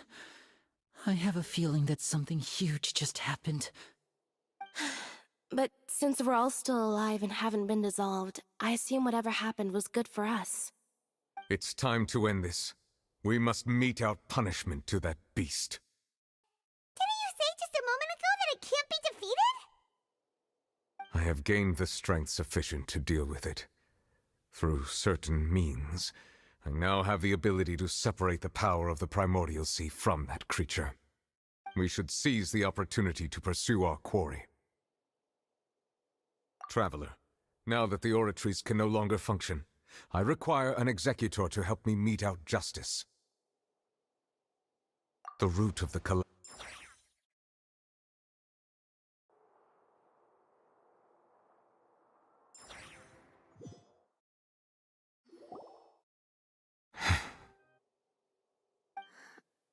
What just happened? Has the death sentence been carried out? Was that bright light some sort of misdirection? I have a feeling that something huge just happened. But since we're all still alive and haven't been dissolved, I assume whatever happened was good for us.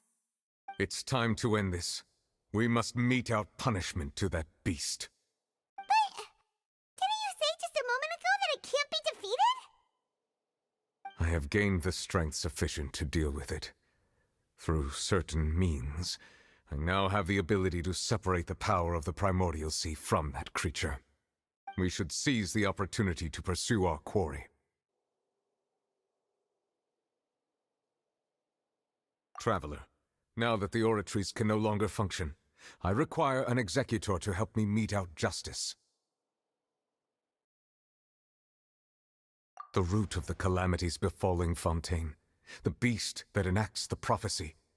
Its name is the all-devouring narwhal. Come with me, traveler. The hour of execution has come.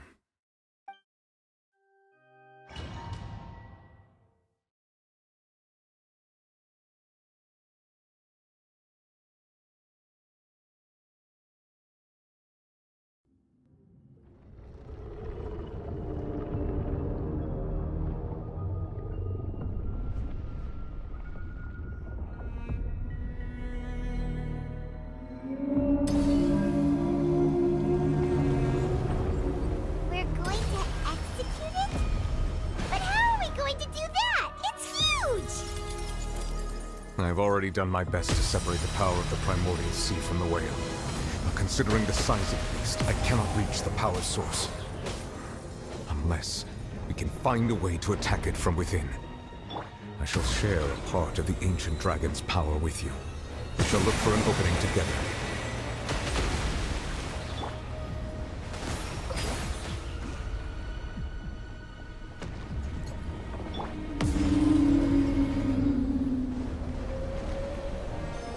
I can feel its sorrow turning into hostility.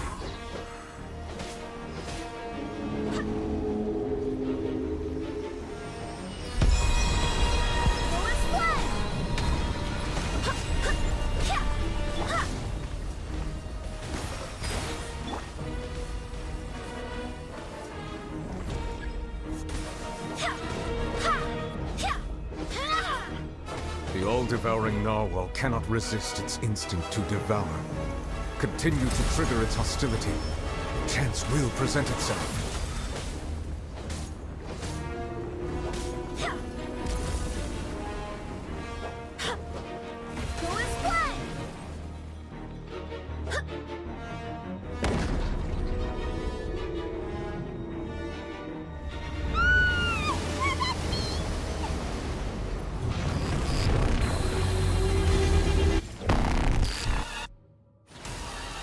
Why is there a hole-looking thingy over there?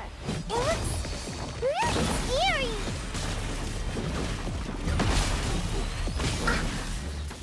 I summon thee!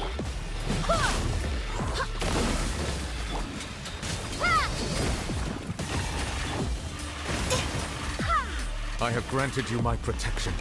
Do not fear. seize the moment and use my power to suppress its root from within. Go!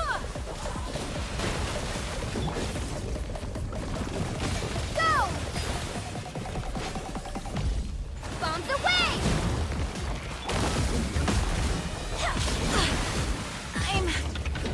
I'm fine. I swear by my sword.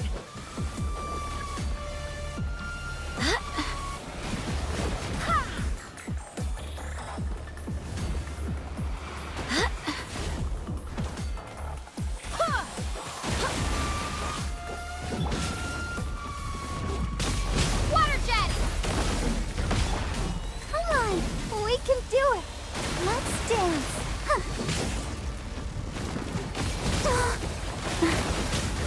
No!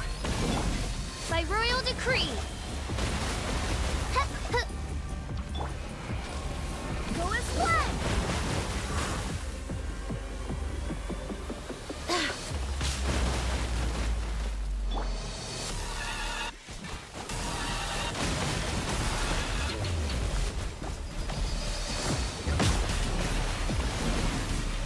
Manifest the authority of the ancient dragons.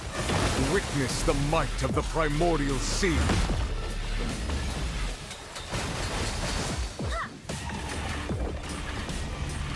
Go as planned.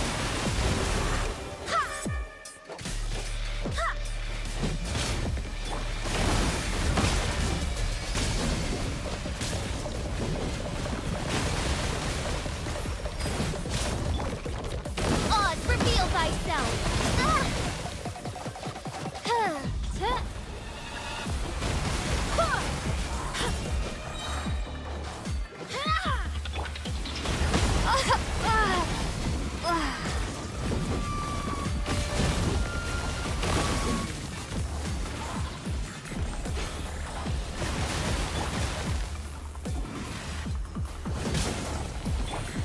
By royal decree.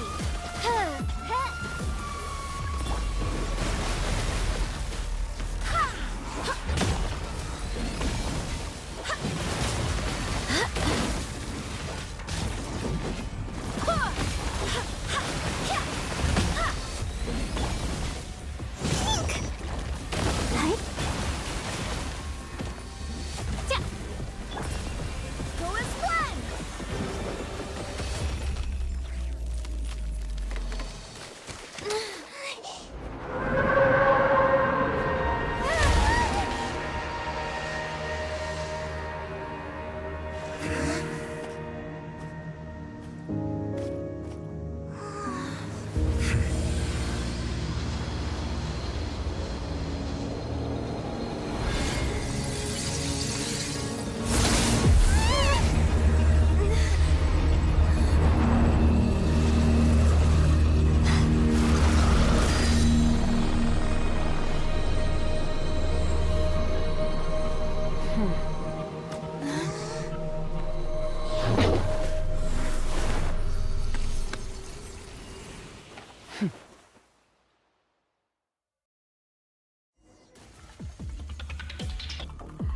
Thanks for helping with the cleanup.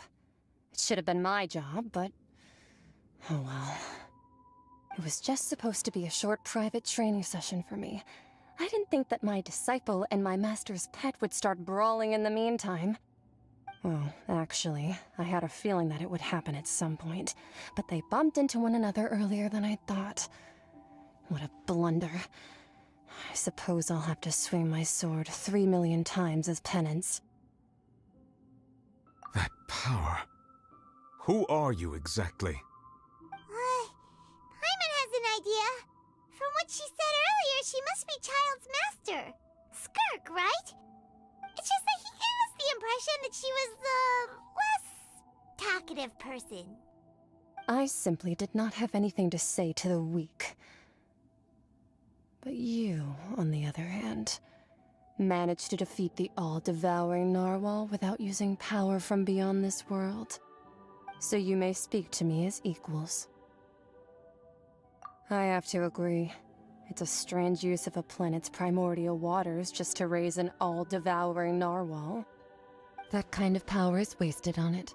It's not cooperative, it eats too much, and I have more important things to do with my time than pet sitting. The only thing that creature has going for it is its looks. All in all, it fails as a pet. Miss Skirk? I think you might have missed the point. The point being? Well, being that this pet almost destroyed an entire nation. So what sort of person is your master? Well, child's master's master. Wait, is that right? Oh, right. So you don't know him. Sorry, I assumed you did. His name is Sir Taloji. Huh? I am unfamiliar with that name. Huh. So Master isn't sufficiently famous. How should I describe him then? Have you heard of the name The Fowl? The Fowl? Still nothing? Well, how about the Visionary? Vetterfulnir then? Or Gold Rhindaughter? Ooh, that one we've heard! Rhindaughter's part of the Hexen Circle. She's Albedo's mom, right? Oh, so you do know that name. To be honest, I also heard all of those names and titles from my master. I don't actually know them either. But I suppose you understand now, yes? My master is likely a similar sort to Rhindaughter. They are both pursuing some form of perfection. Wait! Didn't you also mention a visionary person? Paimon didn't quite catch their name. Actually, never mind that.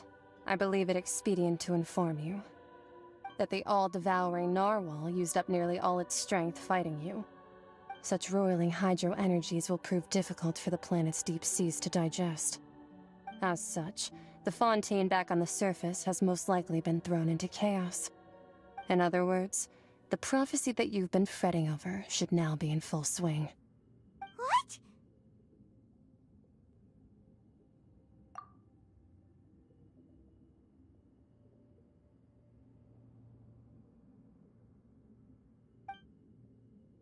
Not to worry. Focalor has already managed to deceive the heavenly principles.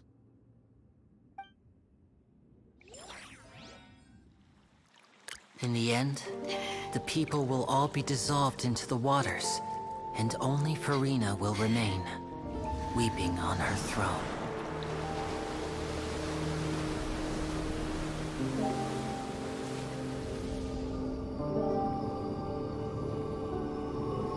Only then will the sins of the people of Fontaine be washed away.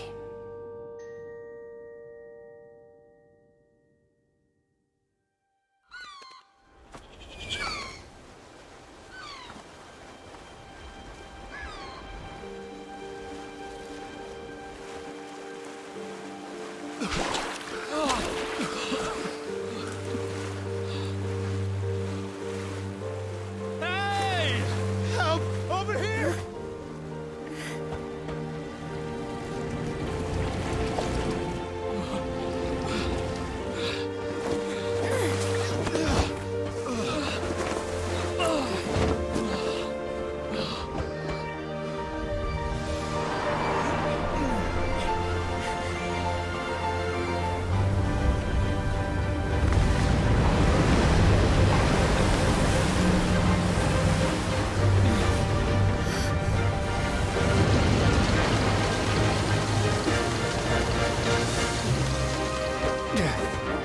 All hands, initiate emergency rescue!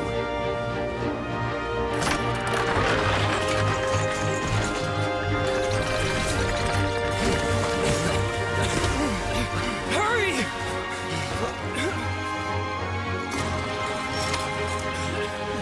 Hey, lend a hand!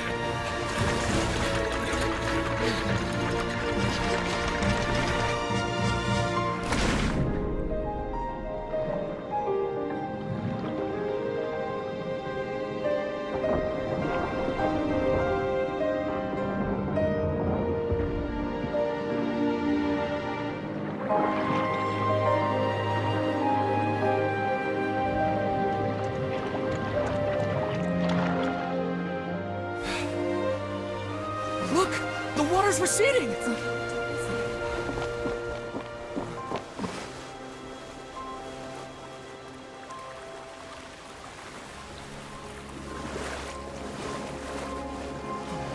It's a miracle! Water's receding. We didn't dissolve. The prophecy was wrong. The prophecy was wrong!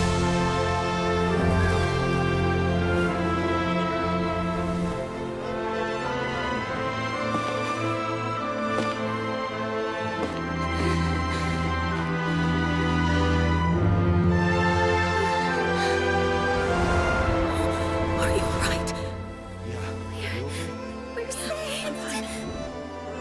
The prophecy was wrong.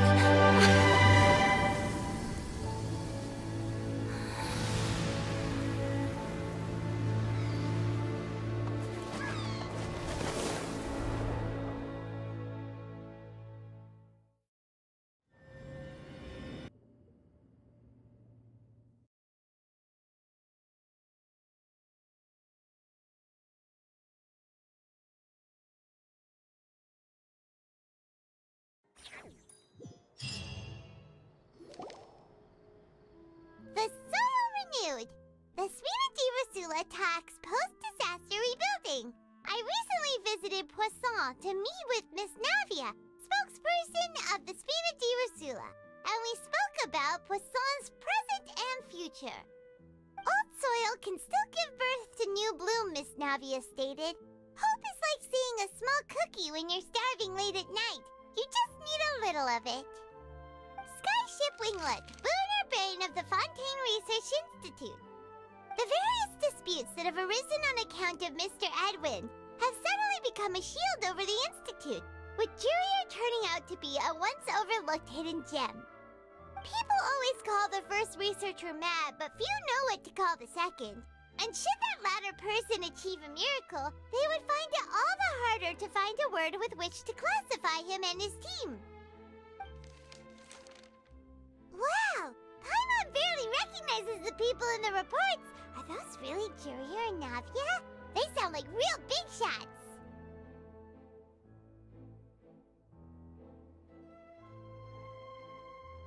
What do you think? Pretty enthralling, huh? The Steambird's idea was pretty simple. With a disaster just having passed, we would print a free edition packed to the margins with good news to calm people down. The value for these big scoops lies in their inevitable follow-ups. We'll publish further reports and go into the stories behind those people. Edwin's assistant, Jurier, created a true flying ship, while Navia is leading people in the reconstruction of their home. I'm sure that these stories could draw even your well-traveled eye. Paimon's curious too! Wait a minute. Didn't we watch everything happen from start to finish? What's there to be curious about? And that's exactly why I'd like you to come conduct interviews with me. You're the best incubators of news, if you haven't noticed. And also, with you around, I'm sure I'll get to see that Duke. Are you sure? Hasn't he turned you down several times already? Oh, this time will be different. Come on, let's head to Poisson first, and then make a trip to the fortress. There are some things you'll only know when you get there.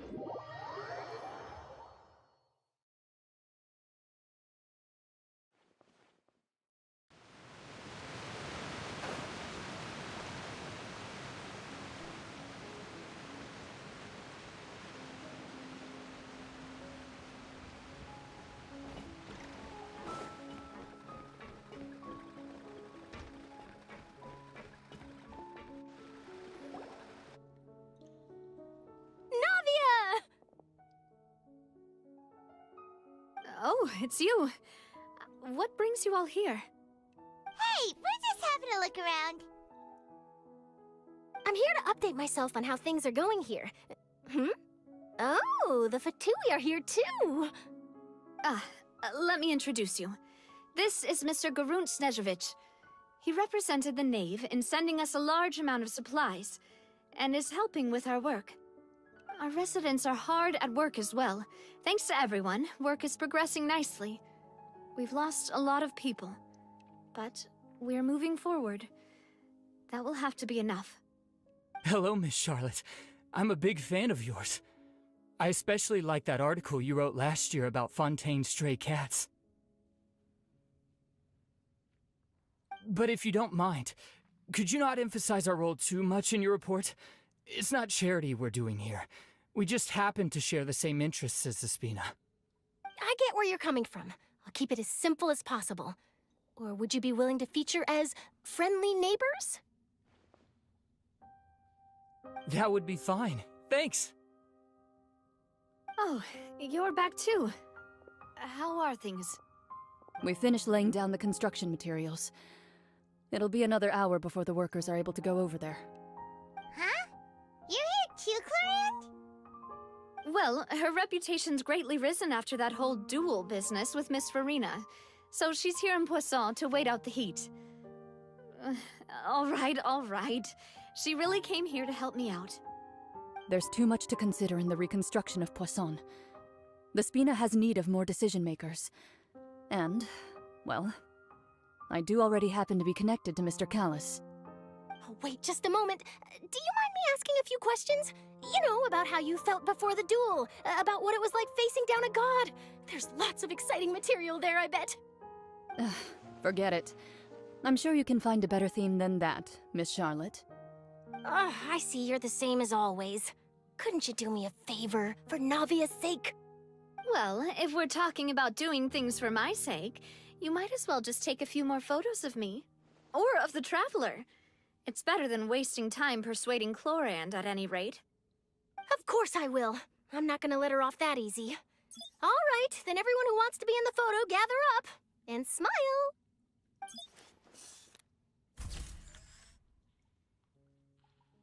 How did it go? Was it a good shot? Did Paimon look cute in it?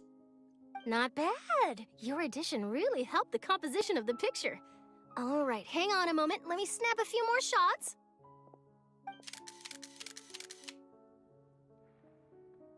All right, that should do it. I'll be back here later anyway, so let's call it a day.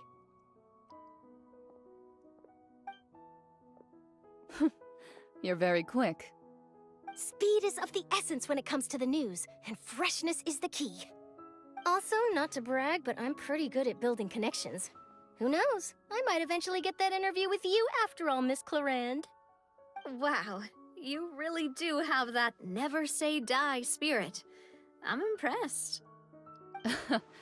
I'll hazard a guess that this is how you got that interview at the Fortress of Maripede.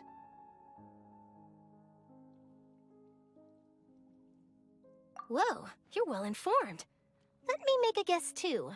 I asked Sijuin who told Monsieur Nervillet, and he told you, right? That's a very complete information chain. In truth, all Monsieur Nervillet asked me was, when did the fortress become so friendly towards the media? I told him that it was best not to speak too soon. There's no guarantee that Ridsley will make a personal appearance. You're right. I've got to treasure every moment I have with them. In which case, I'll be making a move first. Stay safe now. And tell me if you hear anything interesting. I'll treat you to afternoon tea in exchange.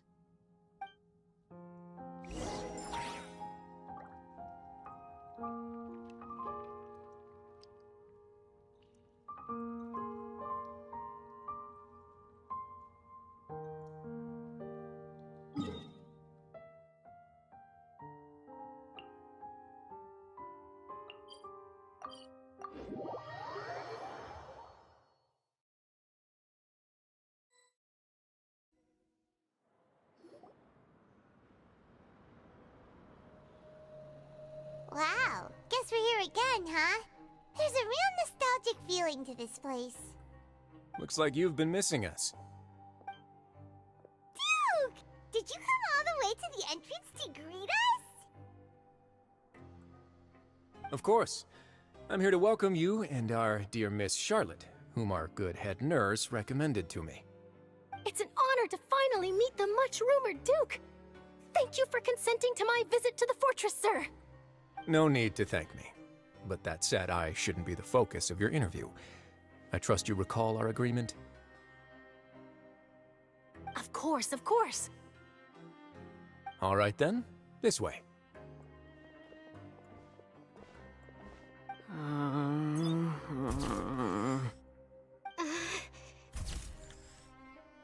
Hey, no need to be so nervous. I've already taken all the photos we need. Miss Charlotte, do these pictures really need to be published on the cover of the Steambird? It would seem that Miss Lorvine doesn't want her face to appear beside that of Mr. Jurier, Sir, please don't say things like that. But it looks like dear Mr. Jurier denies it. Might this interview be very important to you then? No, I just... This is my first time being interviewed, and I'm very thankful to the Steambird for... Now, I might not look it, but I actually did meet Mr. Edwin once. And I'll be honest, I enjoyed chatting with you more. You've definitely got more of that genius vibe going on. The boat that brought about a miracle, the ark that saved the people. Why, you recreated a myth back there, like an emissary of legend.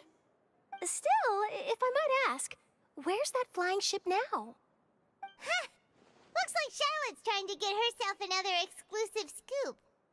I have to apologize, but that ship is presently in the bowels of our factory. I'm afraid it won't be easy for you to get a shot of it. Really? Well, then in that case, could I have an interview with you to make up for that loss?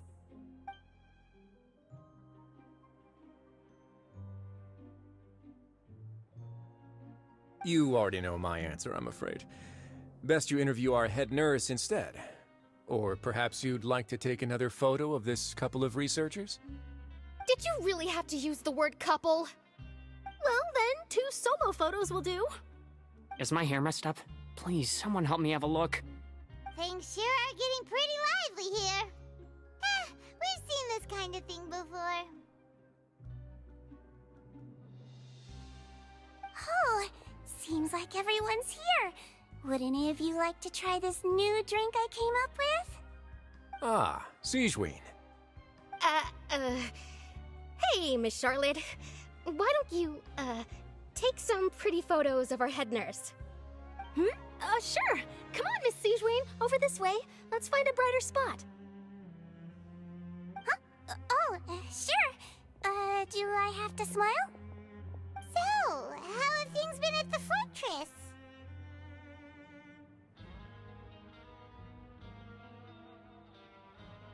Same old, as you can see. Fontaine's undergone some changes, but this place is still more or less the same. Other than that flying ship, it got a tad too much attention, I think. That's why I decided to let the interview go through.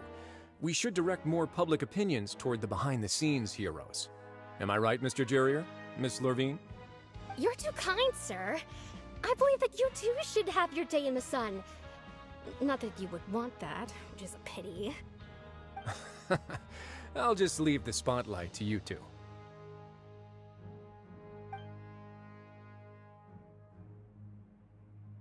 I see.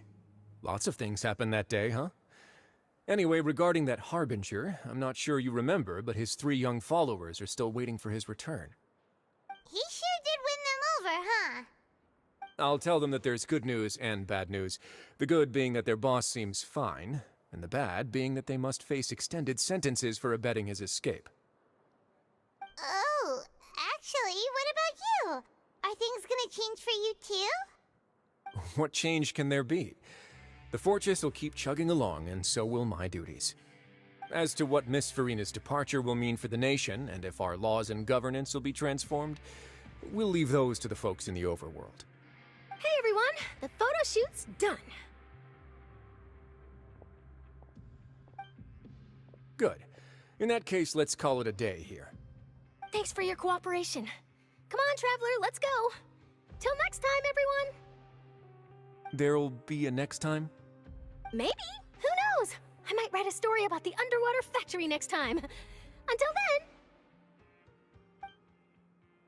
then. All right. Last stop, the docks.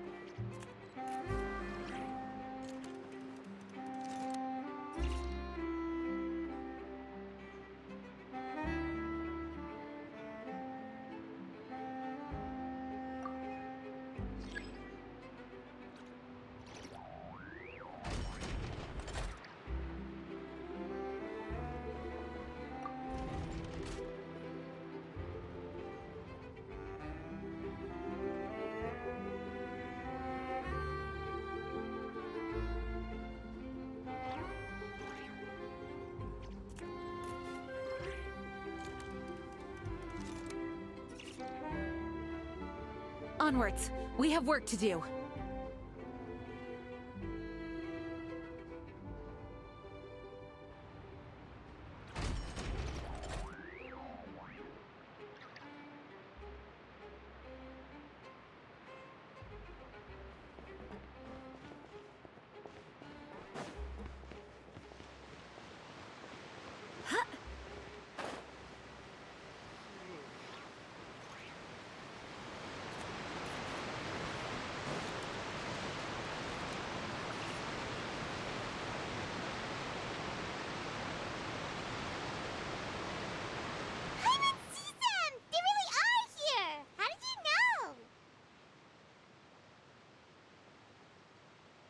Navia mentioned that she stayed in touch with Linny and the others after working together.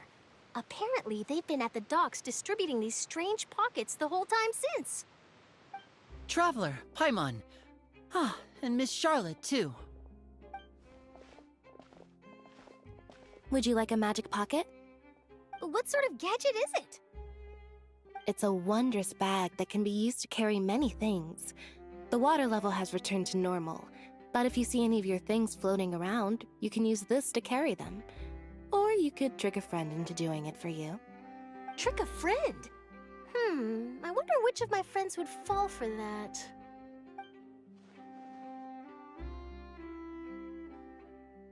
You could just make a friend like Fremine here. Isn't that right, Fremine?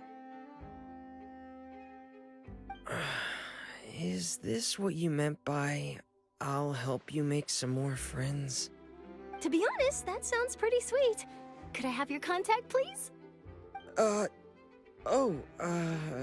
Sure. Please, write down my address. Lynette sure is working hard to help Fremine socialize. He was the one who proposed doing this. He even wants to assist in our magic shows.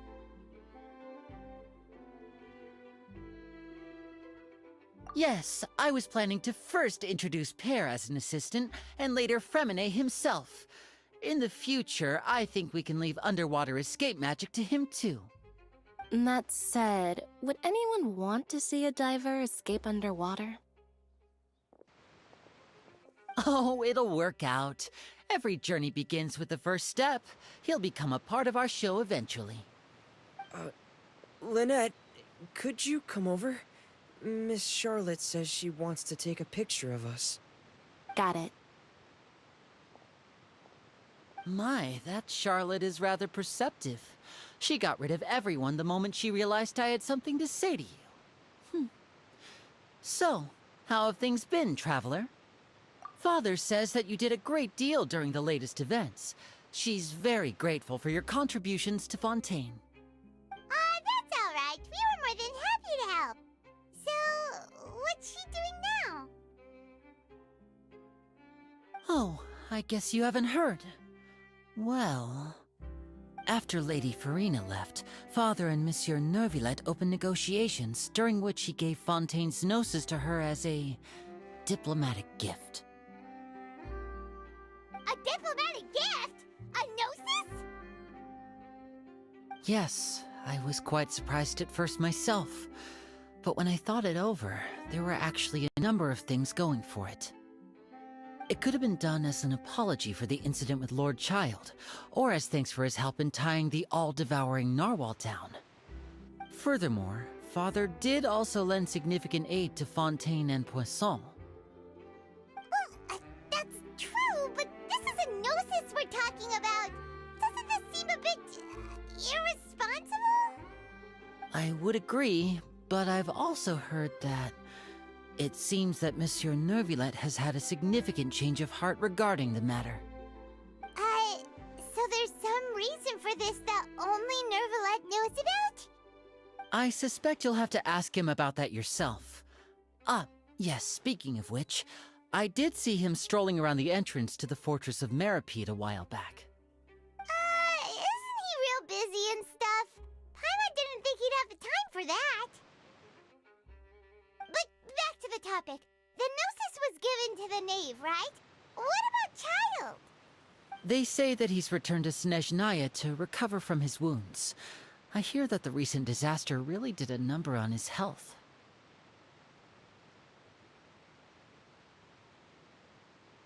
That's true. When you think about it, we've had loads of run-ins with the Fatui. To think we'd be allied with them this time. So shocked by such a simple switching of sides?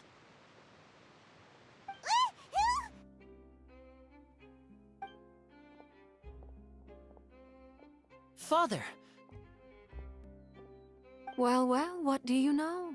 Come to the docks to see how my children are doing and meet the Traveler by chance. Please do not pay my accomplishments in Fontaine too much mind. I would have done them regardless. Are you going to take the gnosis back to Snezhnaya? That is our duty as harbingers, yes. Don't be too preoccupied with sides. The goal of the Fatui concerns not a single place or person, but the entire world. With such a grand goal in mind, it is inevitable that we must wear many masks. Switching my masks is something I've always done.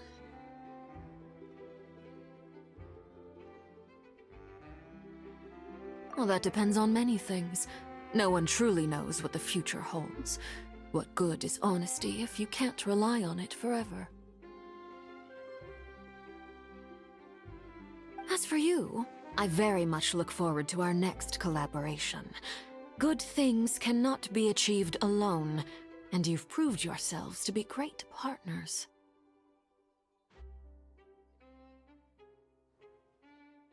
A vision? All right. I'll remember to return it. Thank you for keeping it safe for him this entire time. And that's a wrap for me. Huh? You're... Greetings, Miss Journalist. Hello. If I'm not mistaken, there are diplomatic channels I'll need to report to take a photo of you. That is correct. So forgive me, but I will not be able to serve as a subject in your article. However, feel free to write as much as you'd like about our dear magicians and our upcoming rookie talent. I will. The sea breeze is quite pleasant. I shall continue my walk while the weather remains so agreeable. Farewell. Farewell, Father. Oh, she has such an intimidating presence. I didn't even dare to take a picture. Thankfully, I've already wrapped up all my pre-scheduled interviews. Thank you all. This'll be more than enough for me to write about, I'm sure. Don't be too nervous. Why don't you take a magic pocket before you go? Here, Traveler, Paimon, you take one too. To move things about?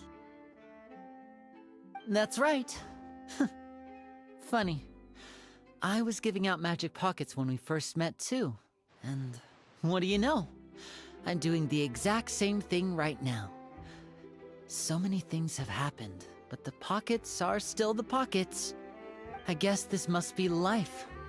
We will all follow our own paths, and serendipity will lead you to your fated friends. All right then.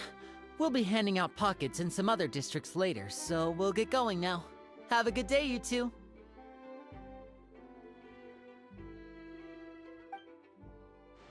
Well, guess we sent Charlotte off. Shall we go see what Neverlette's doing? As long as he's not so busy that he doesn't have time to chat anyway.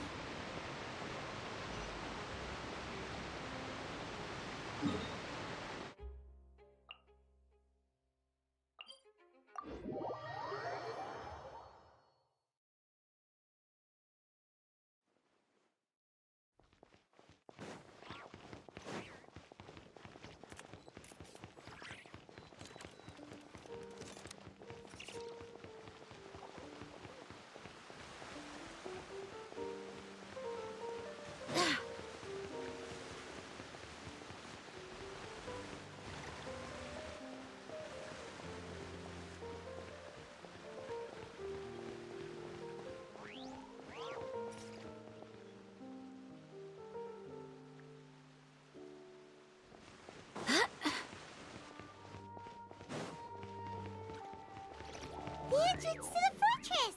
Ooh, he really is there!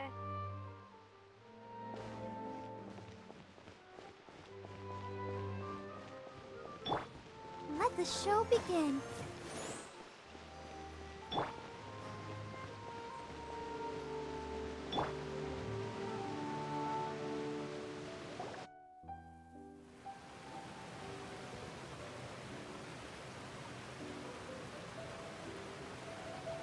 You really are here, Neverlette! Paimon didn't think you were going to have free time this hour of the day. Really? Oh, I suppose you must have met Mr. Linney.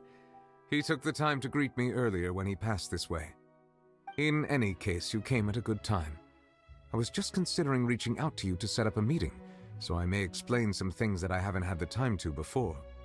Aw, Paimon's glad that you remembered. Thank you for keeping us on your mind, what with you being busy and all. Alright, let's have it then. How was Fontaine actually saved? The whole business is still quite the mystery to us.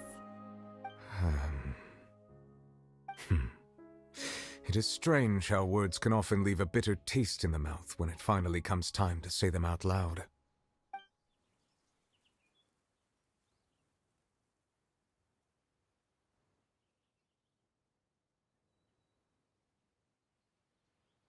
Whoa. So that's what happened? Focalord destroyed the divine throne of the Hydro Archon and restored your power to you, transforming you into a fully fledged elemental dragon sovereign! But Paimon still doesn't quite get what you did to save the Fontainians from dissolving. For me, the authority of the ancient dragons refers to absolute control over the hydro element. Fontainians were incomplete humans born of Egeria's use of the power of the primordial sea, with constitutions similar to that of mimics. But so long as those primordial energies remain within them, I could use the ancient dragon's authority to grant them true blood, after the fashion in which life was first brought into being on this planet. In other words, when I gave my verdict, Fontainians became true humans, and thus would naturally no longer be dissolved by water from the primordial sea.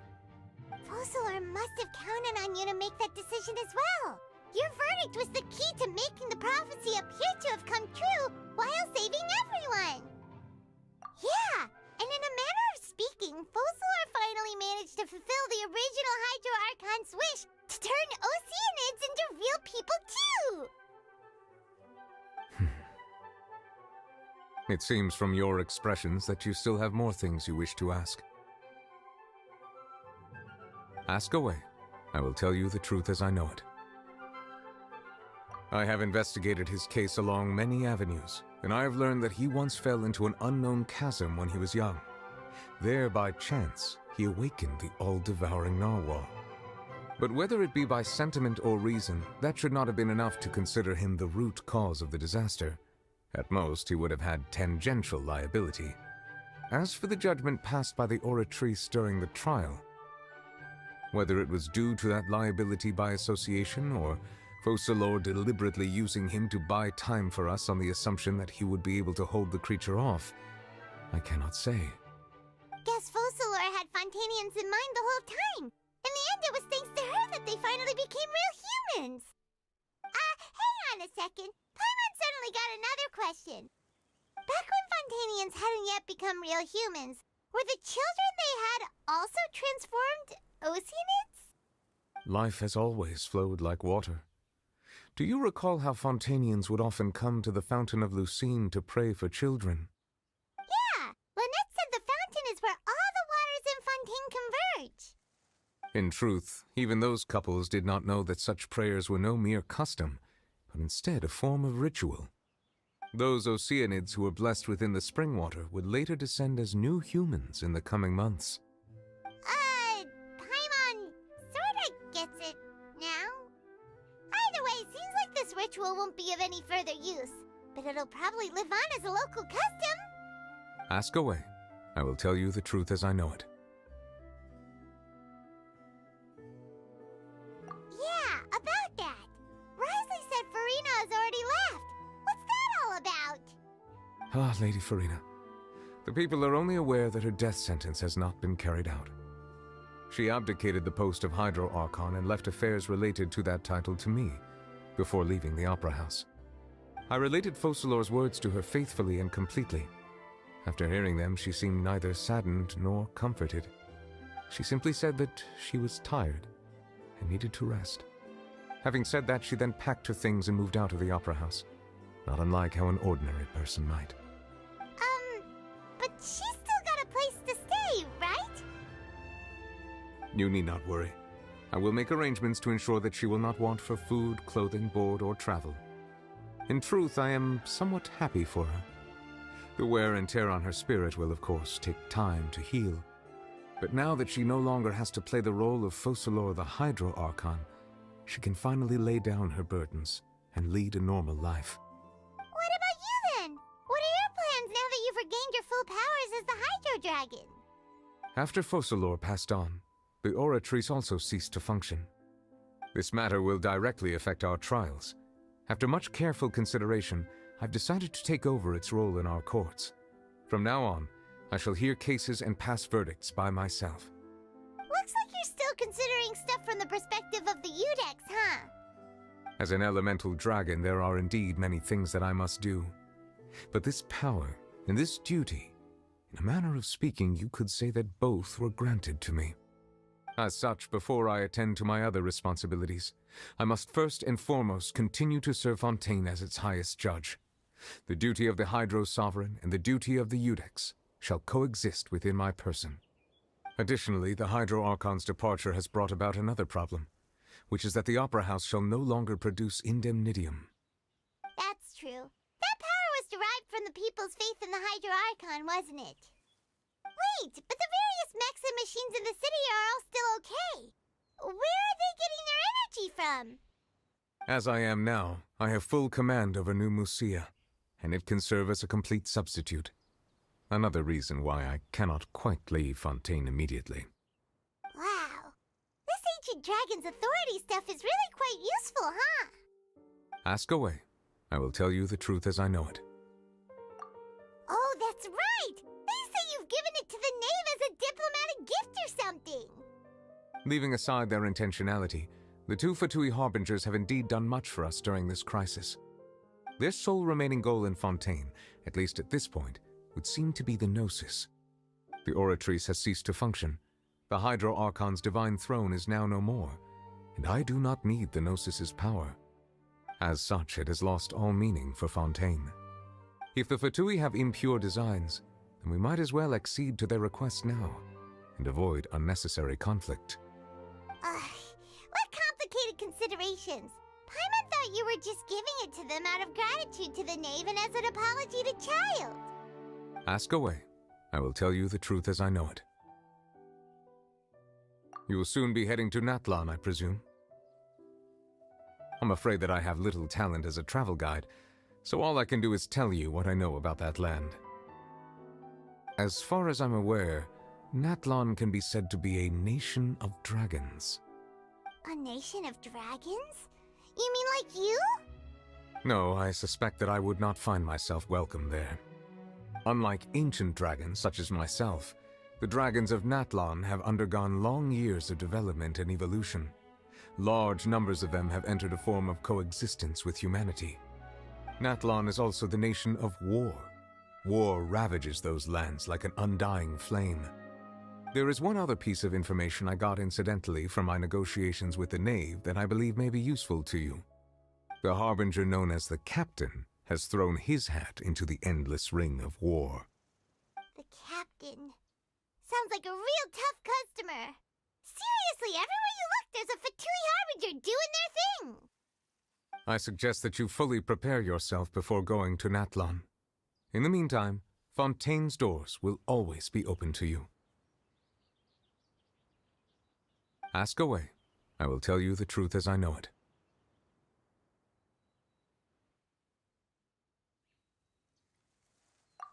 Hang on a sec. Paimon's still got a question about the Gnosis.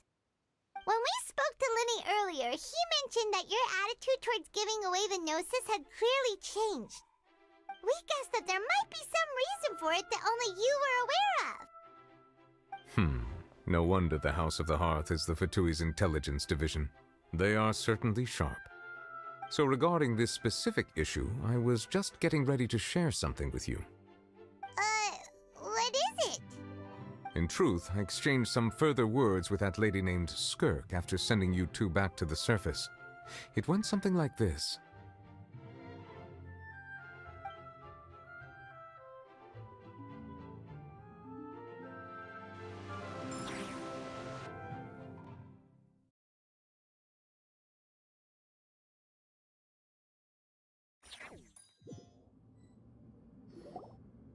Well, we're going to head topside to see what's going on. You hurry over soon as well, all right, Nervalet? Whoa! What next? The all-devouring narwhal isn't here, so I'm no longer getting any interference. I can finally catch the scent of your power, what it's made of. It is the authority of the planet's primordial dragons, but with something very similar to a god's curse mixed in. It's quite a novel blend. I'm sure I've encountered something like this before. What was it again? I do not know what you speak of. Ah, of course. How could I forget? You should have the remains of the third descender on your person, yes?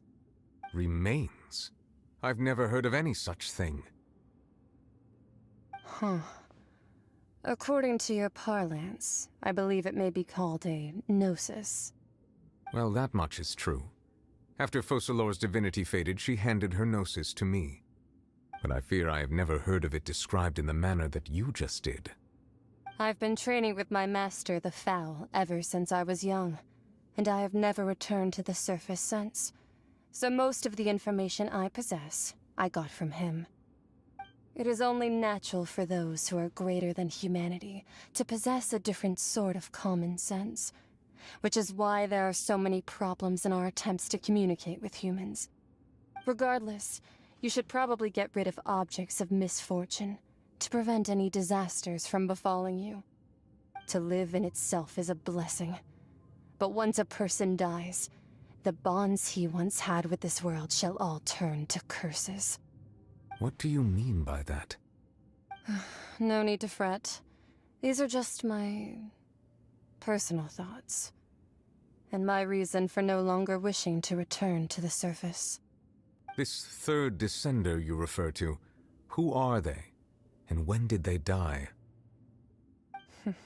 Master never mentioned them to me. Perhaps it just wasn't that important for me to know. If you're interested, though, I could ask him. I'll be sure to pass the answer on to you next time. Next time? You believe we will meet again? I do. Wait. I have a disciple of my own, don't I? He can be the messenger then.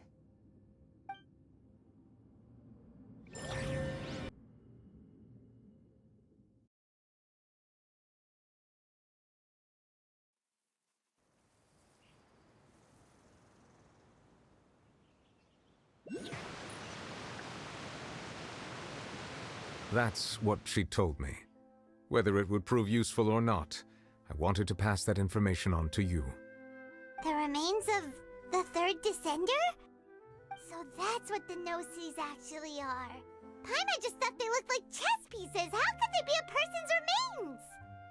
All the same, assuming that there was no misunderstanding or special metaphor at play, that is what she meant to say. And she said that it would bring misfortune and that you should check it, which is why you gave it to the Fatui. If she speaks the truth, then I would simply be putting Fontaine at unnecessary risk by keeping it here.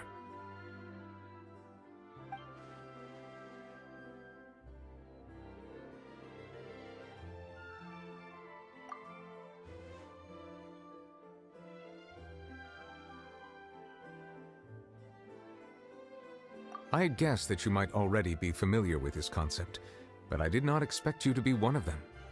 That means that the no-sees, which are exceedingly element-compatible and can even enhance elemental abilities, do indeed come from the third descender. I wonder, does your body also possess similar properties? Like being able to use elemental powers without a vision! That does sort of count as special compatibility, right? No, let's not think about this stuff right now. It just feels creepy. Comparing the Traveler to the dead third descender and all.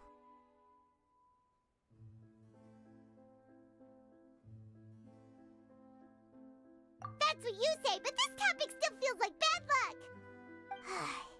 Once Child recovers, let's get some more answers out of him. Or go look for his master and get the answers that way. I too believe it unwise to make too many blind guesses when information is lacking. The same is true of being at court. Alright.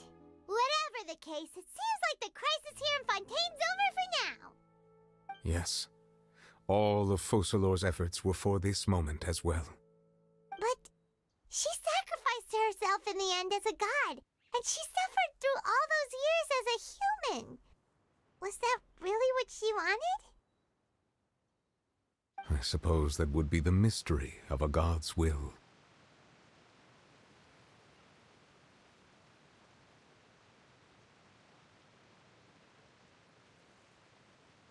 I suspect not. But once in a while I too would guess that if wishes were like the clouds in the sky, they will one day return to the earth as raindrops. Life flows like water, and rain is the final answer. The water levels may sometimes tilt one way or another, but the rain falls fairly upon all. And what, ultimately, is the difference between the rains that fall upon all of us?